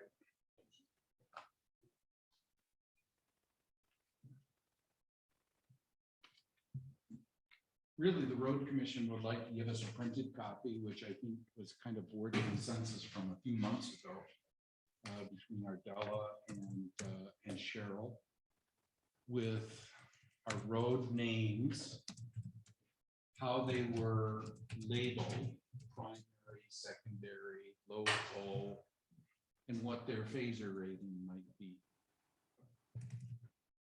I think this map is pretty decent. I like the electronic version because you can scale right up on it. Now, the only thing I have a hard time doing is defining the colors. Some of the hues of red are really close to one another. My takeaway from that is, and I think it was really interesting to look at. And one of the requests in your memo, is maybe postponing the final plot to allow for additional time to review the map and develop further questions. So this is kind of a new guy question again. So I like the idea that we're moving and I'd like the idea of getting a town hall scheduled. And I think that this would be a great thing to have at the town hall to get some citizen feedback saying, okay, this is the base, the foundation. What other things, if we're overlaying, what other types of things could we put on there that the citizens feel that they might think are helpful and make it a more useful map than just the pacer. But I guess I've never formatted a town hall, so I don't even know if that type of thing is this the type of thing that we could ask the citizens to comment on. Where we could have a couple of the maps around the room with a table and some notepads and suggestions and just, so, but my immediate reaction is that I think it's a good thing to have for the township in general, and having the citizens give us some feedback on it that might make it more valuable to them as well. I think is would be a good step in my mind. Okay. Cheryl, what's your thought? I think we should get a 24 by 36 to hang in the room here. Color. We've got it here electronically. And everybody could just nitpick it, and then after you get it nitpicked, make it real. People might just want to look and see what their road's rated.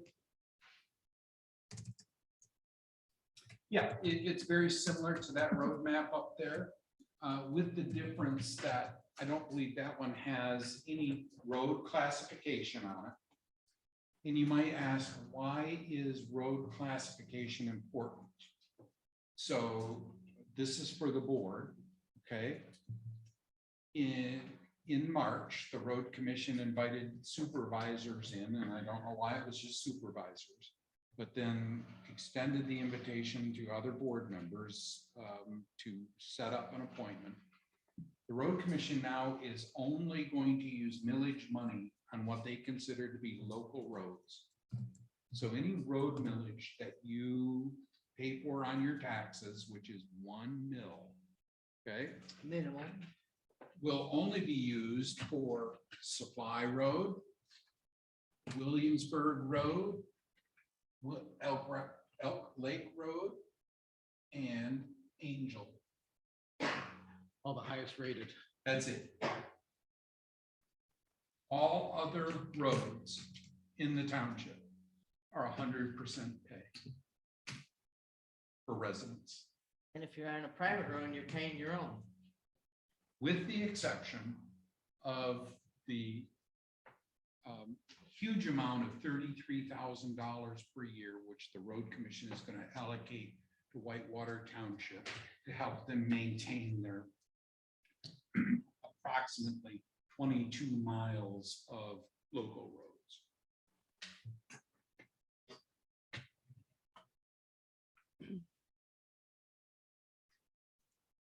So that's the difference between that map and that. I question how the road commission can say they're only going to return 33,000 for local roads when they're sucking more than $200,000 a year out of this township. Where's all that money going? Apparently, they've made this algorithm that you use South Airport 1.6 times per week. And therefore, you deserve to pay X number of cents every time you use South Airport Road. So wherever you drive in the county, That's, you're now paying. well, Okay. It's okay. You still got to pay for them roads too. their plan is that most people use those roads, even if you live out here. And I understand that theory, but that doesn't answer Cheryl's question, which I think deserves the answer. But we probably won't get. Well, have So- we asked? Formally asked that question of the road We've been commission? invited into the road commission. And we could not come up with a a schedule that met everybody's needs. Well, we don't have to wait for an invitation from the road commission to question the road commission about how they're spending the money that this township sent them. And they agreed to answer our questions in a meeting and we. But they have an obligation to answer them whether there's a meeting or not. Okay, have you asked them? No, I haven't asked them. It just occurred to me recently that with the 33,000, they said that's all they're gonna spend. What the heck are they spending all the rest of the money on? Because I know how much is going to the road commission every Right. year. They just told you that now when you drive in the county, that you're responsible to pay for those roads too. That doesn't answer my question. So I like the idea of getting a hard copy printed of this. And then when we get a town hall scheduled, this certainly could be information included in a town hall. If we go with a broad stroke town hall or something a little more narrow focused. Right.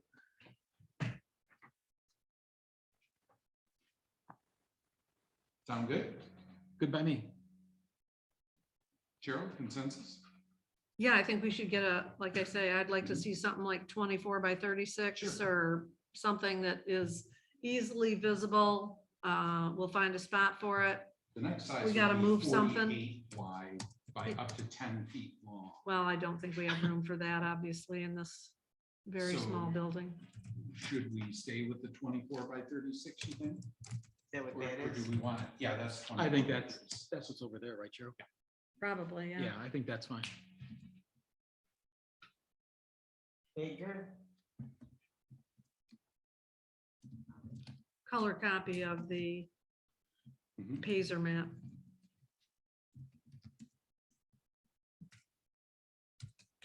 Okay, I will get one of those coming. Do you want me to arrange? Either for- that or we just get one, we just send it down to Traverse Repro and get it printed ourselves. Either one. They print that size of document. Yeah, so equalization does it for us for about $12.50. We're not gonna get it any cheaper than that. No, you're not. Nope. And this one could potentially be free. That'd be great, yeah. Yep.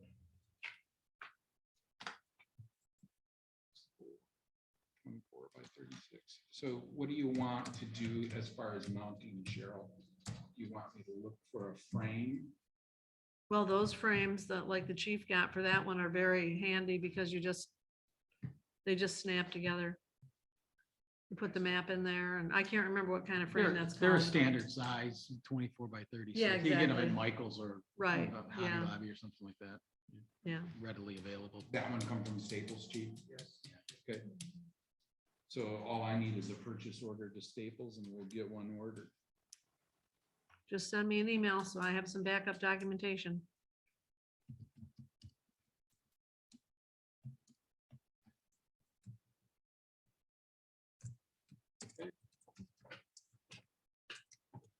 So did everybody out in the audience see that? Is it clear enough? I can barely see it from here. I'm sure they can't really They're see much shaking their head detail. yes, so- You can't read the road sign names from here, but.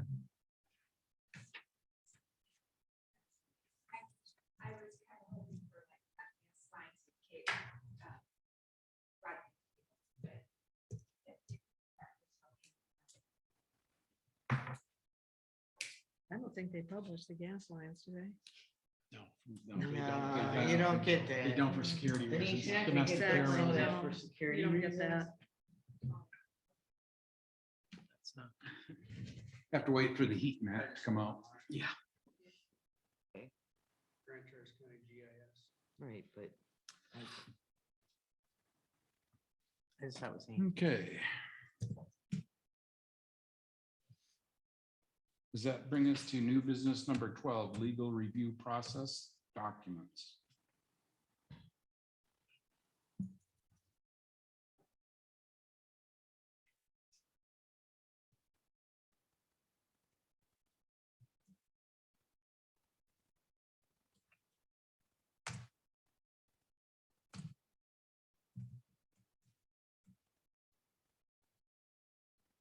Again, no motion is made here. I'm looking for board direction. Sounds like maybe Planning Commission is kind of already working on something like this. I've heard from Heidi that the marijuana subcommittee didn't get stuff back from the attorney, but yet had a meeting on it. I just followed up with Chris Patterson. I sent him our request from June about the supervisor subcontracting duties out, the clerk's office subcontracting duties out. And due to circumstances on Fahey Schultz end, it got lost in the shuffle. So I should have followed up beforehand, right? You know, and those things do, and the one meeting that the marijuana subcommittee didn't have an opinion from Chris, we worked on other things. It was not a wasted meeting. Progress has been made at every single marijuana subcommittee meeting in one way or another. So just that had to do with interview questions, I believe. That's not the only thing the committee's working on. So the fact that that was delayed until the next month, the committee still had a functioning and valuable meeting. So that's going to happen from time to time. And, you know, our attorney's office works for a lot of other townships. And I don't think Chris Patterson is specifically assigned only to us. In fact, I know he isn't. And so, you know, we have to be realistic about when he's going to get things done too. And maybe when things are sent to Chris Patterson, and I have done this actually, asked him what would, what's the likely time frame of getting this back, and then you act accordingly and you set up your meeting agendas accordingly. If they can't get it back to you by the next meeting, oh well, you talk about it the meeting after that, you know. It's not like it's a lost cause. So I'd like to comment on what Cheryl's saying, because I agree with a lot what Cheryl's saying. I've got a little different take on it though. You know, and I don't have it in front of me, but the PC packet talking about that checklist, you know, there were, you know, things that make sure there was to-dos. Yeah, I do that. I go back to piggyback on something you just said about Chris Patterson and such. And I'm just going to use my real life experience here as quickly.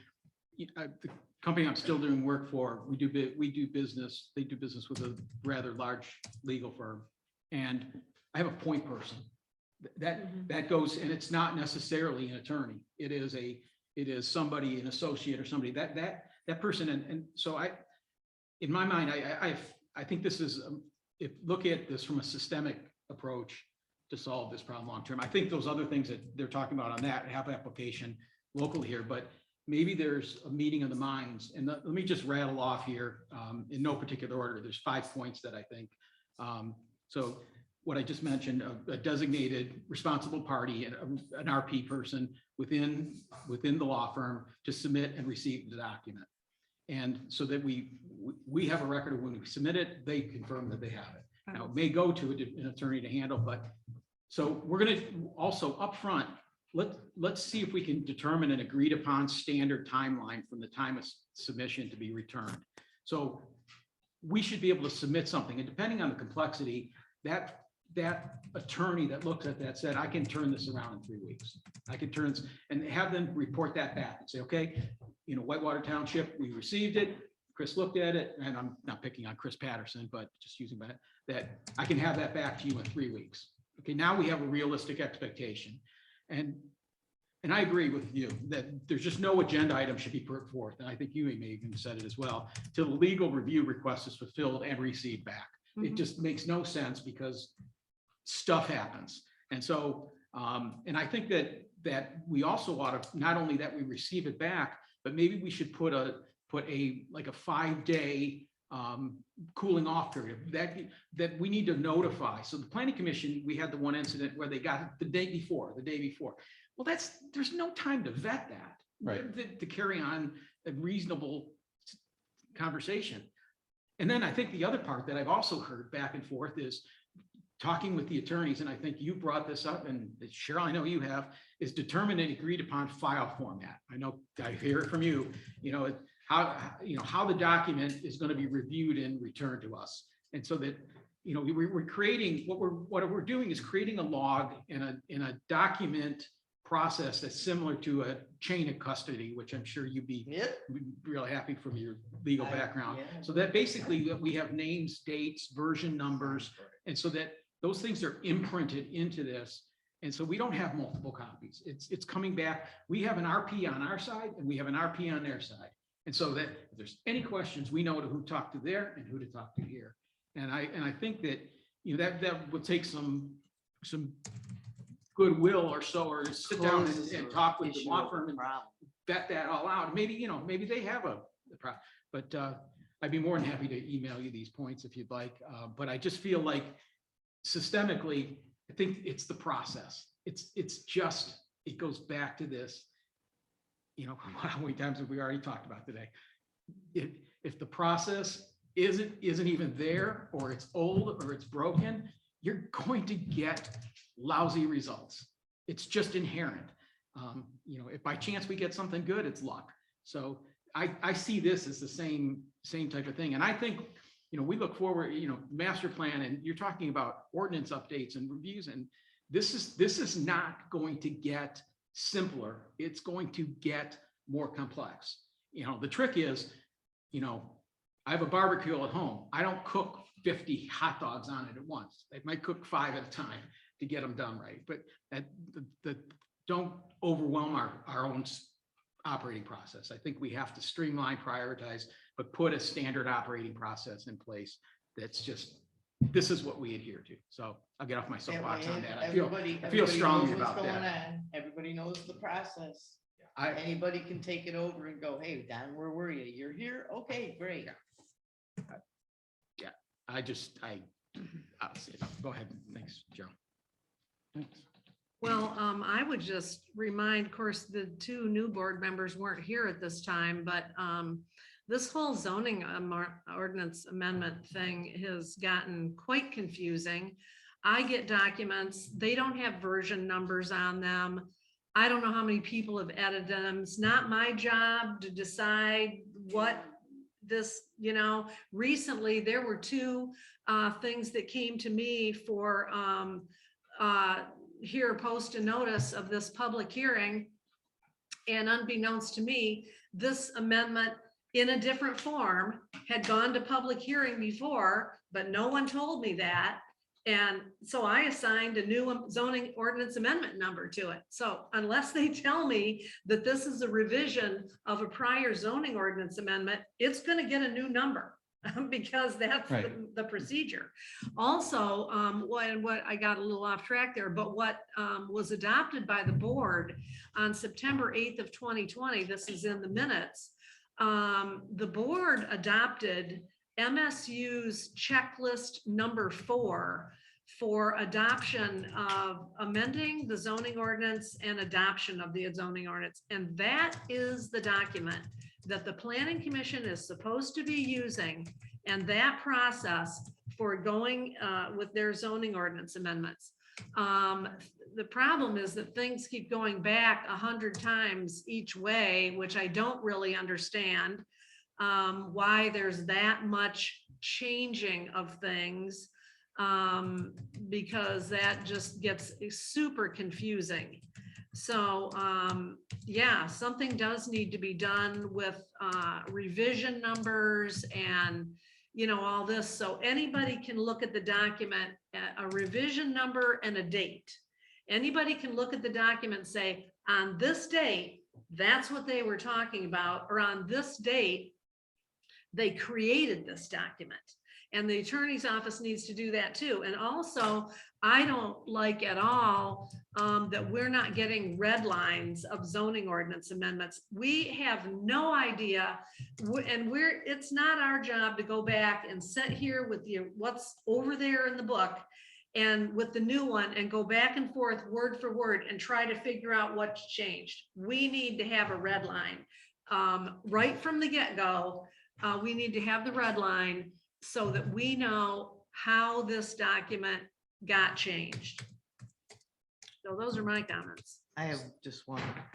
Page numbers on ordinances, because last PC meeting, you had a couple people that didn't know what page went with what ordinance. And I will tell you, I dropped my book yesterday and I had the same problem. I was like, oh no, there's no page numbers on the ordinances. So I had to go back and put everyone back where it flipped.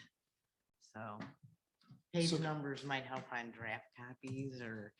Well, draft or not, and then really we ought to be labeling each page that this is the file name, right? Lots of times we'll see down in the lower left-hand corner that this is saved on C drive. and This is the file name, all incorporated into this revision date, timestamp, the whole bit, right? Yep.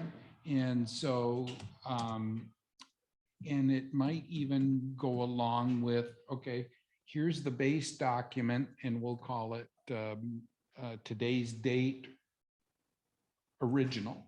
And then maybe tomorrow, there's tomorrow's date put down there, revision of, revision 1, revision 2. You get the idea, the date, the time, and this is the revision number of this original document. And the title of the document needs to be included in that too, because are we looking at, are we looking at PZOA number 83 or are we looking at PZOA number 85?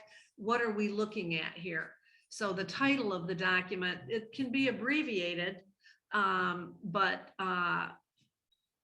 we just need more specificity because I'm fearing once we do get these zoning ordinance amendments that are taking forever, all of them, we're gonna have trouble figuring out, where did we start from? Because for instance, we may want to know, why was this certain thing taken out? Completely taken out, and we don't have a red line showing that that was taken out. We don't even know it was taken out unless we Right. went to this painstaking process of a side-by-side review of 2 documents, and I don't have time to do that. And we shouldn't be expected to do that. So I will disagree slightly with what Cheryl said. And you have gotten documents from me that I've verbally explained why you didn't get a red line. For example, when we reformat a document from, A1, B1, C1 to something that our ordinance likes, the red line overtakes the document and it gets really confusing to read. And so when that case does happen, I say that in this, I'll call it a footnote, a footer, we say, okay, new red line created this date. And so we make those formatting changes. So if you do have questions, you can go back to the original document and all the red lines up to a certain date. And then it starts over again. Because there could be too many red lines. And one of the complaints that I fielded about 2 months ago, it was a document returned from legal. And there were red lines, blue lines, green lines on it. Okay. And so that was a user error. There were actually 3 different people in legal that commented on that document. Our people didn't know what that meant. Nice. They didn't So- know what meant?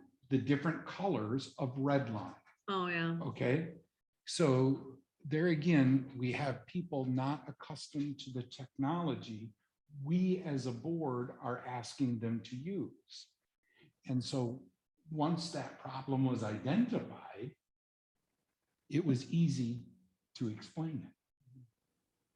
Okay, 3 people made comments on this one document at legal. And so then the folks at the planning commission who were using it electronically then understood that, okay, color makes no difference, really.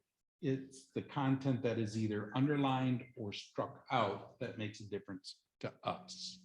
So, yeah. So what I'll do is come up with potentially a file naming system and show some different, and I'm willing to share this responsibility with as many board members that want to get involved. And we come up with an idea of how to name these files / documents. And I'm willing to work with you on that. okay, So, I'll help you, but you don't want me touching computers, you know that. well, really though, your input is valuable because we have a lot of PC members that don't want to use computers I now. get it. I just don't want to hurt anything, so Well, I'll help you, but. as long as it's I don't have to important. input nothing. Go It ahead. would be important for you, a person who likes to have printed material, be able to tell which version you're using, That's true. right? And so your input is very important, as important as the computer side of things. I mean, I'm getting better. You guys are making me learn all kinds of stuff, so. So how about you and I work on the technology side of it? I'm And then good. You at throw the it at next me. board There you meeting, go. we'll try and get you a copy of it. The three of us really shouldn't work together Right. to make decisions. Just throw paper but at we'll me just and I'll bring give it you back. comments. Okay. And remember that the attorney's office has their own file naming system. So you're always going to be dealing with different offices' file naming systems. I think that's an extremely valid point. We can put together a standard operating procedure, but if it doesn't mesh with the vendor, then that's the problem. So I think, part of that, Cheryl, to your point, I think that's a great suggestion. I think we should talk with them and say, how do they? Maybe we use them as a springboard. I would. They might even have something they're doing. for Because they somebody might even else. have I the mean, program, just go, here it is. Creativity is great, but plagiarism's quicker. I mean, if they've got something and they're charging for it, charging us for it anyway. So. I'm They totally have a done with way that. that they name documents, that starts with a date and stuff like that, and maybe even has some parentheses in it. I mean, you have to be careful you don't get too long of a document name. But, they have a way that they do that, and I think we ought to try to accommodate that so that they know when they get a document back, that this is where this document started with, and then was revised by PC, REV by PC on, or not on, but Mhm. 061522 or something like that, so that you're just continually piggybacking on a document, the same document. Mhm. I think that's a good place to I start. think you and I should springboard this off speak with the law firm and just explain the situation and see what direction it heads. I like it. Is that board consensus then that we'll reach out to legal and get an idea of how they conduct this and we'll try and incorporate that? Sure. Yep.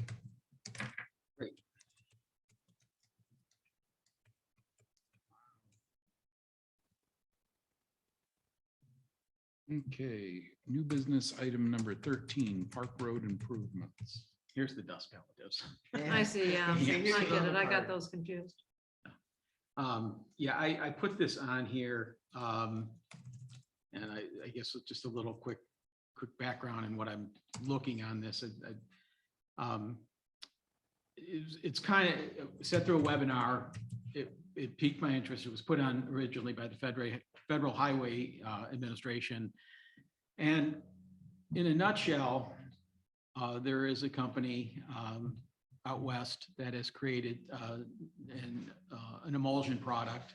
And so that, and I've just picked Park Road because it was close to the house and it was easy for me to measure.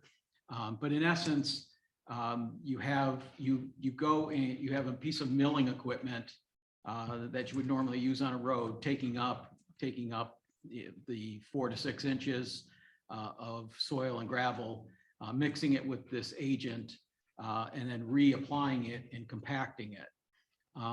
And the case studies, they've been out here as long as 20 years. in essence, what you're doing is you're binding it. Now, you still have to brine it once a year, but you're creating a very dense, packed base surface that will hold up over time. And you can see, I introduced some pictures of the trucks and vehicles. We don't get anything near that down that road. But the idea here is that if we can mill off, redo that, and then let's just say 5 years from now, 10 years from now, funding miraculously became available for paving roads. This product, they have examples over the last 20 years where they pave right over it. It serves as the base of the asphalt cap. And so that this type of work is not something that would have to be necessarily torn up later. It could be, there's scalability to it that you could work on it. You know, and it's interesting because they have additional products for doing the same thing for grinding up asphalt and mixing. It's a different agent, but you know, explain to them that this, you know, we were, you know, near a body of water. It's approved by the EPA. yeah, thank you. And so anyhow, it seemed like the product is reasonable in cost. As with everything else, it's going to be the labor and the equipment. Yeah. I'm just looking to see if the board, just by consensus, would allow me to continue to pursue this project. Obviously at my time I think the logical next step for me, I think would be to talk with Daryl Nelson at the county as their county commissioner, get his thoughts on this. And then at some point get in to see the right person in the Grand Traverse County Road Commission, introduce this to them. And then, you know, maybe there's a point in time where they may pay for it as a test, because it might That's have. a good one. to And push. so but I would like to consider to pursue this. But I also, be honest with you, you know, to the point, if the consensus at the table is like, I don't see it happening, I don't, you know, don't waste your time. Kill it now, nip me in the bud, because I would rather know that, because I I don't really know. feel that this might have some merit, and especially with the fact when I look at, once we find out what the cost is, you know, we start looking at the milling costs and compaction costs of a gravel and dirt. I think we should, you know, if that's a reasonable expense, there could be an application to do asphalt roads that need to be redone. So I think I'd like to continue to pursue this, but I just would like to get a consensus with the board that it's worth my time and effort to do that. They might not even know about this. I would keep going. So, Keep bringing them more ideas, because apparently they're gonna keep telling us how we're gonna pay for it. so. Cheryl, what are your thoughts on this? I don't mind you pursuing it. I think we can't, you know, I think, like you said, the labor and equipment to apply it is gonna be the big expense. Mhm. And so it'd be good to find out what that is. Okay. And the Grand Traverse County, I don't even know if they have the equipment to do this. They may say that they contract that out. And so Yeah. I may have to go a different direction. But, Right. but I, you know, it's not, the only thing it's costing the township at this point in time is my time. And I'm willing to spend it to continue to pull more information together. Thank you. Ron, what's your? So a few years back, we had Eric Sanborn, who is a township resident, works for Elmer's, who certainly has this kind of equipment. Oh, He came out to Park Road and gave us an idea of how to maybe reprofile some things. Didn't include the milling or anything like that, but he'd be a wonderful asset to introduce you to. And he might say, okay, average milling cost today is X number per foot. And then compaction might be X number per foot. Then you've got an idea that we're looking at. And he'll show you examples. well, that too. might be a better place to start if I could connect with him and maybe have a cup of coffee and just talk this through. Sure. So, Eric and then I think Sanborn. we also have a quote from him for that profile change. And I think that was just the private road section of Park Road, wasn't Yeah, it? I What got year do you his think card that back. was? I got his card. I don't know, probably at least 5 years ago. Yeah. Yeah, if I can get his contact information, if you can make it just an introduction for for me, just that, not some, some sales job coming out of the woodwork, so. No, when I talked to him, I asked him all kinds of questions and he had me come on Yeah. site, look at some stuff. Yeah, I mean, I would want to meet with them, just sit with them and go through this and see. But to answer your direct question, yes, I think it's worthwhile looking. Okay. at. And even if the road commission shuts you down on their portion, we still have 50% of the length of that road, about 1 mile, that is township owned, Little less, little less than a mile. Mhm. And a little less than half a mile is the township portion of it. okay. And it may even benefit the internal park roads, which suffer from erosion from time to time. Yeah, I Well, think, that's with heavy rain. but- Right. okay, and I just, for other, originally it was funny because, well, part of it, some of the most recent case studies were typically down south, Louisiana, Texas, and what they were illustrating in those case studies was the environmental friendliness of it. However, when I did the deeper dive, I found, even Alaska, the oil fields in Wyoming. So, given our climate here, this isn't just a nice weather or Right. warm weather. It's Yeah. got our Right. seasonal compatibility. So, so if you could make an introduction to me for Eric and Heidi or whoever got his phone number, that'd be great. And then I'll pick up the ball from there, meet with him and see where this leads. So. Sounds good. Thank you. Okay, thank you. New business 14.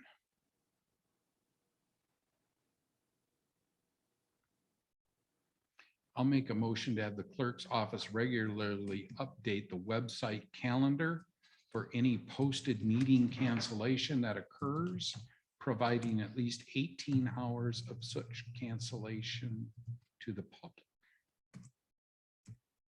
Second the motion.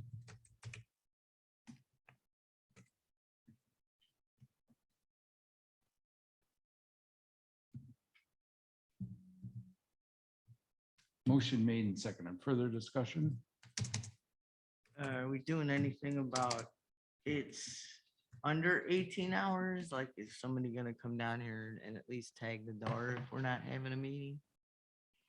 My recollection of this business item is that we really postponed it to hear what Cheryl had to say, right? Right. So that was kind of my thought.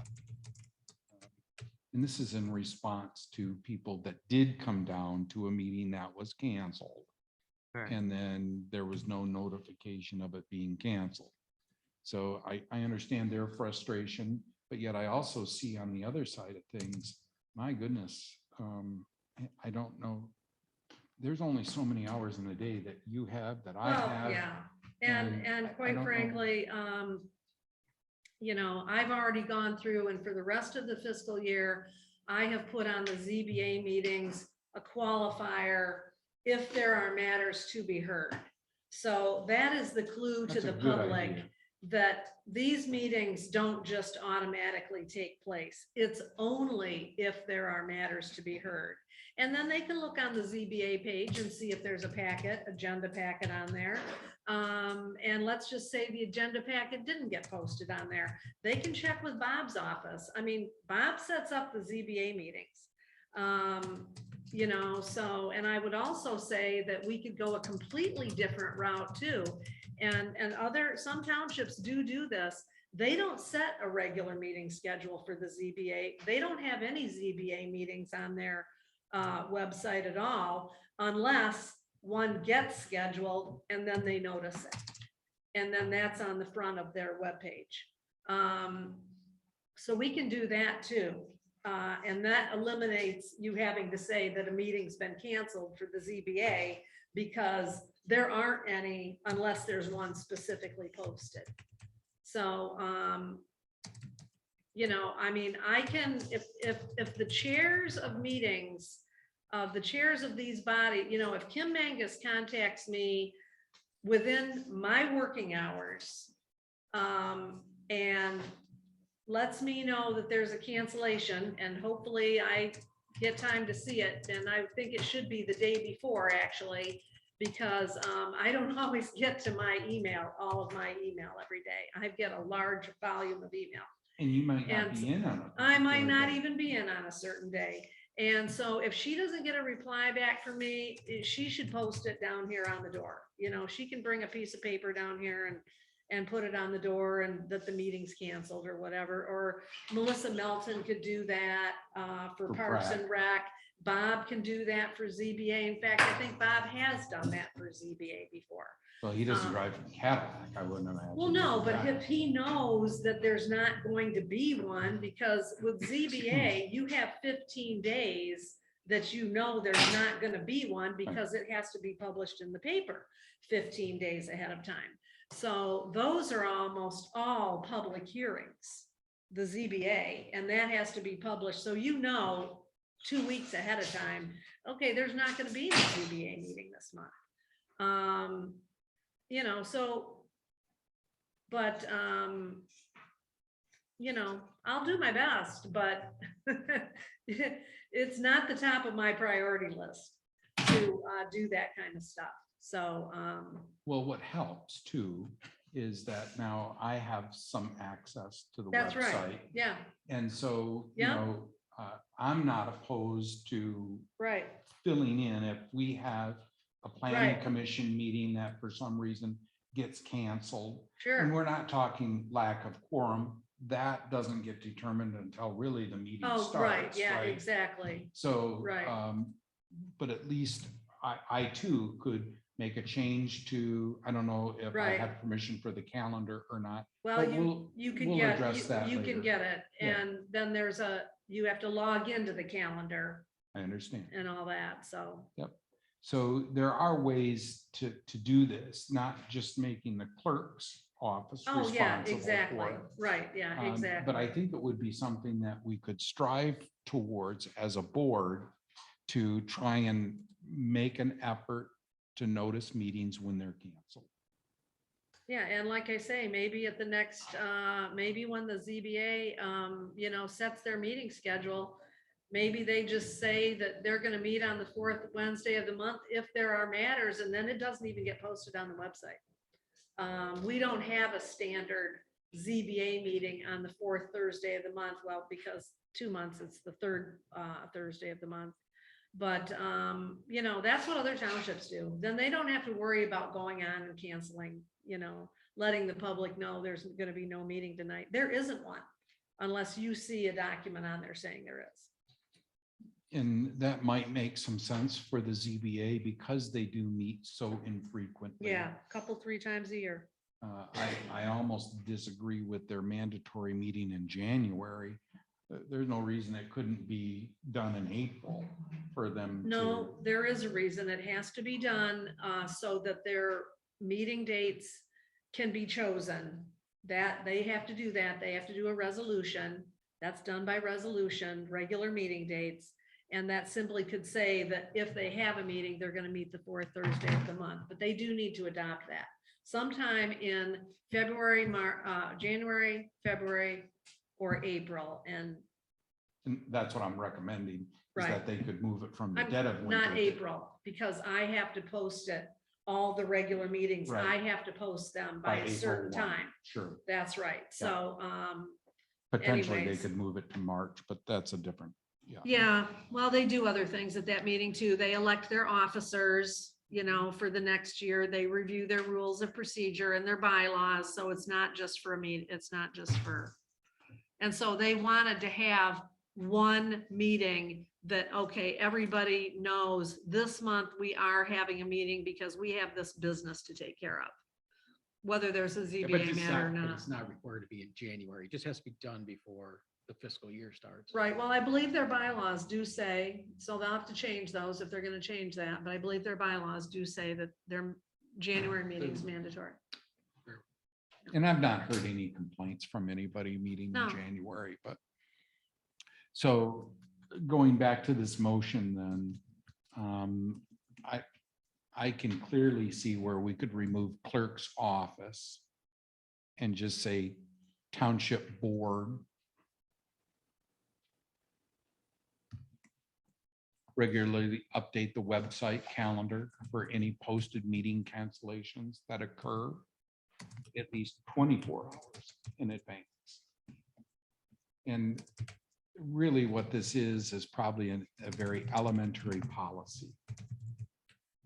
Because really, we need to pass this information on to our predecessors. That this was something. Successors. I'm sorry, successors. Thank you. It's kind of neat because I can tell that somebody with fresh eyes actually came down here, thought the ZBA was going to meet, and lo and behold. So it's nice to know that new people are. So do we Sure, wanna trying to put be this- involved. Sure. Yeah, do we want to put this in a policy somewhere along the line? It's a process.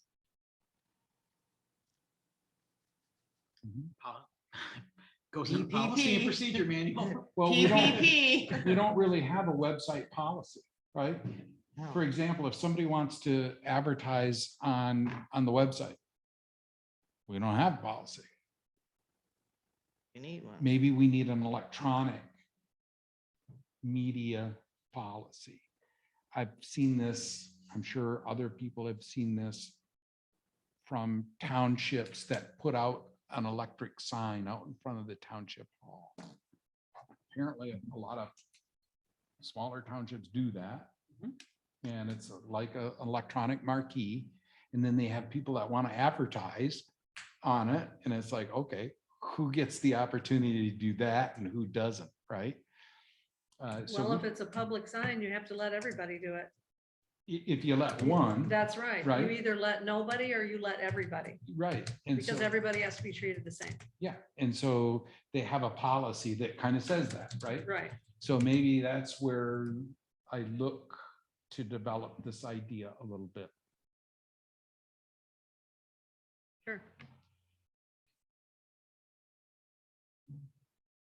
Board consensus maybe to change clerk's office to board regularly update. So that takes it directly off of Cheryl, and anybody who has website access, including Lois, could actually post a cancellation. And we're just trying to do this as a courtesy to the public so they don't drive, 5, 10, 15 miles, show up and there's no meeting. Given that there's going to be multiple people with access, then I think that it's a better solution than just a singular fight, Yeah. singular. Well, we're trying to offload the clerk because that is a extremely busy office. So I'm. And then were we going to change that from 18 hours to 24? Or we leave it at 18? I think Cheryl was recommending 24. Is that the idea? I think it should be 24. Okay. Heidi, do you have an issue I'm with good with 24? 24. Good with that. I just looked at, see what a couple other people are doing. It's anywhere from 18 to 24 to 48. We have an amended motion.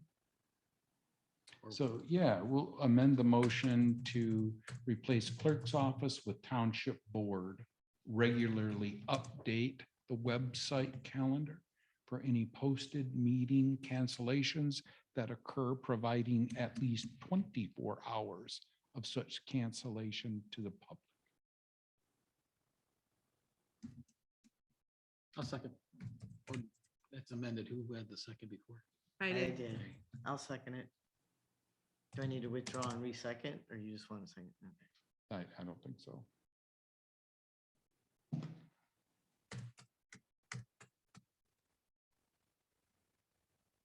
Any further discussion? Roll call when ready.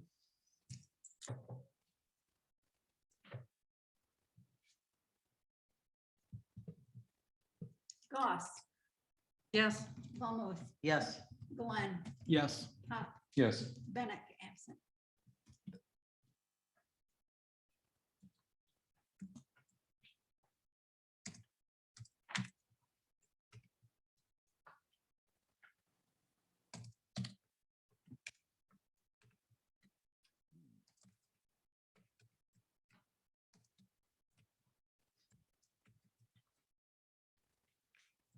For some reason. Okay. Township Hall meeting, master plan, ARPA funds kind of morphed into a lot of different town hall meeting ideas, including one that was forwarded to me. I don't know who provided this. It might have even been Vicky Beam.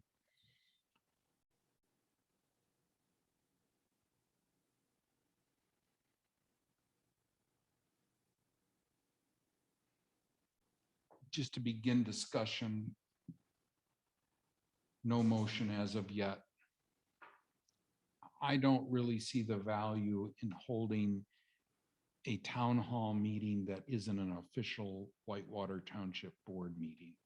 Does anyone see otherwise? Like the example provided by Clearwater Oh, Township. okay. I mean, if I hear complaints, I would like to be able to try and address them, right? Or am I missing something? Am I missing something? Well, he valid? probably addressed them to the extent he could, I would guess, or explained why something is the way it is that perhaps the public doesn't understand why things are done the way they are. I mean, I wasn't at his meeting, but Yeah, I wasn't either. I've seen several different town halls. I mean, you can do what he's done. I've seen individual board members do town hall meetings like this because they want answers from the public. I've seen town hall meetings where you get 2 minutes at the podium and 3 minutes out here for your answer. I've seen a mic taken around a room with a moderator. We used to have the League of Women Voters do ours. So that, in other words, we're having a town hall meeting, League of Women Voters put it on. You wrote your questions when you walked in the door. They were put upside down on a table. The moderator walked over, picked the question up, and just picked a person to answer the question. And you had 3 minutes. You might have 2 minutes, whatever the moderator decides you have. You could do it. As long as the people get to talk to you and you get to talk back, everybody gets happy. I've also seen where they've put a gigantic map up with all the different zones of what you could put where. And then when you walked in, you were given a pen and some Post-it notes. And you just wrote down what, I want a hotel and I want you to put it here. And no, they let your idea go wherever it wanted to. And, then they had a town hall meeting where we sat down and discussed what was put on the map. So. But this was at a posted Yep, notice posted, meeting, yep. right? So But no a business. quorum was there, I Right, a guess. is what quorum I'm was trying to there, no establish. business. Oh, Mhm. well, if an individual member wanted to have a town hall meeting, it was just one-on-one. It was done just like this gentleman did. It was posted that it was a one-on-one. They used to have them on Saturday mornings. You could go have donuts and coffee and you'd pick a month what day you wanted to sit in the chair. And it was really kind of cool because it wasn't only just the board members.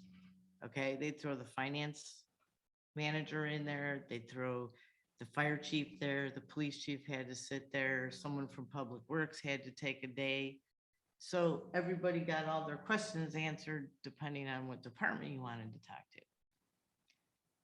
So you guys, basically how much work you want to do. well, we've had a town hall meeting before. We had one back in June of 2014, and it was on the topic of fire and ambulance.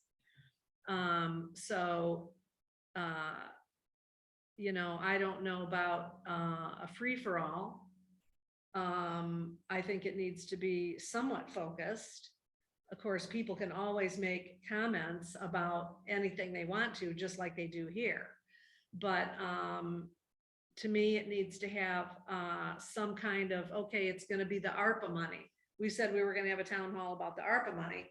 Now the survey's gone out, so I think you're going to have to wait until after the survey has been all returned and tallied and all that, so we have that information. And then, but I think, if you want to have other topics on there, sure. And, you know, and then it does allow for more of a dialogue with the public than here, because there's no dialogue here, because as the MTA tells us, this is the only time of the month that we have to get township business done. So we don't launch into dialogues with people in public comment and answer questions and whatnot when they have all week to come to our office or send a joint email to the whole board or whatever. This, we can only conduct business at these meetings. So that's the purpose of these meetings. But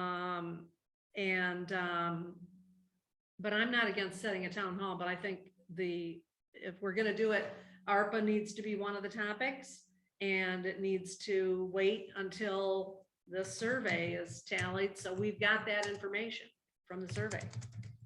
I mean, otherwise, we're gonna say, well, you know, we'll take your information, you know, what do you want to tell us about ARPA? Well, we don't know what the survey says yet, but to me, that seems not a good use of time. I think we should just have a town hall meeting to let them have a conversation with us, in my opinion. Yeah, I have a variety of opinions on this, and I'm not sure why I have so many. I hear what you're saying. I think the moderation that you suggested doesn't surprise me. It doesn't surprise me that, you know, your comments being, you know, more single laser focused. Although there's part of me says, and I think what convinced me of a different approach was the last town hall was in 2014.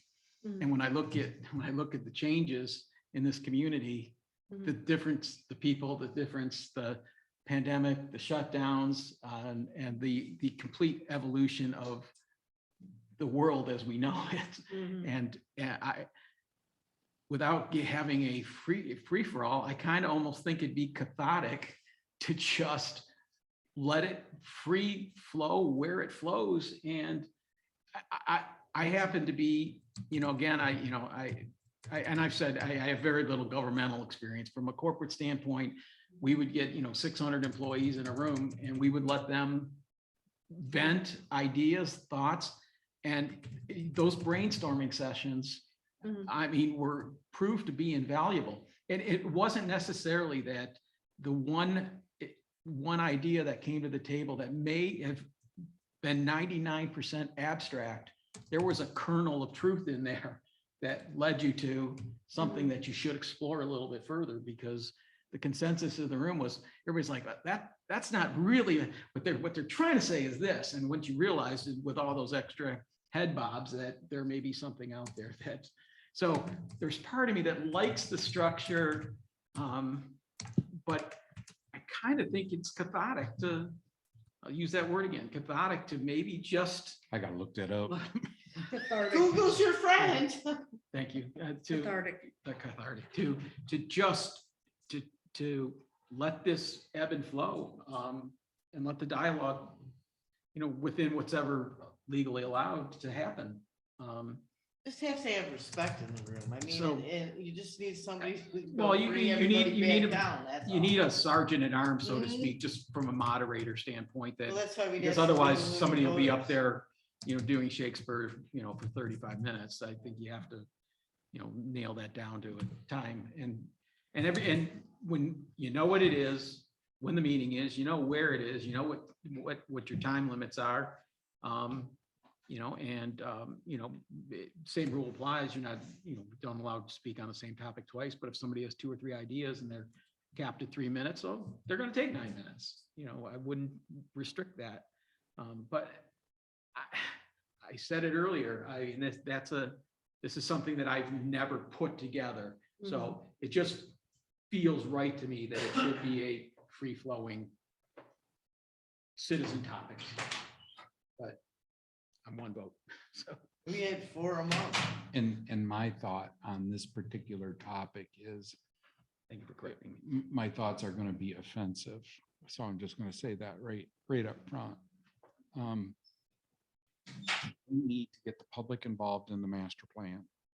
The planning commission is, for whatever reason, not able to get it happening.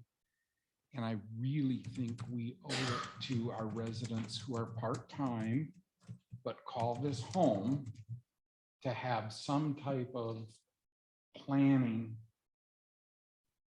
centered town hall. And could it be free flowing on the planning ideas? Absolutely. And so that would be my only, and I'm not even going to call it a constraint or limitation. I'm just going to say we provide a little bit of structure. This is the idea, the topic we want advice on, and then let it free flow from there. That, I like the blend. I like the structure that you had brought up. I like the interaction that you talked, and I like the compromise of saying, oh, let's just let it free flow a little bit. So that feels right to me. That feels right to me. So I don't think we need to have two of them. So to me, we would combine an ARPA, anybody who wants to comment on ARPA, along with this planning thing. And, and here's the thing, the public that hasn't worked in township government, hasn't dealt with the various laws and whatnot, they may have an idea that, oh, well, you just do this. Well, that may not be possible to do. And they don't know that. And so I do see the benefit of then informing them, well, we can see why you think that, but no, we can't do that. And get it right out there, because I think, people come, and especially when they're fairly new coming to these meetings, they have made some assumptions about what boards can do, and many of which are faulty. But it's just because of their own, they don't know, they haven't worked in government. And so they don't know that we have laws we have to follow and all this kind of stuff. Or even best practices. Hey, as a new guy, I'll say amen to that. Yeah, exactly. So I mean, so, and I call it a free for all. I mean, how long is this thing gonna last? Is it gonna be an 8-hour meeting? Is it gonna be a 6-hour meeting? No, it's How usually long a is cap. it gonna last? I'm just curious, because the board needs to know ahead of time to plan for it. I mean, to plan an entire, well, I can tell you, if it's gonna be an 8-hour meeting, it's not gonna start at 7 PM or 6 PM. So some organizational things that had been running around in my mind, but I want a point of clarity first. So an ARPA town hall, I thought, was kind of replaced with our survey. Am I the only board member that thought that? No. I don't recall any of that. I thought that there was still going to be an ARPA town hall. And we can. And I don't remember, back in the minutes but I believe both were talked about. So if the board makes a decision that, okay, we're not gonna have a ARPA town hall, then we're not gonna have an ARPA town hall. If you're just saying you wanna focus on, planning, but yet people are gonna go off in any direction they wanna go off on. So, Sure, would have compromised the thought on that, and I'm not sure I'm on either side of that. I think that it could have been interpreted both ways. The survey was replacing it, it did not.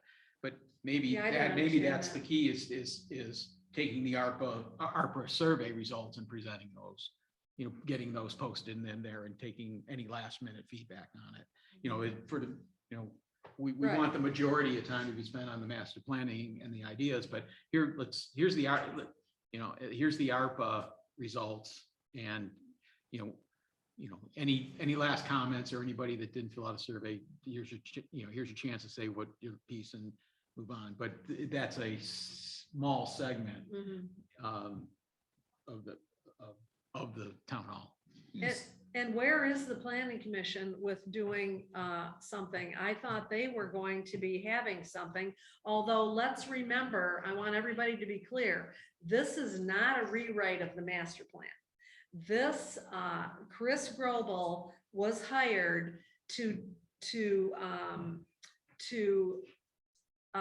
take the things that the planning commission has known for quite a long time are mandated to be in the master plan, but are not in the master plan, and to help the planning commission get those things in the master plan. It's 3 or 4 very specific things. This is not a complete rewrite of the master plan. That's not the stage we're at. So I think people need to recognize that. And so I'm wondering, you know, to me, the planning commission is the one that should be having a town hall about master plan.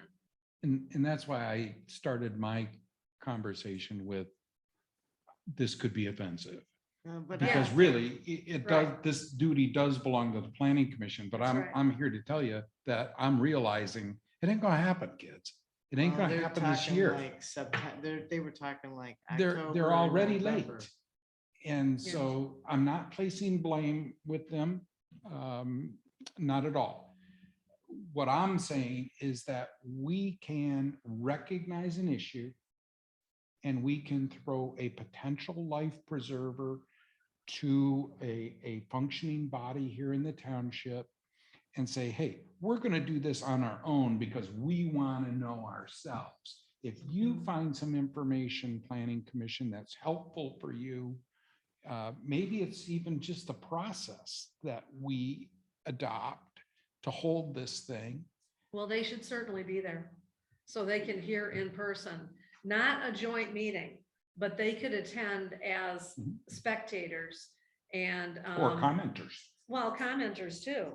And then they would hear in person and not have to rely on the minutes or not have to rely on a Zoom recording, or I don't know how this is going to be done, but they should also be there so that they have the firsthand benefit of the comments. And the other thought I would like to just get out on the floor for consideration is, up to this point, I've been thinking how meetings are linear, right? We go from number 1 to number 2 to number 3 to number 4. What happens if you handle 1 through 3 and you handle 3 through 6 and you handle 6 through 9 Done and that I take too. 9 through 12? Maybe we divide it up by alphabet. Well, then you're talking about having set topics. And I thought you didn't want to have set No, topics. No, I meant by like your last name, for example. Okay, so that's where I was going with this idea. If your last name begins with an A, well, A through H, Don handles. A through H of what? Your last name. Alphabet. So Goss, you come talk to me in this town hall. And if your last name begins Oh, with an A through, certain, well, and- depending on your last name, you go talk to a certain person. And so that way we can hear, there's potentially 5 different planning or 5 different board of members. commissioners, township board members that hear these individual complaints. Or I shouldn't say complaints, observations. Let's go observation. And then how are we going to all have the benefit eventually of all of those? Excellent idea. Then we create a summary. This is what we heard. This is what I heard. And it's just a way to deal with maybe a lot of people in a short time frame. You can also do Saturdays. Everybody meets with a certain person on Saturday, or they do Tuesday night. It was Tuesday nights and Saturday morning. So And I don't, I oppose that at all. I think the whole board needs to hear all of the comments. You know, I remember when there was the public hearing on the zoning ordinance back in, I think it was May of 2008, and there was almost 200 people there. And the board sat up there, no, that was planning commission that sat up there, and they heard all of the comments. And I think everybody needs to hear all of the comments. So for instance, otherwise we've got people's interpretations of what people said. I don't think that's a good idea. I think we all need to hear all the comments firsthand from the speakers. Just a thought. Yeah. No, I get it. Could be a long meeting. Depends on how many people show up. Always bring in a third party. And they handle everything. They even do coffee and hors d'oeuvres sometimes. So to your point earlier, Ron, or comment you made earlier, about the, no offense, part-timers that live downstate or live somewhere else, but spend a lot of time here and consider at home. So what would be an appropriate time to have this in terms of a month, a day, a week? Just what kind of initial thoughts do you have to? Good question. And so I look at my own family who like to vamoose by mid to late October to warmer climates. So I think we should have something before mid-October, before Halloween for sure. And everyone else is going to have, each of you might have your own ideas about when family members begin to travel to warmer climates, right? I mean, that's just in my family. It used to be after November 15th, but as we get older, apparently deer season is not as important as warm climates.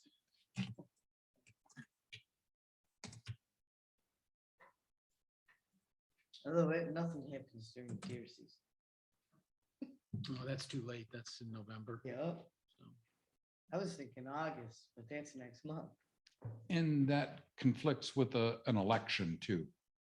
Well, the election is August 2nd, but I have some time. I'm going to be out of the office in August, but if we can find a day that I'm going to be here, I'll be here. Otherwise, I won't be there.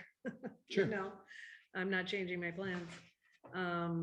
And then it would all depend on venue too, right? Well, venue, yeah. I would like to ask the school, so Yeah. I would like to do it really before September. Oh, it should be done before September. They're not going to want you in there after that, probably. Probably, but you know, Right. I think we have had two in the winter in there. After school was, Well, we had some ZBA meetings in there, one ZBA meeting, I think. And the town hall meeting, but that was in June after school got out. I don't remember anything else over there. A prior board had some other. oh, stuff yes, there. yes, yeah, Yeah. definitely. Yeah, before school got out, because that one I talked about was in May. Yeah, just remember that building's not air conditioned. Yeah. Mangus has her hand up. Is the church air conditioned?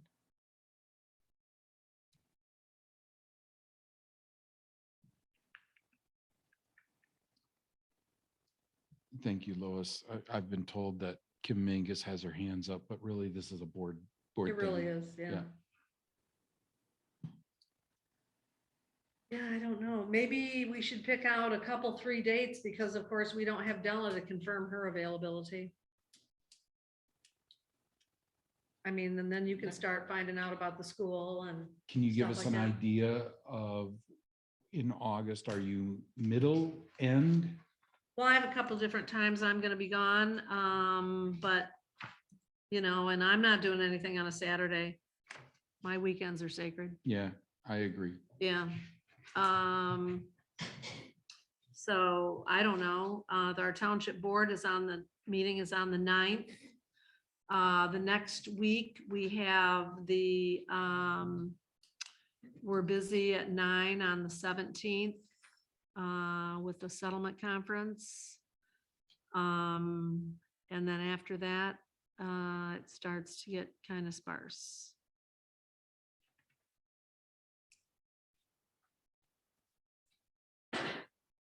So that's August 17th. Yeah, Well, that's when that 9 o'clock settlement conference is. That could go all day. As the last one nearly did.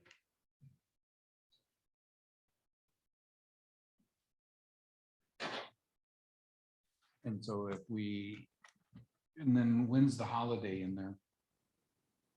What You holiday talk is about that? Labor Day? Yeah, That's not till the 5th, September 5th. September 5. I The mean, 31st is a Wednesday, to give you an idea. It's you know, and I hate to do anything in August because July and August is summer in northern Michigan. And you will have people that don't show up because they're not gonna give up a day of summer in northern Michigan. And you talk about the snowbirds, but there's also other people that aren't gonna go inside a building if they don't have to in July and August. So I think we're looking probably at September. So let me see what the availability of Mill Creek is.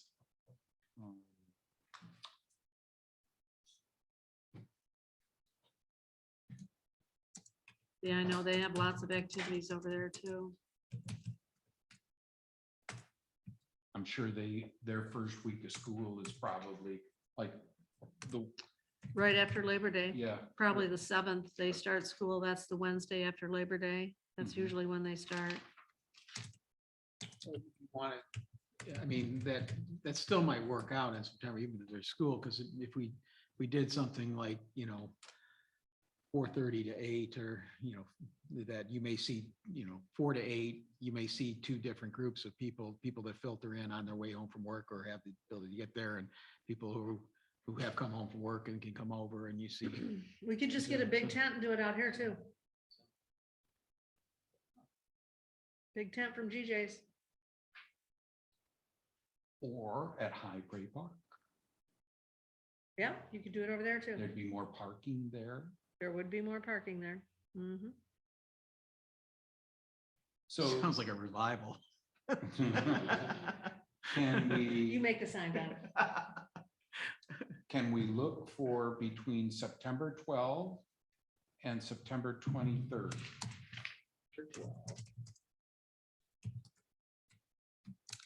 Well, there's a PrAC meeting on the night of the 12th. There's a township board meeting on the 13th. The following week, the 20th and 21st is the trial. Those days aren't available. The night of the 22nd is a possible ZBA meeting. We wouldn't want to use that. But If you got down to like the week of the 27th or something like that, you would, so far at least, I don't see anything Of September. scheduled. Yeah. I mean, I'm gone all that week. Oh, are you? Okay, Yeah, so yeah. I mean, Right. I'm pretty, other than what you had said, I know she said the PrAC meeting on the 12th, but the township meeting on the 13th. I'm pretty flexible from the 14th through the 22nd. and I like the idea of a different venue. I do. Why should we have to, arrange with the school? I like the idea. I mean, Yeah. I think the tent, you just do the tent. Just get a big tent. It's Then gonna we be can have it pricey. on our schedule. That's right. Couple popcorn Exactly. makers. Yeah. There you go. Now, that is not where I thought you were going, but okay. So, and then that way it doesn't matter if PrAC needs to use the building for regular meetings. Well, and just remember, the other thing is we don't have the audit scheduled yet either. So, I mean, I'm gonna see if we can get that scheduled earlier than the first week of September, and I don't even know yet if Dell is available the first week of September. I don't know how many days they want. So could we maybe agree? So I don't know about September yet till we get the audit scheduled. So I hear you. For those Yeah. reasons, could we just Yeah. agree at this moment in time that we're going to try to keep our schedules flexible between the 12th and the 23rd, those 2 weeks, the week of the 12th and the week of the 19th, pending Ardella schedule, pending the audit schedule, but maybe try to avoid boxing ourselves in with any other dates and kind of keep that as wide open as we can just for another week or two until we figure this out. And it's gonna be. in Well, we have the evening? 13th, the 20th and 21st that are already not available Okay, well, yeah. on so those, are- in those 2 weeks. Yeah, okay. Yeah. But those other, between the week of the 12th and the 19th, they're made And the 22nd. those 3 days. Why is the 22nd not available? Well, because there's a ZBA meeting date and we don't know if there's going to be, But that's here. but that's And- true. and So we're we're gonna, talking, we're gonna do it at You know, high part of priority. the Okay, beauty yeah, Of your yeah. idea Right. under a tent Right. is to vacate this and leave Right, it yeah. for PrAC Yeah. or. yeah, or right. Okay, yeah, whatever. yeah, I get it. Mhm. Okay, so we still have the 13th, 20th and 21st that are not available. Okay. in those 2 weeks. 13th, 20th and 21st, you said? 13th is a board meeting and the 20th and 21st is the trial if it goes forward. But right now it's scheduled, so we can't schedule anything on there. Well, there's no court that meets after 4:30 to 8 PM. Well, I'm not gonna sit in a trial all day and then come here and sit in a meeting till midnight. That's not happening.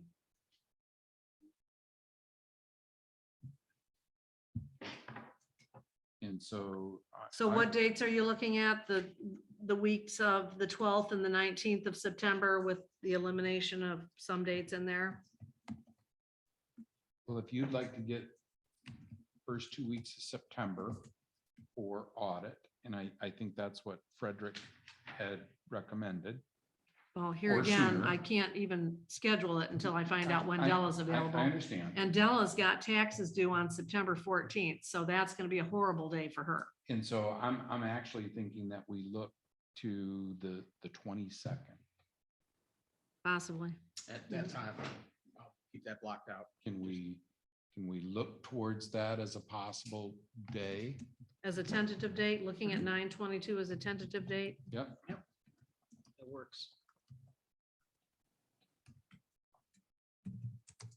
Depending on Della's schedule and when the audit is scheduled.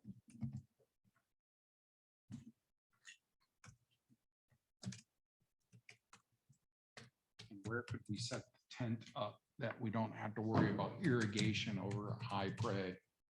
Well, there's no irrigation outside of the fence. There's no, you're not gonna put it up out by the road. There's irrigation out there. That's not even on right now. And then there's irrigation on the field. Other than that, I don't believe there's irrigation over there. So I was, Why are we still irrigating the field in late September? Oh, we wouldn't be, Yeah. true, but we also don't, I mean, we'd have to have that flagged and everything, you know, I don't think we want to meet on the field. I think there's room Okay. there. I'm thinking just east of the tennis courts, that flat area in there. Oh, yeah, you might want to do that. The parking lot's really over on the other road, but, It would be a short It's a- walk. well, It's a east of the giant- tennis courts is the basketball courts, so you've, But there's act- there is some room in there, I don't know. there's that flat area between old 72 and the tennis Where you courts. walk Yeah, your that's what I'm dog. talking Yeah, about. okay, yeah, we're. Where you walk your dog. Yeah, so. I guess I'm the only one that uses that. We'll come up with a spot. Okay, good. Are we good with that one?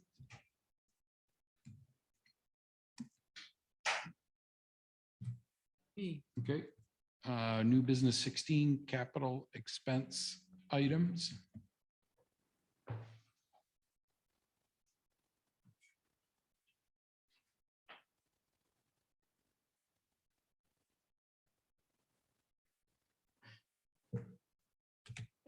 I'm sorry, how can we help you?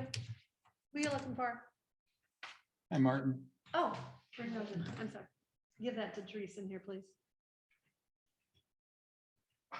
Okay. Let's close this out. Oh, is she in the bathroom? No. that's not- okay. That's good. Check this week.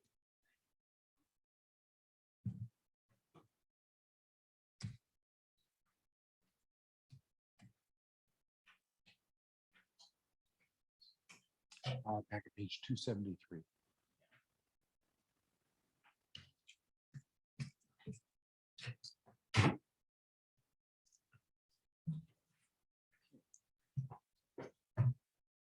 Okay, there.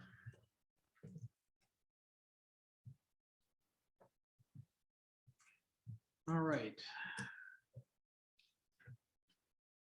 Make that motion number one, motion authorizing the clerk to purchase one Epsom WF 7820 all-in-one printer scanner for the supervisor's office not to exceed $350 from account number 101.901.970 capital expense. I'll second the motion. Motion made and seconded. Further discussion? Yeah, I would just say I won't be the one ordering this. But I believe we need to have this approval of this expenditure, but I'll issue the PO and Ron can order it. That's fine. Okay, so I will revise my motion. Motion authorizing the supervisor to purchase.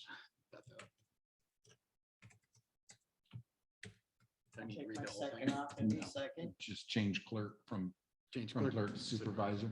Okay. Sounds good. Are you happy with that, Lois? Mhm. Motion made and seconded. Further discussion? Roll call when ready.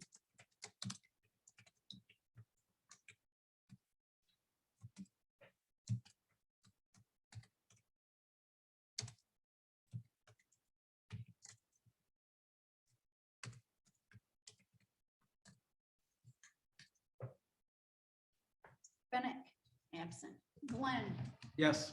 Goss, Yes, Velmuth, Yes, Pop. Yes.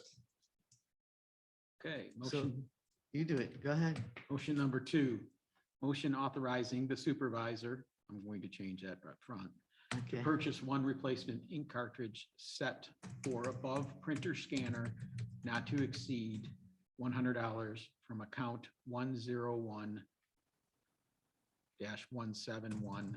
101-171-727. No, that's- I'll second it. Motion made and seconded. Further discussion? Roll call when ready.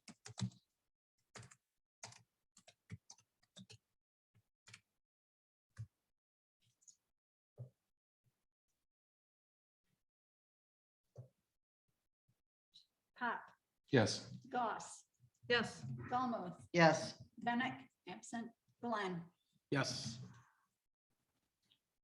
I'll make a motion authorizing the supervisor to purchase 3 new laptops, related software and device setup for the planning commission seat vacated by Dean, trustee Don Glenn, and trustee Heidi Volmuth, not to exceed $6,000 from account number 101-901-970 capital expense. I'll second it. Motion made and seconded. Further discussion? I do. Just curious. Is that? I mean, I typically use the Surface Pro. Is there a reason why I wouldn't or shouldn't be continuing to use Surface Pro versus having a different laptop? Is there, some rationale behind that would Sure. be helpful to me. Because I don't necessarily feel the need to spend on average $2,000 if I'm comfortable with what I have. That's shouldn't very be anywhere reasonable. near that. Yeah, well, I just took a Yeah. straight line. I just Yeah. took a straight line Right. division Yeah. of it. Right, yeah. You know, it's a nice to have, not need to have. So So what happens if you get into a FOIA situation? I don't know what kind of personal information you have on there. I use it for my work as well. So, okay. And it could be then exposed to public view. That's right. And that's my only concern about using personal equipment. I'm fine with that. I just wanted some rationale. Yeah. So And I'm sure my.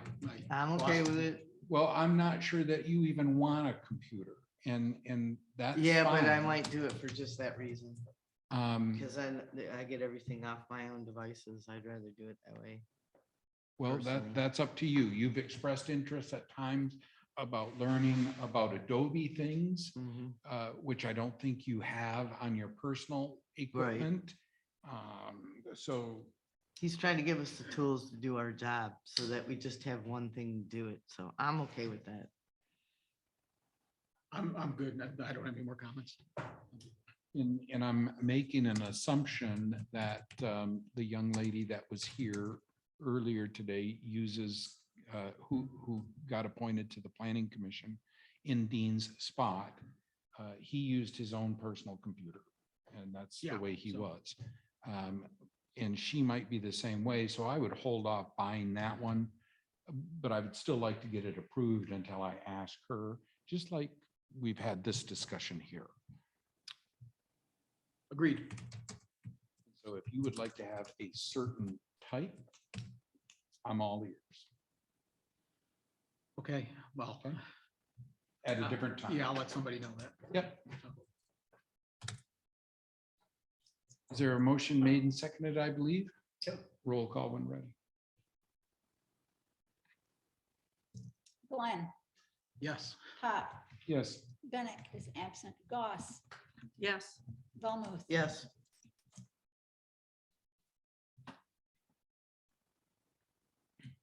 We're getting close to the end, folks.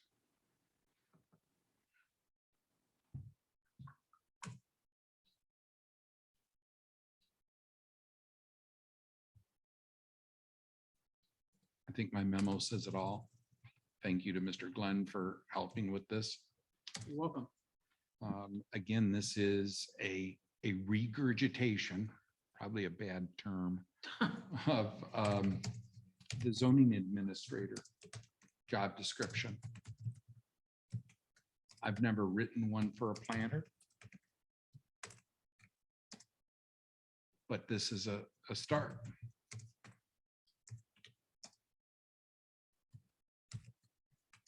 For some reason, number one is blank on my copy.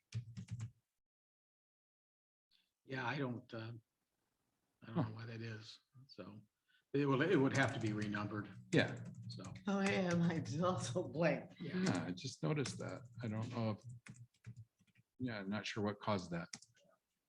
This was cobbled together, looking at a fair amount of other type of planning consultant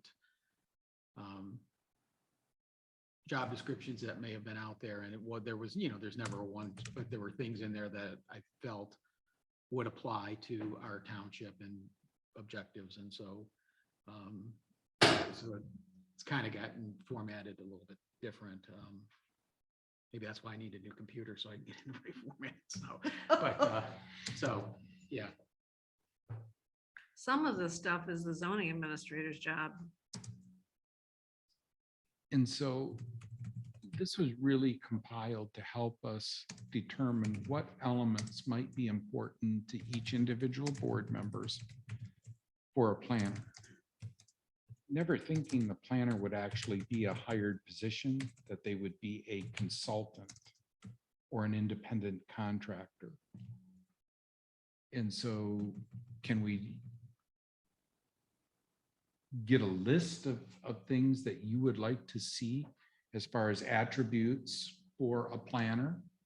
I mean, must they be a planner? For example, Chris Grobel was not a planner. I would think that's a great starting point. You must be a planner. There's the blank number one right there. You must be a planner. Okay. Simple things like that. Maybe they have to have X number of years of experience. Maybe they have to have experience in rural communities rather than municipalities, right? So maybe there's a population angle. Is there any thoughts like that? Or do we just want to solicit resumes? I think you just put it out for that you just want some resumes. I mean, I don't think we need a job description for it, because different ones are going to do different things probably, or be willing to do different things. And the more you read this, it's like it's an employee. And they won't be an employee, they'll be an independent contractor, as I understand it. Yeah. So, I mean, This was all of provided. these things can be asked. Do you have knowledge of Michigan statutes pertaining to township zoning, planning and development? Or the various things, but do you possess these AICP credentials? Maybe more as a checklist, Cheryl? Maybe, yeah. Yeah, and again, this is just an ideas for conversation of what elements do you want to see in this independent contractor? Maybe next month we come back to the table with. I mean, I think you just throws put a out an checklist ad, out there. just like you do for the zoning administrator, that, the township is looking for help with some planning services.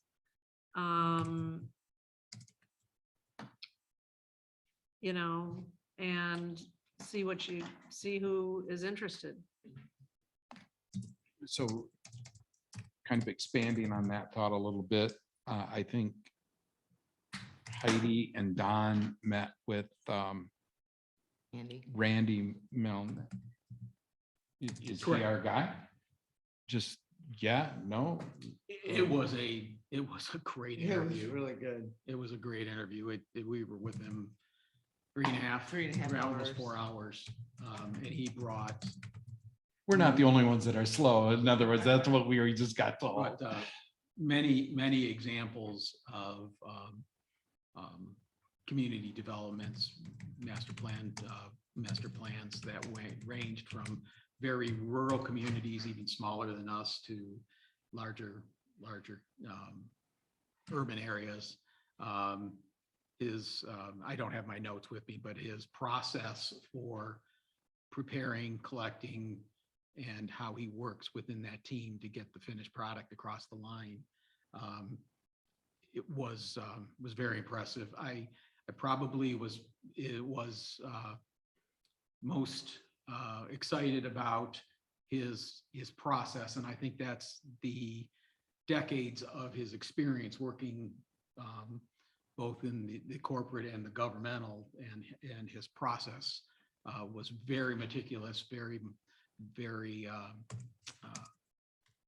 matter of fact, but I felt that he was somebody that we could work with. Definitely. Very respectful of, very interested in citizen feedback to make sure that we were capturing the flavor of the community. If it had been my decision, I think Heidi would agree. I'd have hired him on the spot. Yep, I would have too. So what are we looking for? We're looking for someone to help. The immediate need is to help the planning commission get the zoning ordinance, or I'm sorry, get the master plan updated. So are you, and I still have my conflict of interest objection to Mr. Milnick. And conflict of interest has to do with financial gain. And so we've already been through all this, but financial gain. So Mr. Milnick, I have a problem with him recommending policies, master plan things or zoning ordinance amendments that might favor his property. And he thereby has a property that has a higher value because maybe he's got some lack of regulation on his property that other people have on their property, and that makes less regulation makes property more valuable. And so, I'm going to have to hear what he's going to bring to the table. Also, I started looking at planning, planner ethics. There's a lot of information out there about ethics for planners. And I'm not done reviewing that, but as Della said, that she's heard, planners typically don't plan in their own communities. Just No, for that very, I'd have to disagree excuse with me, you, I'm, Cheryl. well, and I'm sorry, Heidi, I'm not done. And when I am, you'll get called on. But so there are a lot of ethics documents related to planners. So those I think need to be consulted and make sure that, because here again, it's just like the Paul Hubble thing, Paul had attorneys backing him up that he didn't have any financial gain, right, with this marijuana thing. Yet the public kept saying, yes, you do, yes, you do, yes, you do. And so it comes down to the appearance of that you have something to gain. So, where we have an assessor who doesn't live in our community, a zoning administrator who doesn't live in our community, it doesn't matter what they do, they're not going to benefit in any way in what's done in Whitewater Township because they don't have anything to financially gain from that. To me, it's the same thing with a planner. maybe he is or isn't actually financially gaining, but it's the appearance that he could be financially gaining from something that's a lack of regulation on his property, or a regulation that makes his property more valuable, that he has recommended, that he has helped to put in place. And that's, I just want to avoid anybody saying, well, your planner, you know, just like they can say about your zoning administrator, well, your zoning administrator cited me for this, but he's got it going on his own property, and he's, you know, this violation or whatever. You know, there's that whole appearance that people are not being treated equally. And I think that's something that township needs to avoid. To me, you put an ad in the paper and you see who applies, and you know, you get somebody to, initially your ad says that they're being hired to, you know, help with updating the master plan. And then once that's done, maybe there's another project or something that they would be asked to work on. You know what I'm saying? Those are my thoughts. Don, did I ask Randy about conflict of interest in our interview? Mhm. Did he have a problem with it? No. Did he explain his way of thinking and how he knew to back away from the table if he had a conflict of interest? I think what our takeaway, my takeaway from that time spent with him is he is beyond reproach in his ethics and his integrity. I think that is somewhat insulting to say that he couldn't discern between something that was potentially a problem for this township. The fact that his drafting of material still has to be vetted by the PC, has to be then approved by the board, gives multiple layers an opportunity that if any commission member or board member had a opinion or a thought of conflict, that could be vetted out very intensely. But with a man of his credentials and his standing and his awards, his achievements, his acknowledgements, I find it insulting that you haven't spent any time with the man. I understand your opinion, but I'm going to defend him, though he's not here. I believe he's beyond reproach on that issue. And all I'm saying is, Don, it's public perception. It's not my perception. It's the public's perception that ultimately is what controls. I understand that. Thank you. And may I weigh in a little bit here? Perhaps if somebody was dealing with rules, regulations, or ordinance on the district in which you live, maybe that's one of the items you back away from. And so do we throw out a professional that has obvious talents? I did just see his resume. Didn't see it until recently. My point was, okay, so yeah, if he lives in the residential district, maybe he doesn't make any laws, which he wouldn't anyway, according to Don. That'd be planning commission and ultimately the board. So we have the idea or the opportunity to take care of any conflict of interest questions. So I don't see that as an issue. This idea of going out to bid, yeah, it's a good idea. I'm generally a proponent of it. We just don't have the time on this particular case. We did hire Mr. Grobel on the recommendation of one person who's an independent contractor of the township. None of us met with Mr. Grobel beforehand. None of us did an interview. As I understand, 3 township employees / trustees now have met with, maybe 4, including myself. I've met with him. So he has gone through quite an interview process.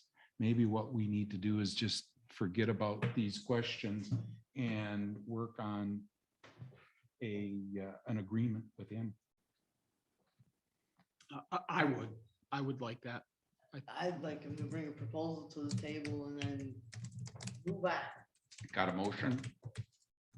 Well, and I think when he brings a proposal to the table, that's when the board members who haven't met him finally do get to and ask him their questions, their interview questions. I would think just like you did with, oh my goodness, I'm gonna say Rachel, that is correct. Whatever. That you did with Rachel, what stopped you from calling him? Sure, but at what point does the public get to hear it? What We point didn't, does the the public public get to hear? didn't get to hear your questions or No, I Rachel. get that, but other questions were asked of her here, so they got to hear all that.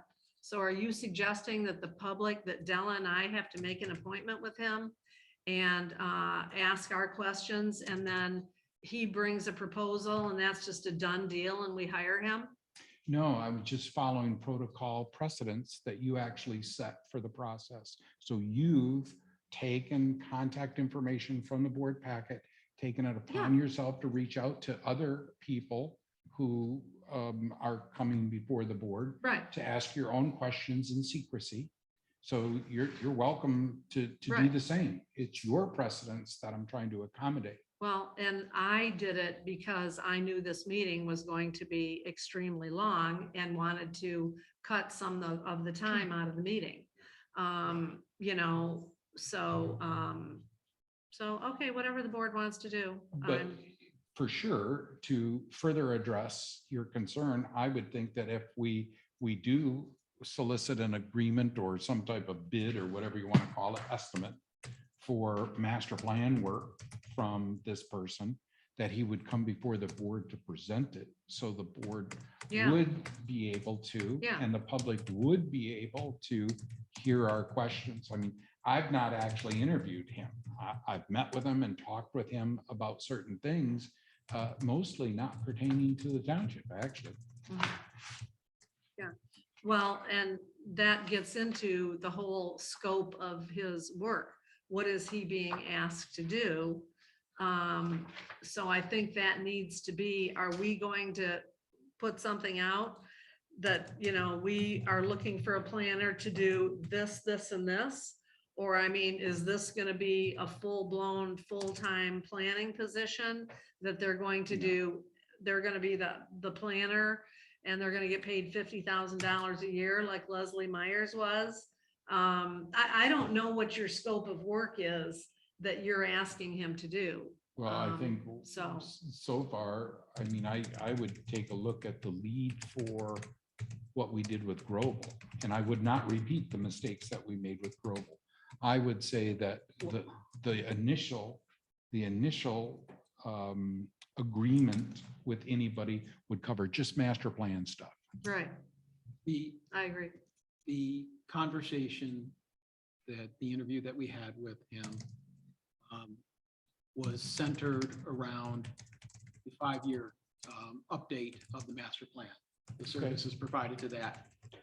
And subsequently, we asked that if we considered him going forward, we would ask for, I said, I'm not acting as a representative of the board. I'm just throwing out an idea here at that time in the interview that I'd like to see a 2-part based on that interview and his qualifications and what he's good at. The primary focus would be a request for a proposal, consulting proposal on the master plan update. And I'd also like to see a second component of that is not attached, but would be a second proposal for ongoing, continuing assistance or consulting on ordinances and amendments as necessary, or as requested. So that it wasn't a bundled, it wasn't one without the other, but at the same time, I wanted him to present us with a proposal for overall planning services, 2 parts. Yeah. And he'll be back on the 22nd of August. And that's where I think I feel we went wrong with Grobel. We piled a lot on one person. And then something happened in one of the processes, the master plan kind of broke down, and then that affected both, right? Yeah, well, And there so- was two different contracts with him That's and what I'm thinking. yeah, there was the update the master plan thing for a certain price. Yep. And then where there was provide general zoning consultation or zoning amendment, something at 100, I think it was it $75 an hour up to 100 hours or something like that. So, you know, and then, so. I think we just prioritize, and for this conversation, I say we limit to, unless you're really opposed, I just say we limit this conversation to exploring an agreement with Randy Melnick for The master plan. the master plan. And then we could immediately or subsequently begin a conversation That's fine. after the first couple of meetings. Kim sat in on your Yeah. interview, is that right? Yeah. So after the first couple of meetings, everybody get together again that interviewed him the first time around, make sure everything's still going the way you want it to go, and then we could look at. I have no objections starting there. That's a pretty critical much where we element to left get it. started. So, It is. so I I'm, like I'm, that. I'm fine with that. There's no objection. So, and I can't speak for Randy, but we talked about it as a two-part. So starting with part one, Mhm. and if part two ever evolves, if it evolves, never evolves, I don't think they weren't a tied together deal. So. Okay. So I'll kind of give up on the job description / decision matrix for the planning consultant and give up on creating an ad and then reach out to Randy regarding a bid or / agreement. I would ask him to provide the board with a consulting contract proposal.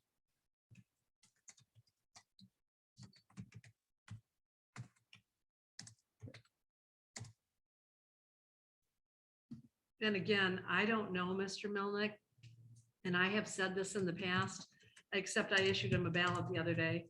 And I didn't talk to him about anything other than that. But I'm sure I take everybody's word for it that he is an outstanding human being, perfectly and well qualified in planning and all that kind of stuff. I have no question about that. I just have other questions about whether he should be serving in this community. So it's no slight to Mr. Milnick. It's looking out for the community. Very well. So I don't know that I need a motion, just board consensus to reach out to Randy and have him give us a consulting proposal for master plan. I'm fine with that. I think. He needs to bring a presentation back so Sure. everyone can see it. Yep, to the board and to the public and. Yeah. Yeah, that's what I'll do. Last item, number 18, moratorium site plan review.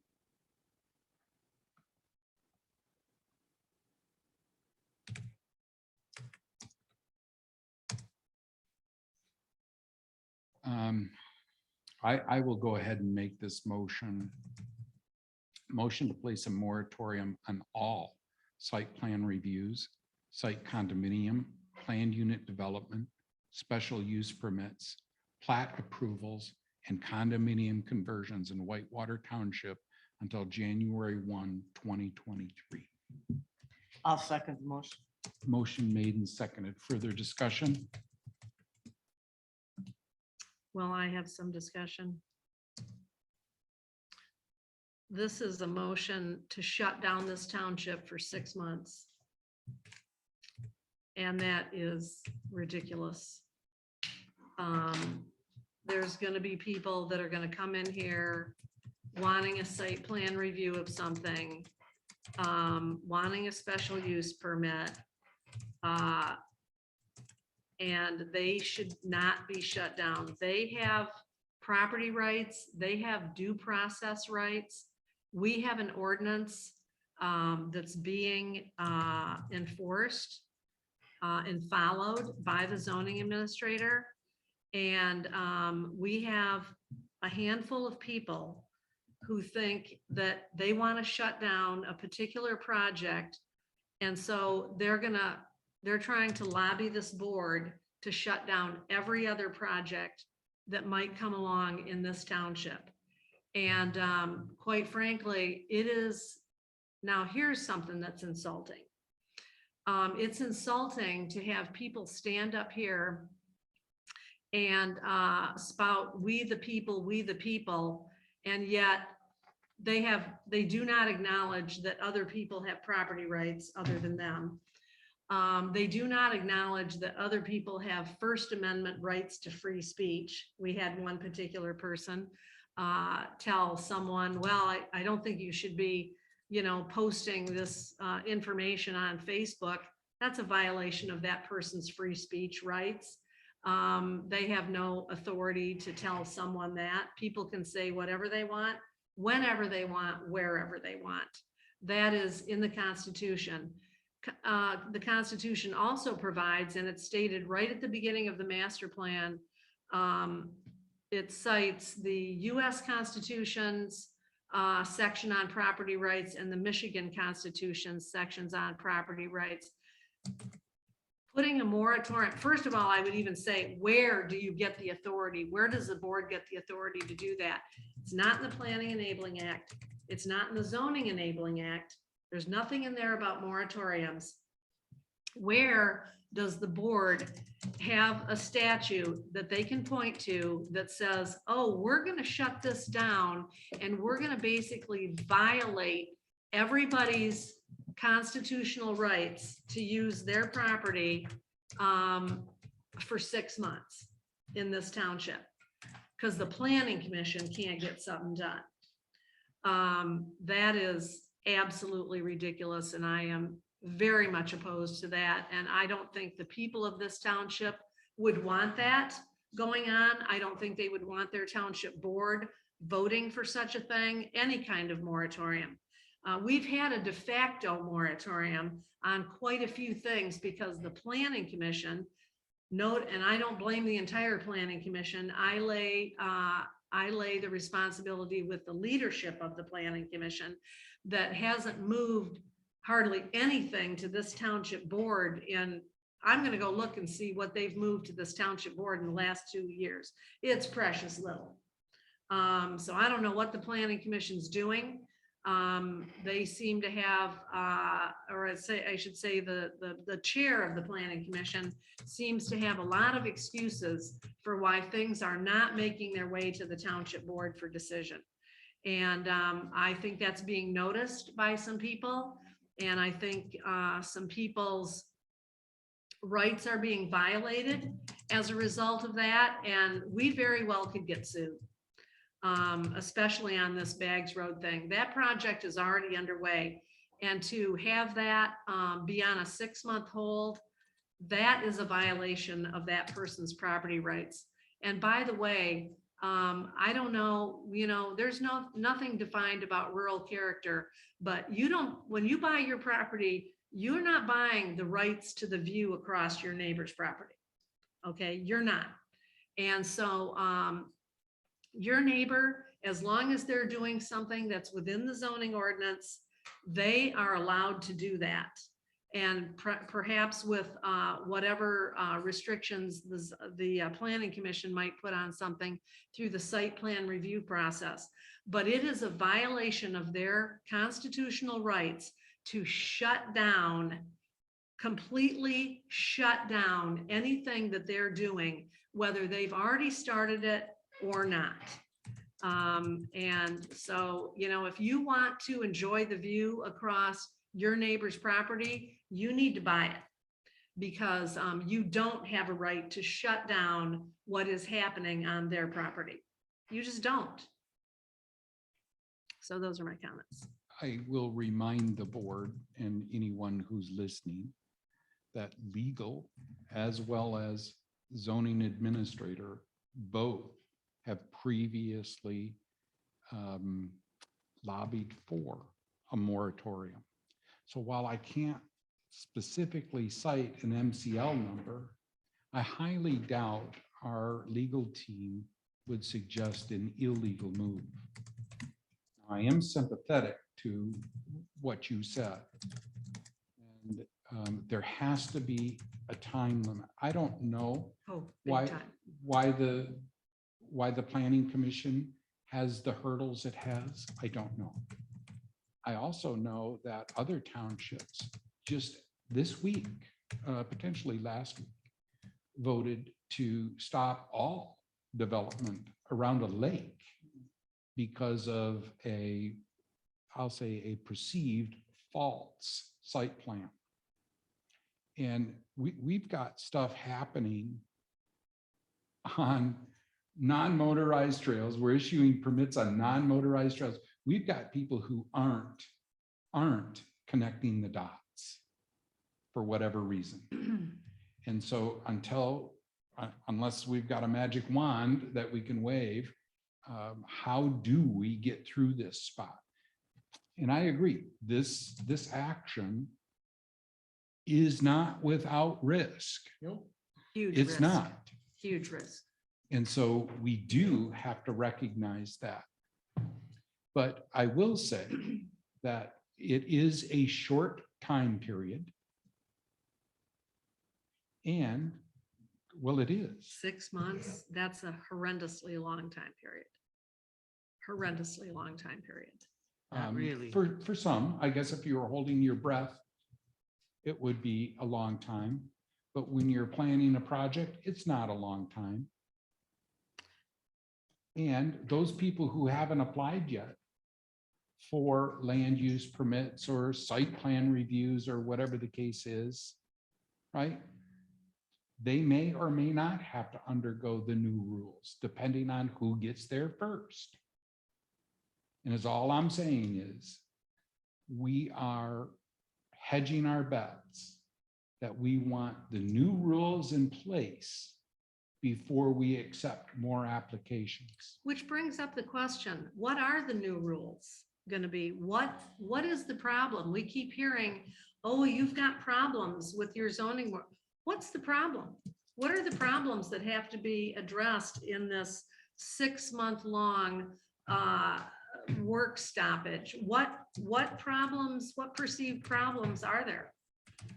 As we have been previously advised, once again, by zoning administrator and legal team, apparently we weren't asking the right questions with respect to site plan review and special use permits. I don't know what they are. I've not been privy to those discussions. Well, I do know that in a conversation I had with Bob recently, 2 points. First of all, he no longer supports the moratorium because he didn't understand that the planning commission was going to take so long to, and still doesn't have Article 25 done. Even though at one point they had it at a point that satisfied Bob that that could have been enacted, but no, we had to take it back to 2 or 3 months more of meetings. And also another point that I was told recently, that if you put a moratorium on something, that better be the only thing you're working on till it's done. I don't disagree with that at all. Yeah, that better be the only thing you're working on, and you better be having some extra meetings, and you better be getting it done. Yeah, Because I the don't public disagree with that at all. the public deserves not to have any delay in their, these are their rights to due process. Site plan review, all this special use permits, this is due process that's laid out in the zoning ordinance. And you're asking the township to basically withhold property owners due process rights for this. I mean, 6 months, that's a long time for some people. Like I mentioned before, when this came up, there may be people who are seeking loans right now. There may be a lot of things going on that we don't know about that is going to be stopped in their tracks with some kind of action like this. That is wrong, to be putting people's lives on hold because you know, I'm, the planning commission's been approving site plan reviews and special use permits for the 10 years I've been here, and for longer than that, without these changes to Article 25. They can go ahead and make findings of fact, and they can follow what should be in there until it's actually in there, and not hold up people's lives and their livelihoods, in fact, very possibly their livelihoods from inaction of our planning commission. That's not a good reason to put a moratorium on something. It's not. Sorry, it's just not. I'd like to ask a quick question. That isn't it true that I agree with your comment about being focused on the getting to the end result. But if that result was done by November 10th, I'm just throwing a date out here, please don't. Right. Just hear me out. That moratorium can be lifted. Can be lifted if it's done. I do agree with you that it becomes a priority and focus to get it across the finish line. And there's every incentive to get it done sooner than later. Should be done in 30 days. So, but however, We can't get the electronic documents from the clerk's office within 6 months. So- Well, but I'm not holding up any. Yes, you are. citizens. Yes, you are. Yes, you are. I'm not holding up development in the township. Excuse me, But you're holding up the planning commission's progress. excuse me, answers on page I'm 1 not, of I'm 3. not holding the But planning you have to- commission up at all. Oh, yes, you are. No, I'm not. Well, I'm going on record that Yeah. you are. Well, I am Then not. supply the documents They've- today. They've got all the documents that they need because they supplied them to me. So, No, they don't, Cheryl. yeah. If But you- anyways, that's not the So- topic of this conversation. Back to this moratorium. I oppose it. I think, and lastly, like I said, we could wind up getting sued over this. And I think that's the thing that the board needs to look at mainly, is that we could wind up getting sued over this. And I will vote no. anybody have on page 103? I have the zoning administrator's report of June 2022 update. I want everybody to read number 3, Article 25. Site plan, special use standards, rational due process. The Whitewater Township zoning ordinance currently does not fully comply with certain requirements. You guys can all read it. Then he has some more stuff in here, and it pretty much says that we need to do this, and we need to do due diligence, without unnecessary delay. So, Cheryl, you can read it too. Yes. Yeah, I have read it. And also, Bob did But you just say, contradicted excuse me, yourself. Bob did say in his most recent report that he notified the planning commission in 2019 that that this Article 25 was deficient. Or maybe that was the master plan. That might have been the master plan, but I do know that even the zoning administrator prior to that notified Kim Mangus of deficiencies, and it's 2022. And now you want to shut down this township and give them 6 months to do something that they should have had done a long time ago. And you're going to inconvenience a lot of the public out of it. What public would we be inconveniencing by this? Can you state specifically, unequivocally? Any of the public that might have a plan to bring a site plan review in front of the board, a special use permit in front of the board. And We who have a might that site be? plan review. Who We're might going, that be? well, the developer of the Bags Road project, for one. They have something in the works to Have they be, made application yet? I believe they have. And they have. I don't know that they have or have not. I've been told by Bob that they have. Okay, And he's already had some preliminary meetings with them, and they are going to be submitting some documents. So, that are gonna be going to the planning commission. and so And those so- people way Have- before the 6 months. have certainly known that the moratorium question has been flirted with at least the last 3 months. Wouldn't you agree? I I don't disagree with that. know. That it's been going on since November. Okay, Because it was December and I was sitting in the audience listening to pleas by the attorney, Bob Hall, Kim Mangus, and taking a deep dive into those reasons why, and the fact that our ordinances are extremely intertwined and they do not flow properly to make decisions that impact those properties, the use of those properties. And frankly, when you look at some of the rewrites that have come back down, although they're not completed, if you're reading through those, you see the direction and the improvements and what needs to be done to protect our community. I disagree wholeheartedly. There's a risk every day of being sued. This is America. There's Yeah, a there risk sure every is. day. But to Ron's point, when our council tells us, you folks you need to do this. This is not right. You're opening yourself up to bigger problems. I don't think that person is putting us in double jeopardy, that they're advocating we do that so they get more business.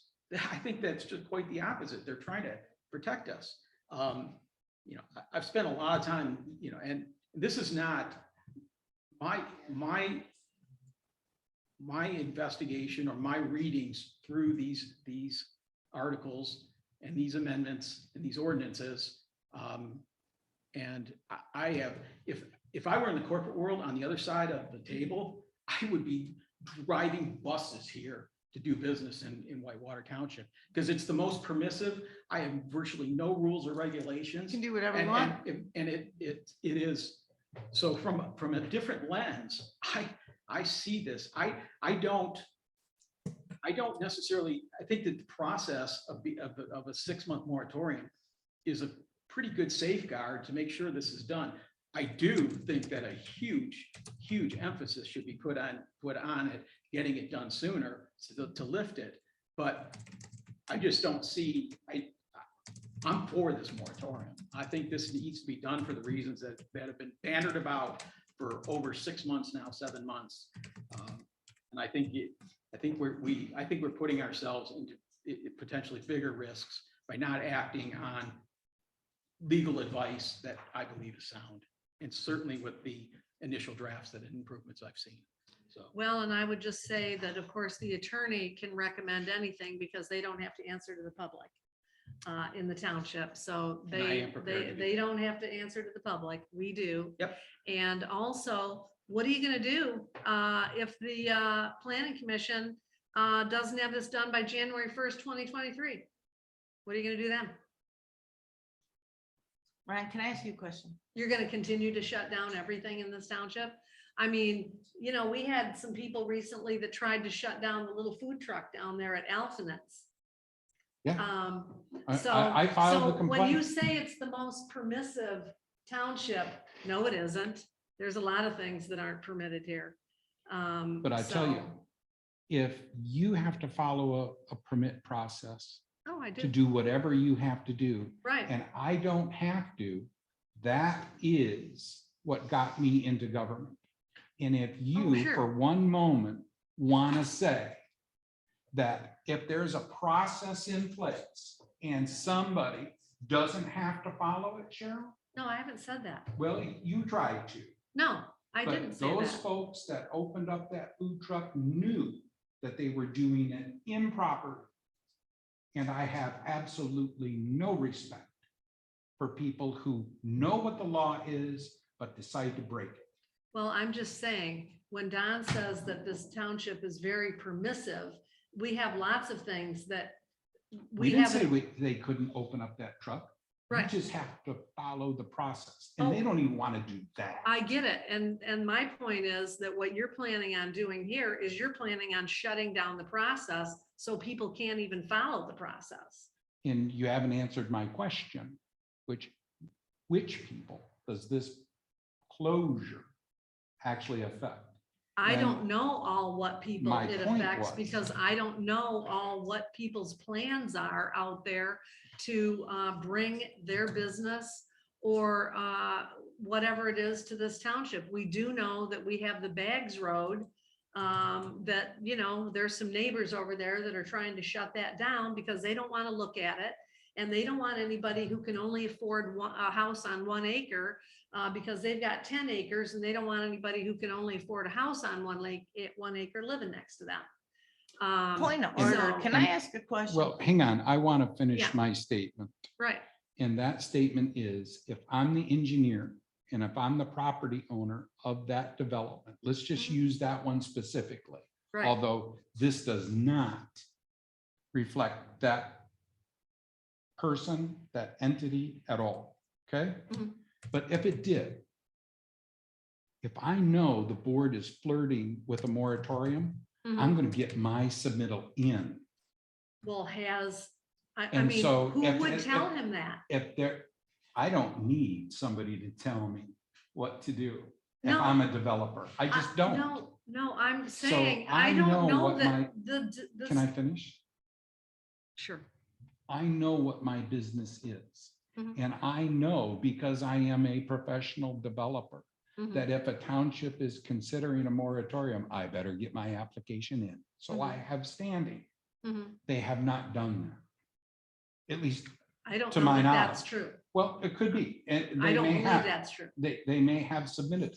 Mhm. So, Yeah. yeah, I think Bob's the only one that can answer that question because he's the one that receives those documents. Heidi, what did you have to Ready say? for my question? Okay, you get a site plan, it's a great project, la, la, la, la. How long does it take for you, the supervisor, to schedule a special meeting? How long does it take? I can schedule an emergency meeting in under 18 hours. There you go. A special meeting. Not would re- under, Yes, an well, I suppose emergency, an an emergency, but emergency meeting. would that is- apply to a site plan? Never know. know. But a special meeting, which is probably more applicable, would require at least 18 hours notice. Okay, I don't think we have a problem going to January 1st because we can fix the problem if we have to, correct? In other words, if we need to take the moratorium off for a reason, there's every opportunity to do that, is there not? Yes, and I'm going to take a counterpoint. That's to, fine, that's fine. To getting, applying pressure to the planning commission. Up to this point, we have not installed a moratorium because we wanted to increase the pressure on the planning commission to get their work done. Okay, that hasn't worked, obviously. Yeah, I gotcha. So now I'm almost in tune to try the opposite. Okay, now we've got this moratorium, you better get it done because here's the deadline. If you don't move it to the goal line by this date, we're going to take business matters, whatever, however, and I don't know that we actually can, but this is the deadline, kids. Exactly, So I'm good with that. I believe in that. 6 months out? They need that much time? 6 months? Why not 60 days? Why do they need 6 months to get something done that they've been working on for months already? That's the problem. sure. 'Cause Ready? I think it's gonna take The at only- least 90 days. The only thing that in your motion that I think is missing is motion to place an immediate effective immediately. Okay. moratorium. That's- So I would restate my motion to place an immediate moratorium on all site plan, effective immediately. Place a moratorium on all site plan reviews, site condominiums, planned unit development, special use permits, plat approvals, and condominium conversions in Whitewater Township until January 1st, 2023. And I'll take my second off the table and resecond it.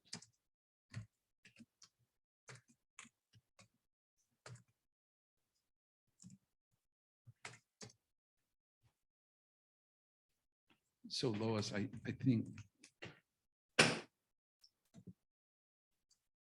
what I did there Just is added I, immediate. I took the word a and made it an, and added the word immediate before moratorium. Does that flow correctly? Say, an immediate and Moratorium. Immediate and moratorium. immediately effective. Or effective I see. immediately. I see your point. Effective immediate. I think you need to rephrase that.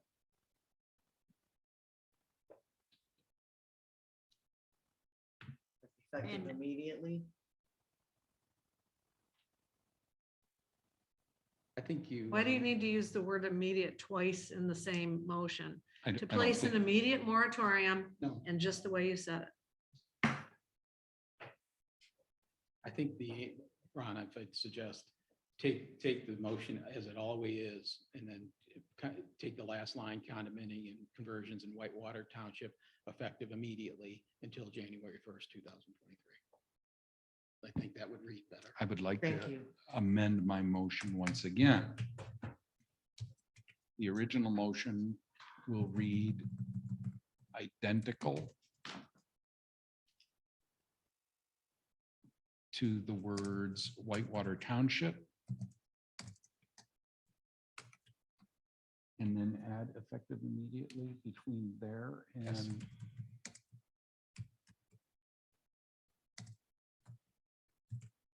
So we'll add effective immediately between township and the word until. I'll take my second off the table again and put my second back on the table.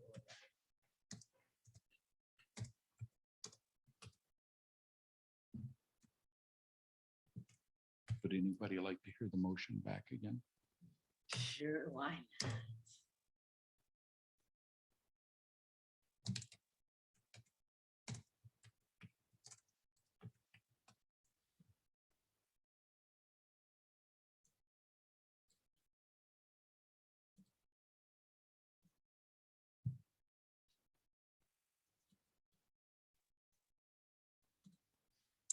Motion to place a moratorium on all site plan reviews, site condominium, plan unit development, special use permits, plat approvals, and condominium conversions in Whitewater Township effective immediately until January 1, 2023.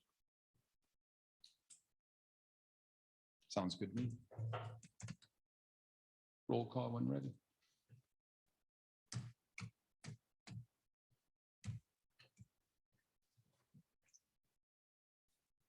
Bennett, absent. Volmos, Yes. Pop, Yes, Glenn, Yes. Doss. No, motion passes. Tabled items, none. Board comments or discussion? I have one. Okay. And that has to do with, I guess I'm just notifying the board that I got an email. I assume the rest of you have as well, that the status conference on the litigation is scheduled for July 19th. So that'd be a week from today at 6 p.m. And I just want the board to be aware that unless there was some other location chosen, there's going to be 13 people in the treasurer zoning office. Why is that? Well, the 5 board members. Why are they in the? Six. Who- Well, who that's made where the we- Decision that it would be. Well, in no, there? I'm just saying, no, that's where we've always held it. Because- unless So we you- gotta always do it that way? Well, I'm bringing up that you may want to consider changing the location because I need to notice the meeting. Notice it for right here. We put a paper on the front door and I don't think you can do that. lock it and No. close session. You cannot lock the township building. You cannot do The that. township building is locked at 5 o'clock every night. Not while there's a meeting going on in here. There isn't. A closed session meeting? Closed Cheryl, session quit meeting. Making things difficult. No, If- I'm, if Do you wanna need a get sergeant legal- of arms? Do you want me to If you get a want to get a Do cop? you- legal why- opinion on it, maybe we you can. want to check, but MTA training I've been to says you cannot lock the door to the township hall. Yeah. So, if Cheryl, you did think you that's say it what was you're at gonna 6 do. PM. Well, if there's people out there banging on the door. Okay, so you're saying that, I didn't even get to finish. Location, well, it's scheduled for July 19th at 6 PM. And, it sounds like it'll be here. What is the essence of the meeting again? Status conference on the litigation. You were asked to provide a while back I know I your did. I didn't get availability. an email, so I'm just, so. Oh, well, yeah, it is, I they've did been get- trying to schedule this for quite a while, yeah, The okay, so attorney's it office is- It's the has. status confirmation. Status conference. Okay, that's, It's where the attorneys are going to advise us of what the status is of the litigation. okay, thank you.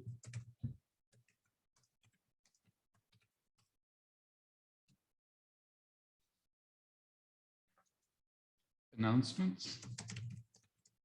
Looks like we have a closed session scheduled for July 19th, 2022 at 6 PM here at the Township Hall.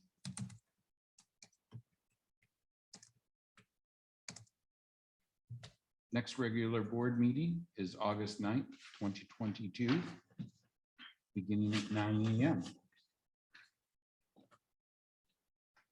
Second public comment. I would like to go out to Zoom if possible first. Anyone in Zoom land liking to make a comment, please raise your hand. And I can, yes, Kim.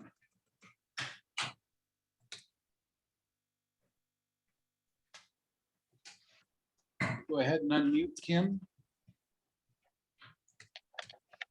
Talking. Okay, can you hear me? Yep. Okay, Kim Mangus, 5101 Brown Bear.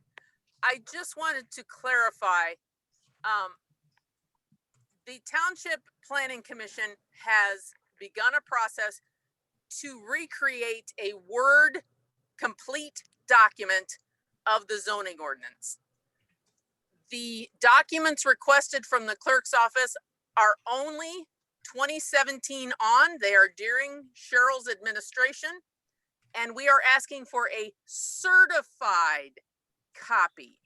Yes, I have a Word copy on my computer, but it does not necessarily have any changes, amendments, or edits that the board applied to the certified legal ordinance of the township.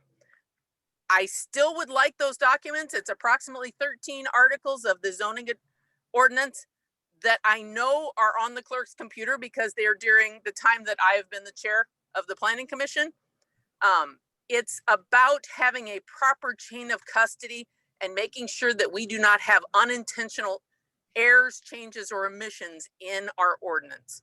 So if there's a way that the clerk can come up with 15 minutes to provide those documents, it would really save the planning commission a lot of time and effort in trying to reproduce something that I know is already on file in your office. I'm not looking for something I can just copy off the internet. Those are PDFs. We need a Word copy so that we have something that we can work with.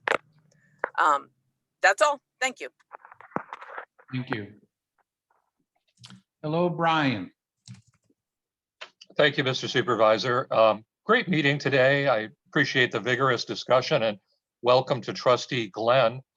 Thank you for the update on the cancellation policy. I've been bit by that a few times with board meetings and PC meetings where I sort of was scratching my head on Zoom wondering if there was really a meeting. As some of you may know, Acme Township has gone through a zoning ordinance rewrite over the past couple years. And, you know, throughout that process, I asked the Planning Commission to produce a document that detailed the changes to the ordinance. And sadly, I was ignored. And, you know, that sort of came to a head when the board got it and I challenged the board. You know, they didn't know what was in the ordinance. And I sort of compared it to Obamacare. You know, you need to pass the legislation to know what's in it, I guess. And, you know, Beckett and Rader did most of that work. And the consultant who did a lot of the work offered, she said, well, probably in 40 hours of work, I could produce a change document. Well, Then a meeting later, her boss came to the meeting and said she was mistaken. She didn't really offer to do that. And so please don't make that mistake. What you really need there is you need a document that highlights the changes to the ordinance, the literal changes. But you also need that expert opinion from a planner that tells you the functional impact of that change, because you can make tiny little changes to your zoning ordinance.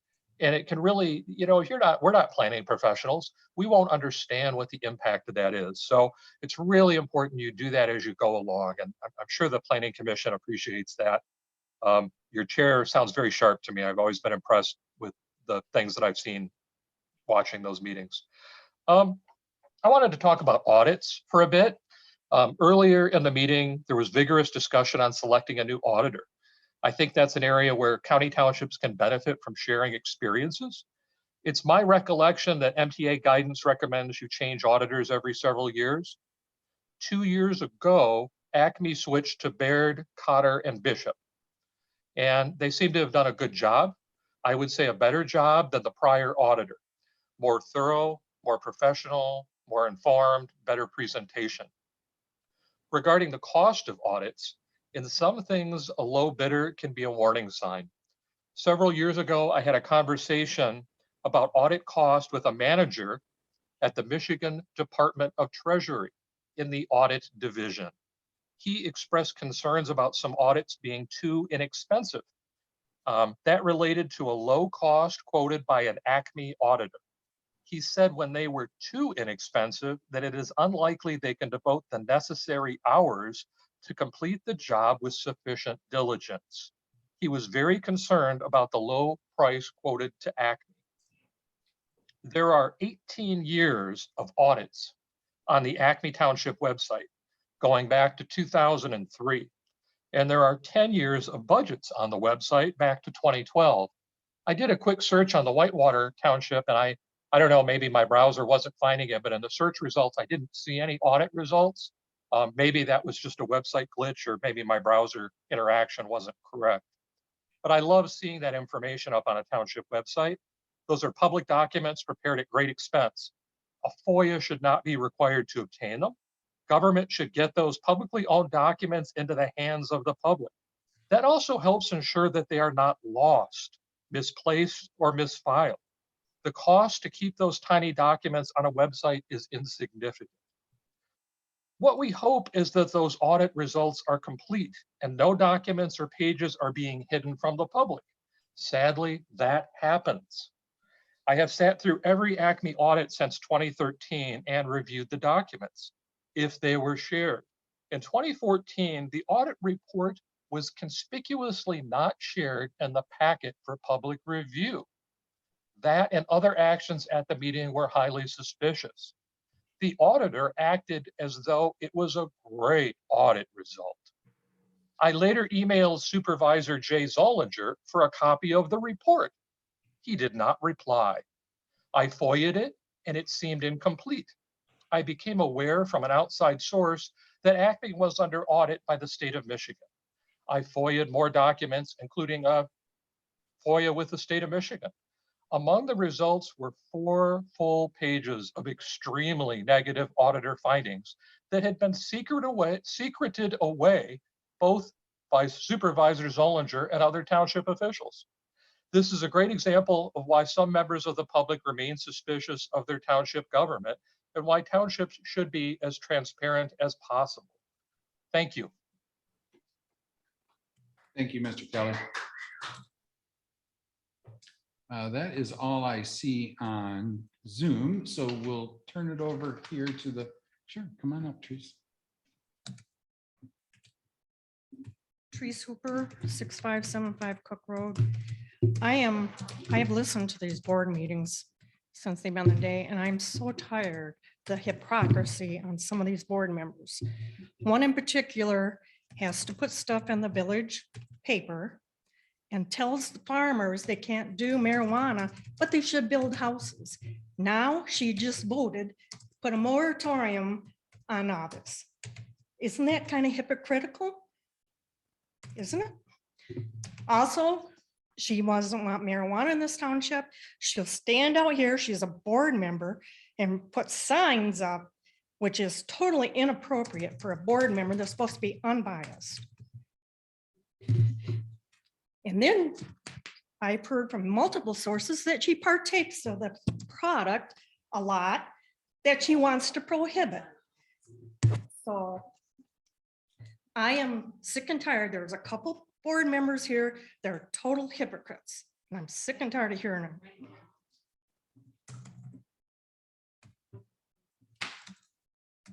Anyone else in the township hall? Heidi Valmuth, 8388 Winnie Lane, private citizen. Okay, what did my sign say? My sign said, liar, liar, pants on fire. Now, yep, I stood at this podium and I said, opt in, sit on our hands, see what we could do, because we need revenues. We have to fix roads, which I don't know how we're doing that yet. We have all these problems.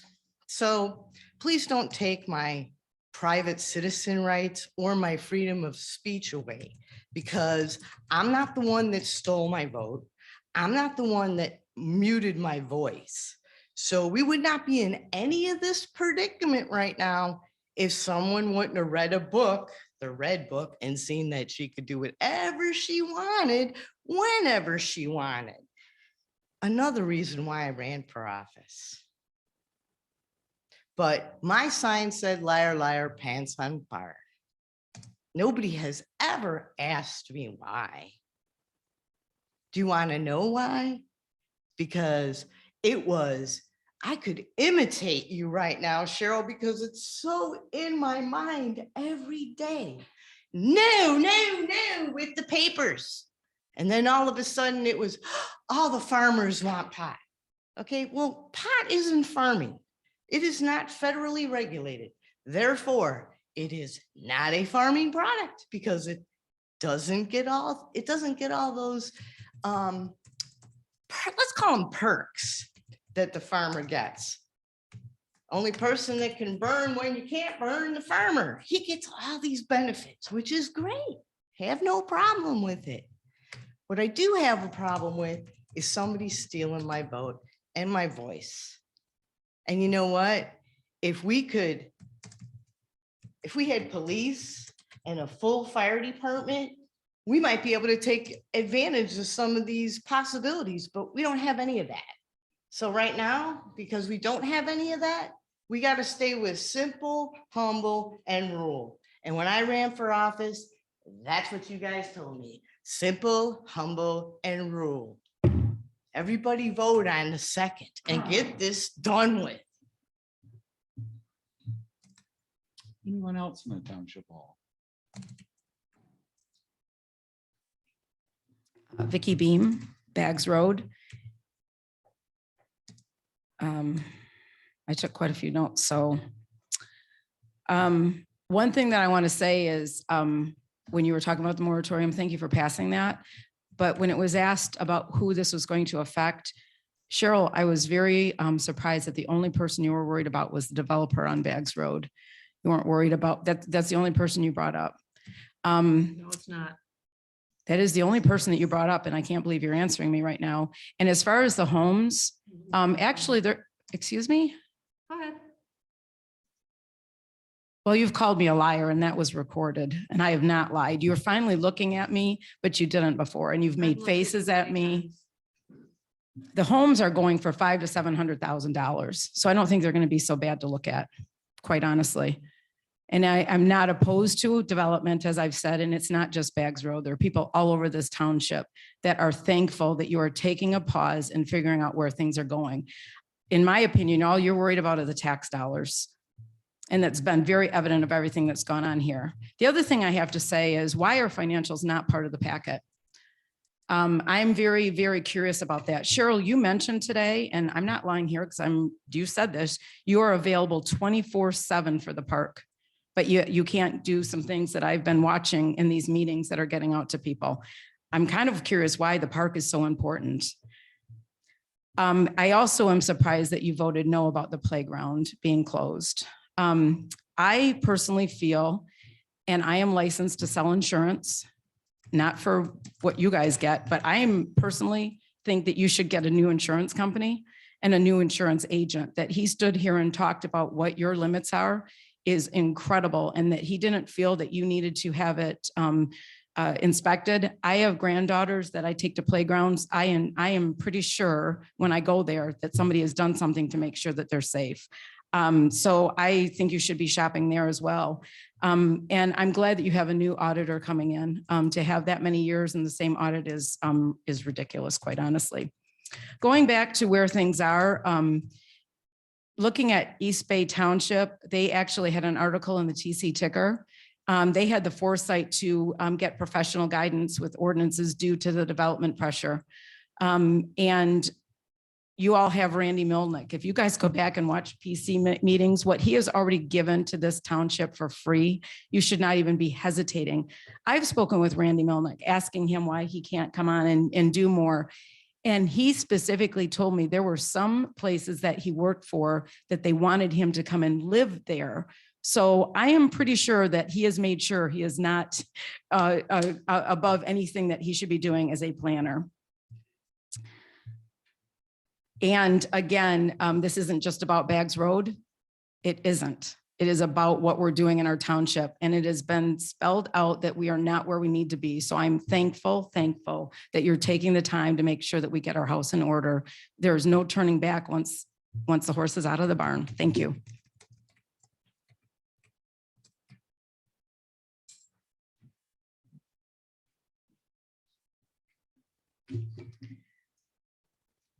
Connie Highmore, Baggs Road.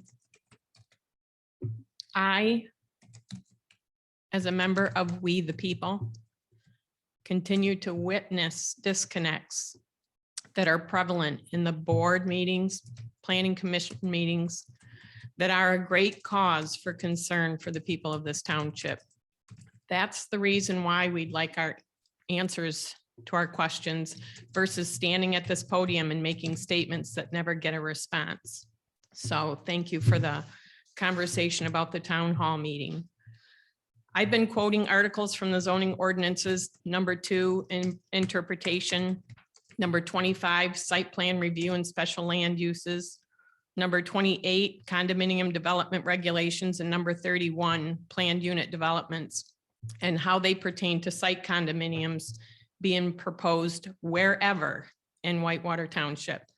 No one on the board, planning commission, nor the zoning administrator has ever contacted me in any capacity to tell me that I'm quoting these in error. I am requesting that if I am in fact misreading or misquoting these ordinances and how they relate to site condos, that you email me personally for clarification. The ordinances read, site condos should be ran through as PUDs. Please give due diligence to this subject matter. It is important and has the capacity to change the footprint of this township in a big way and forever. Cheryl Goss today made some comments about conflict of interest or the appearance of a conflict of interest. I believe that there's some conflict of interest within the planning commission. This person is writing amendments to ordinances that pertain to site condos and owns site condos of her own. Why that's not a conflict of interest, I don't know. She stands to make money from these changes that are made in these ordinances. Clerk Goss said it's public conception of what a conflict of interest is. Well, my conception is that the PC chairperson has a conflict of interest in the decision-making on ordinance amendments that pertain to site condos. There are people on the planning commission that have also, in a meeting in this very room, that have stated that they believe there are conflicts of interest there. So I thank you for your time. long meeting.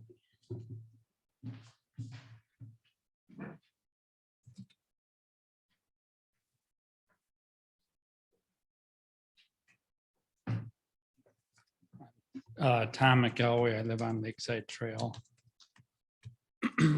So the first item I have is deals with Lakeside Trail. Just to make you as a board aware, the other day, I think it was Saturday, maybe Sunday, my wife and I counted 31 vehicles on the road. There have been higher in the past, but that's quite a bit. That has something to do with the topic of brining. People going up and down the road certainly adds to that, which is otherwise it's a dead end road. And it also has to do with the traffic that is turning on to Baggs Road off of M72.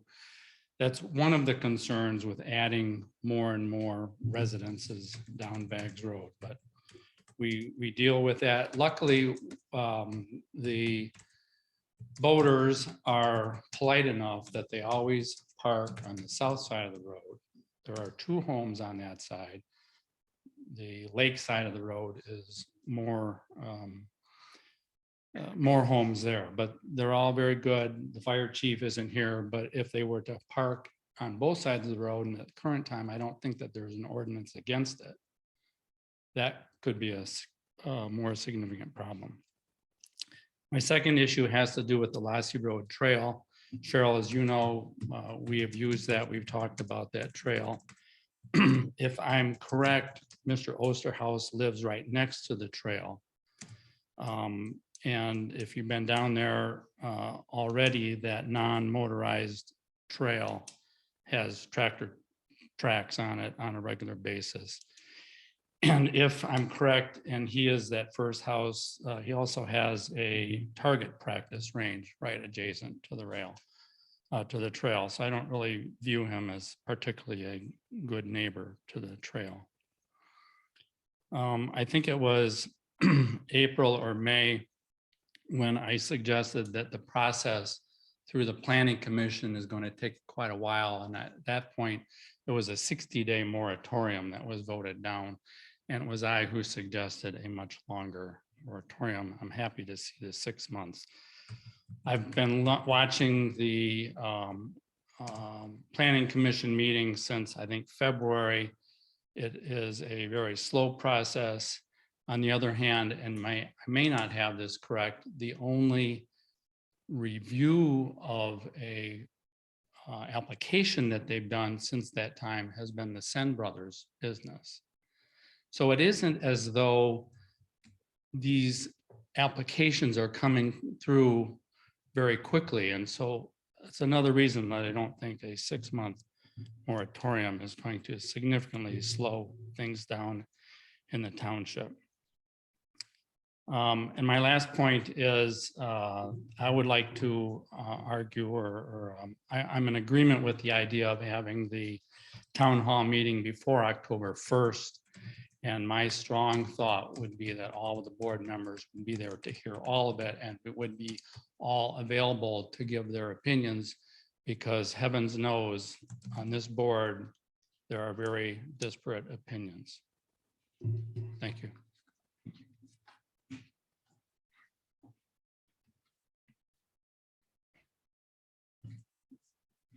Karen Boyd, 6303 Baggs Road. First of all, I've been told there's been a lot of misinformation coming from the podium. I never once, living on Baggs Road, Cheryl, have said I didn't want people living on 1 acre property. I don't want to look at a subdivision when I live in a rural area. I don't have to worry about around me being built up. It's across the street. I don't mind looking at a few houses. I don't want to look at a full subdivision. There's a big difference. Thank you for getting a town hall meeting going. You think 6 months is a long time for a moratorium? I think waiting until October is a long time for a town hall meeting. I think it's long overdue. If it's important, you make time for it. This bickering still continues back and forth. at the beginning of the meeting, and I don't even know how many people saw this. Go back and watch Zoom and watch the pettiness that went on before the meeting even started. Unbelievable. People are watching this. People that don't live in our township are watching this. It's pretty sad. Thank you for the auditor. That's awesome. We got to keep things out in the open. We got to keep things going. The moratorium I agree with, and it's not just Baggs Road. If we start doing, how do I want to say this?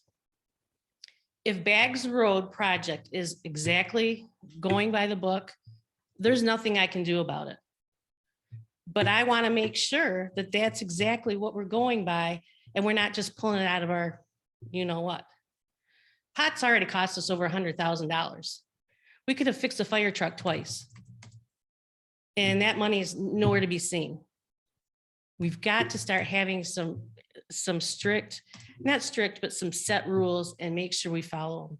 Because I guarantee you could have, even if you don't have this moratorium, you could probably have lawsuits as well.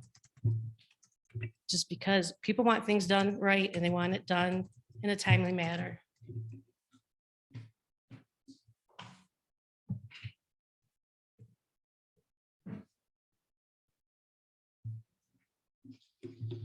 Lois McLean, 5919 Linderleaf. And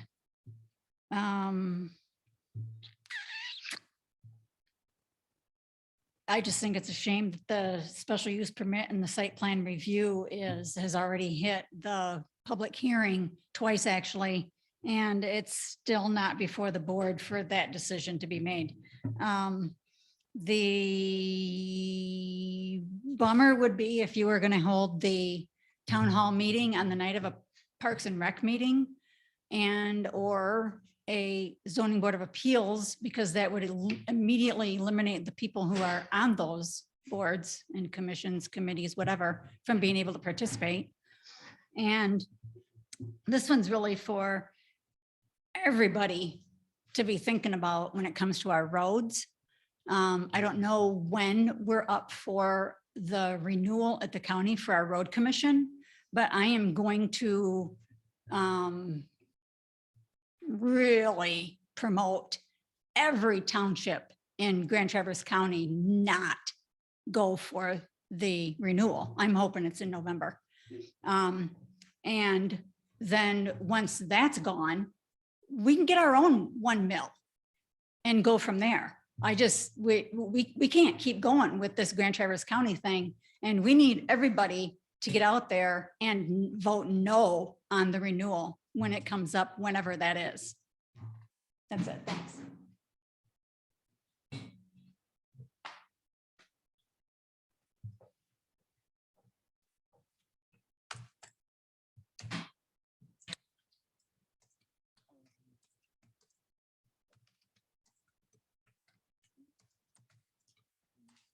Take a look at motion to adjourn. Make a motion to adjourn. Second. Motion made second. Further discussion? Roll call when ready.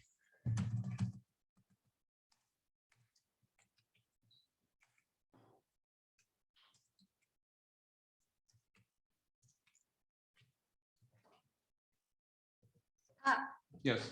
Bennett, absent. Bolos, Yes. Goss, Yes. Glenn. Yes. 4:07 PM.